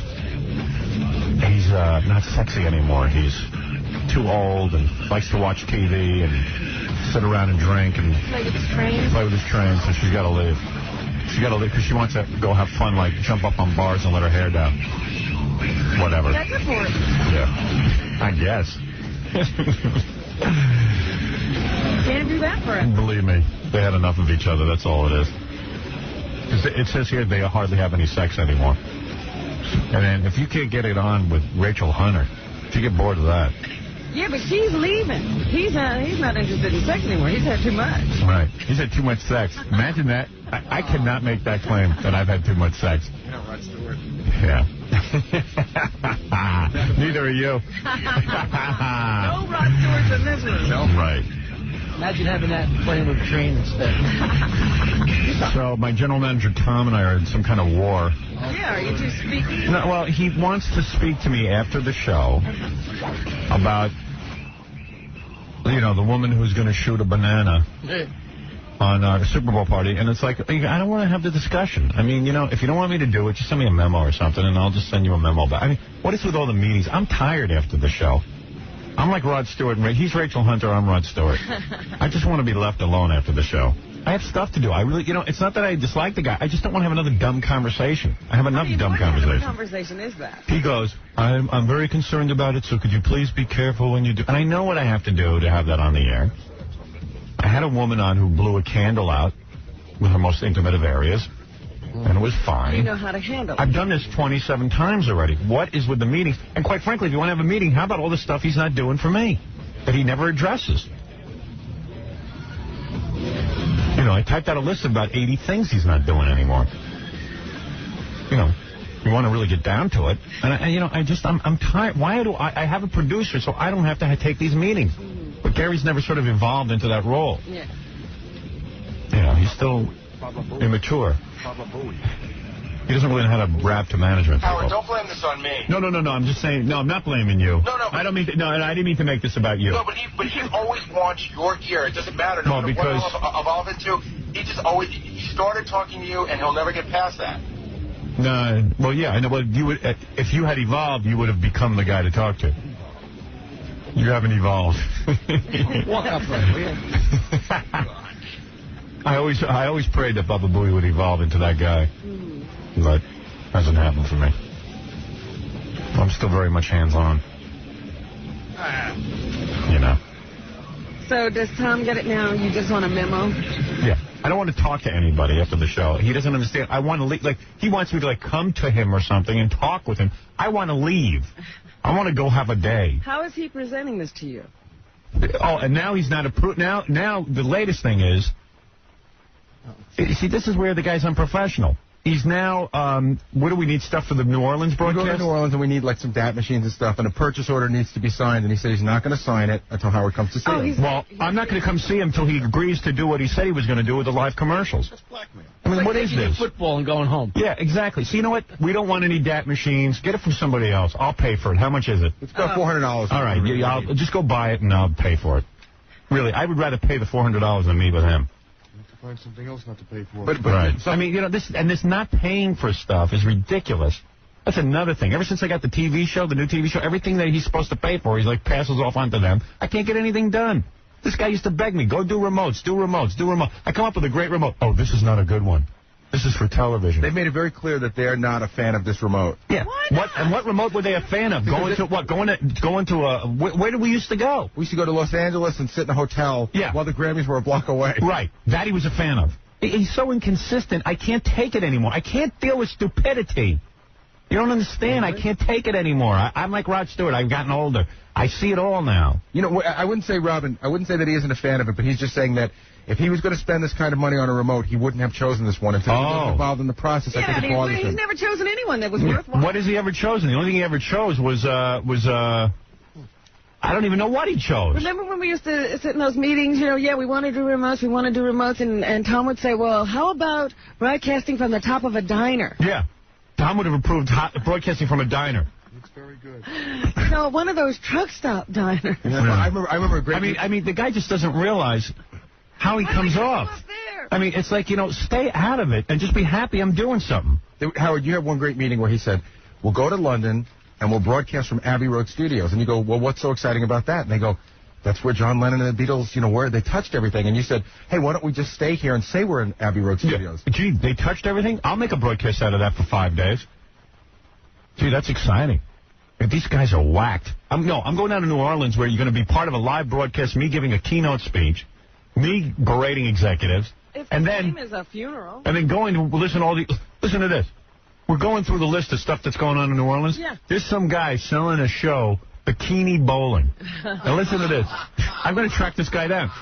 He's got chicks in bikinis and high heels, and they bowl for a half. Yeah, and they bowl for a half hour. Oh my goodness, they're going to kill themselves. Yeah, and I mean, they're selling that. It's syndicated. I'd watch that. I'll tell you, I'd watch it. I know you would. That's the sad thing. Don't we have to talk to that guy? I mean, that's funny. So I come up with this stuff, and now he's like, this is not my idea of a broadcast. And I'm like, well, what was your idea of a broadcast? A diner? Or Abbey Road? The window of Macy's. Yeah. How about the top of Radio City Music Hall? I mean, all the years that I've been here, I get absolutely zero respect. The guy should be thrilled that I chose to do this remote and support it. Now he's holding back money for DAT machines. F him. Just just fill out what you need, and I'll give you some cash. F him. I mean, really, now he's not buying DAT machines till I meet with him about something I've done 1,000,000 times already? Actually, it's what and with that goddamn button back there that he's hitting way too much, I got to get that Andre out of here. That's the other thing I'm working on. They finally found something for him to do. Bother me. He's been here, and no one even knows what he does, and now he's sitting and hitting a button way too goddamn much. And I got to get rid of him and Tom and everybody. I want everyone out of my life. Leave me alone. Leave me alone! I'm screaming here for help. You sound like a drowning man. I'm a drowning man, I am. I am a drowning man. You don't know the half of it.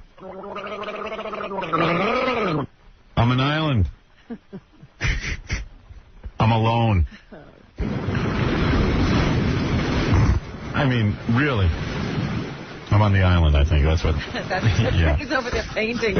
I mean, it's just so ridiculous. This guy wants to have a conversation with me. It's become this whole big thing. Please, have a conversation with Baba Booey. No, it's gotten really uncomfortable. Yeah, I mean, it's retarded. He feels that but I'm going to have a conversation with him afterwards, and I'm going to sit and tell him what he doesn't do. Then he can tell me. How is it getting uncomfortable, Gary? Well, because I think he feels that this is just a huge show of disrespect for him by Howard, that he's as a boss... See, this is all It's all pride. Instead of working it out with you, he refuses to meet with you. What about my pride? What about all the things I talk about with him constantly that he won't do? How about not respecting me enough to know what a good remote is for my show? And insulting me through you in front of my fellow workers and questioning my judgment? How about that? How about that for a kick in the ass? Going around telling Gary and God knows who else how he's not a fan of this broadcast. You know what? He never was a fan of this broadcast. He never will be a fan of this entire broadcast, and he never would have hired me in the first place. Mel Karmazin hired me. I shouldn't have to deal with this. It's an insult to me. I don't think this is a very good broadcast. I'm not in favor of New Orleans. It's like, gee, thanks for the vote of confidence, you twerp. God damn. Get everyone out of here. Imagine that. Going around telling people. Do I go around telling people stuff about him when he tells me something? I mean, I try to be supportive. I don't sit there and question every goddamn thing he does around the rest of the radio station. Here I am making a trip to New Orleans, going around telling Gary and God knows who else how he's not a fan of it. Who cares what he's a fan of? Just pay for it, you dope.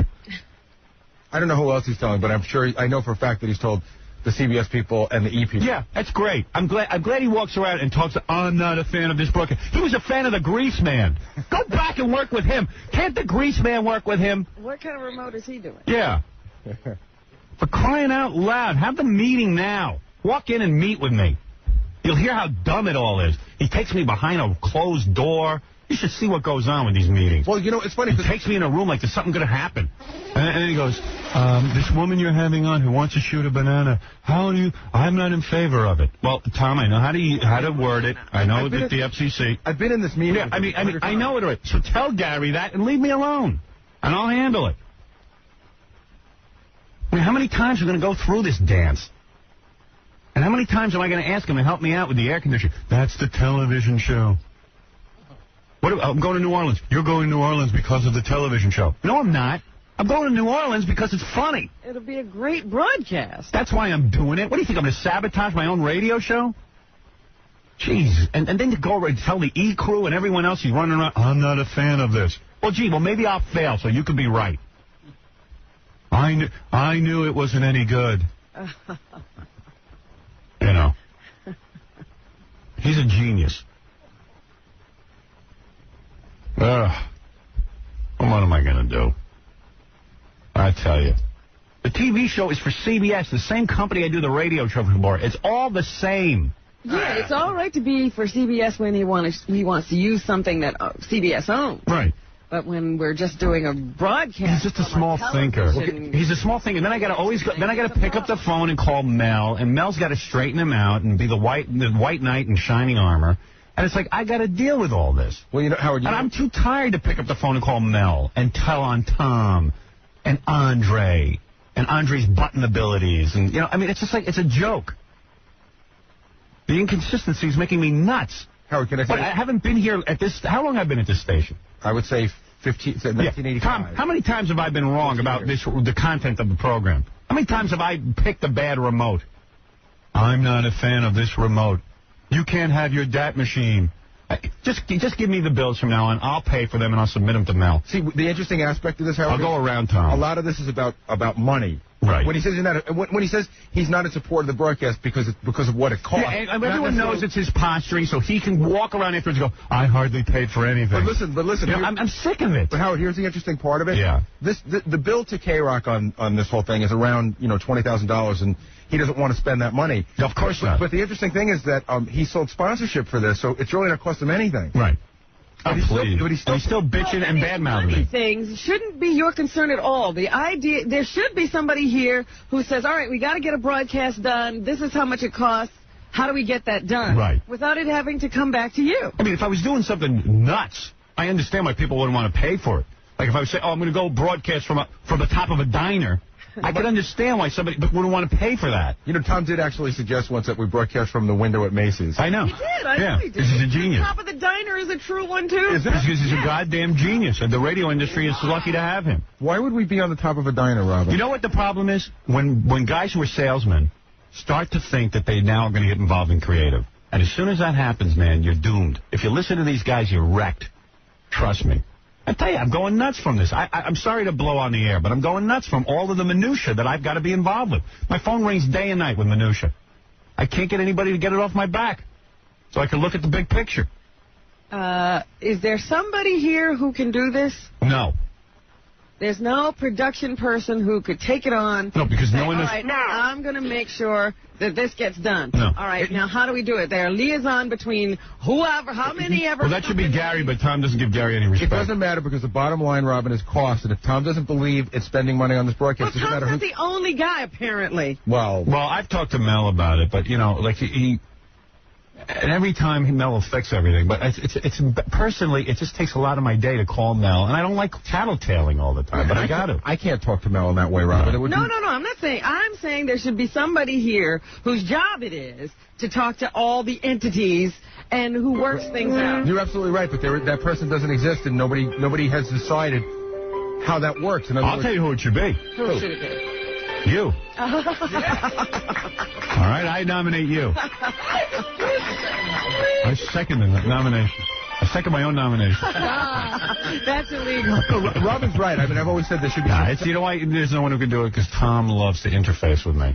It makes him feel important. No, what Robin's saying is there should be a central figure who talks to E, CBS, and K-Rock. There is. This is what you do, this is what you do, There is. And who is that? Me. No, but there it should shouldn't be you. someone else. No, there's nobody. Someone whose job it is to keep all of these facts No one can do it. happy. No one's as smart as me. That's the problem. That's not the point. That is not true. I'm the smartest. It doesn't take a very smart person to just get things done. Well, that's not Thank you. It doesn't take a smart person, but it's a person... No, I'm saying you're too smart for that. No one will pay that person. That's it. Yeah, we have a TV show. My Saturday night television show is manned by... I see some very capable-looking people walking around. They all look capable here.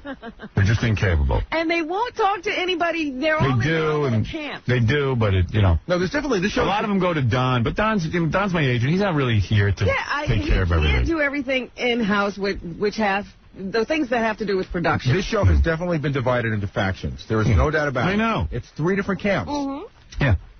It's a joke. And none of them know how to work with each other, and I don't get anything done. Yeah. Well, when they work all that out, then I'll meet with Tom. Just, you know what? I don't want to meet with Tom. Tell me the bill for the DAT machine, and I'll pay for it. It's actually a DAT machine and a bullhorn. All right, how much? It's $400. All right, so then I'll pay for it, and then I'll just give the bill to Mel. I'll start running this show apart from Tom. You know, what am I going to do with this guy? This is an unhealthy precedent. Yeah, well, it's got to be done, because he doesn't do anything for me. He pays $400. He acts like he's a hero. The thing is that he shouldn't, because it sounds like blackmail. I won't sign this order until you come and talk to me about something else. I can't get a show done like this. That is ridiculous. Of course. I blew my stack when I heard that. I mean, at that point, eventually he's going to have to make a decision on a great many things. Is this show going to grind to a halt until you talk to him about this? Then we might as well not work here. Right. Well, that's how I feel. Let's just say then that this is the end, and we don't work here anymore because we can't resolve this issue. I'm with you. We're going to now sabotage the show on other levels. All right. Why don't you walk out first? Okay. Goodbye. I'll see you later. And if you see Tom, tell him I'm not meeting with him. Now, John can take over for you. John can take over. If you want to sabotage the show. I know. I like how Robin walks out. I love when she walks out. You know what's funny about that? She gets angry. She's really angry, and she really walked out. Yeah, but I don't know who she's angry with. Whoever. Oh. Yes, the world. Oh, she's back. Oh, you're back. What is this man Maya? She's really... You walk out with me. What the hell's wrong? No, you walk out. We're walking. I'm not walking. I said you walk out. I you said, oh, yeah, you started. I'll walk. No, I said you walk out. And you did. No one's behind you. No, but I got 2 kids. Give me a break. All right, listen, we got to take a break. We'll walk out. The kids. We'll walk out during the break. Jackie's got a wife and a mother-in-law and a bunch of cats. Right. That's right. 3 Jokeland will go dark. 3 homes. Jokeland will go dark. All right. Don't worry, I'll work it all out. Oh, please. All right. And, hey, today's a great show. Carmen Electra's coming in. We can talk to her about Rodman and all that. That'll make you feel better. That'll make me feel real good. Chuck Zito's stopping by. Really? Gossip Game. He's going to play with us. Okay. I love when he comes in. We can ask him if he's banging Pam Anderson. Although I don't think he's going to tell us. But we'll ask him. We'll see what happens. A nice girl. Yeah. She's a nice girl, Howard. Chuck scared me because I wanted her to do a phoner. Yeah. And he said, why can't I come in live? And I said, no, I'll call you back. Because I want to play a game. Yeah. You don't tell him phone. Chuck wants to play a game? Yeah. Then games we will play. I want to play a game. I also have tickets to give away to opening day at Shea Stadium. Game with Chuck? Yeah. No. We're playing on the Mike Walker game. You do that. I'll do whatever Chuck wants, quite frankly. No, you know what I meant. If Chuck wants to play tic-tac-toe, we're going to play it. Oh, that game? No, we ain't playing that. All right, listen, let's take a break. So we got a big show for you today, and there's a whole bunch of other things we got to play for you. And Gary, at one point we got to go through all these tapes on the air. That'll be a fun kind of thing to do. Okay. I hope. And we'll be back right after these words.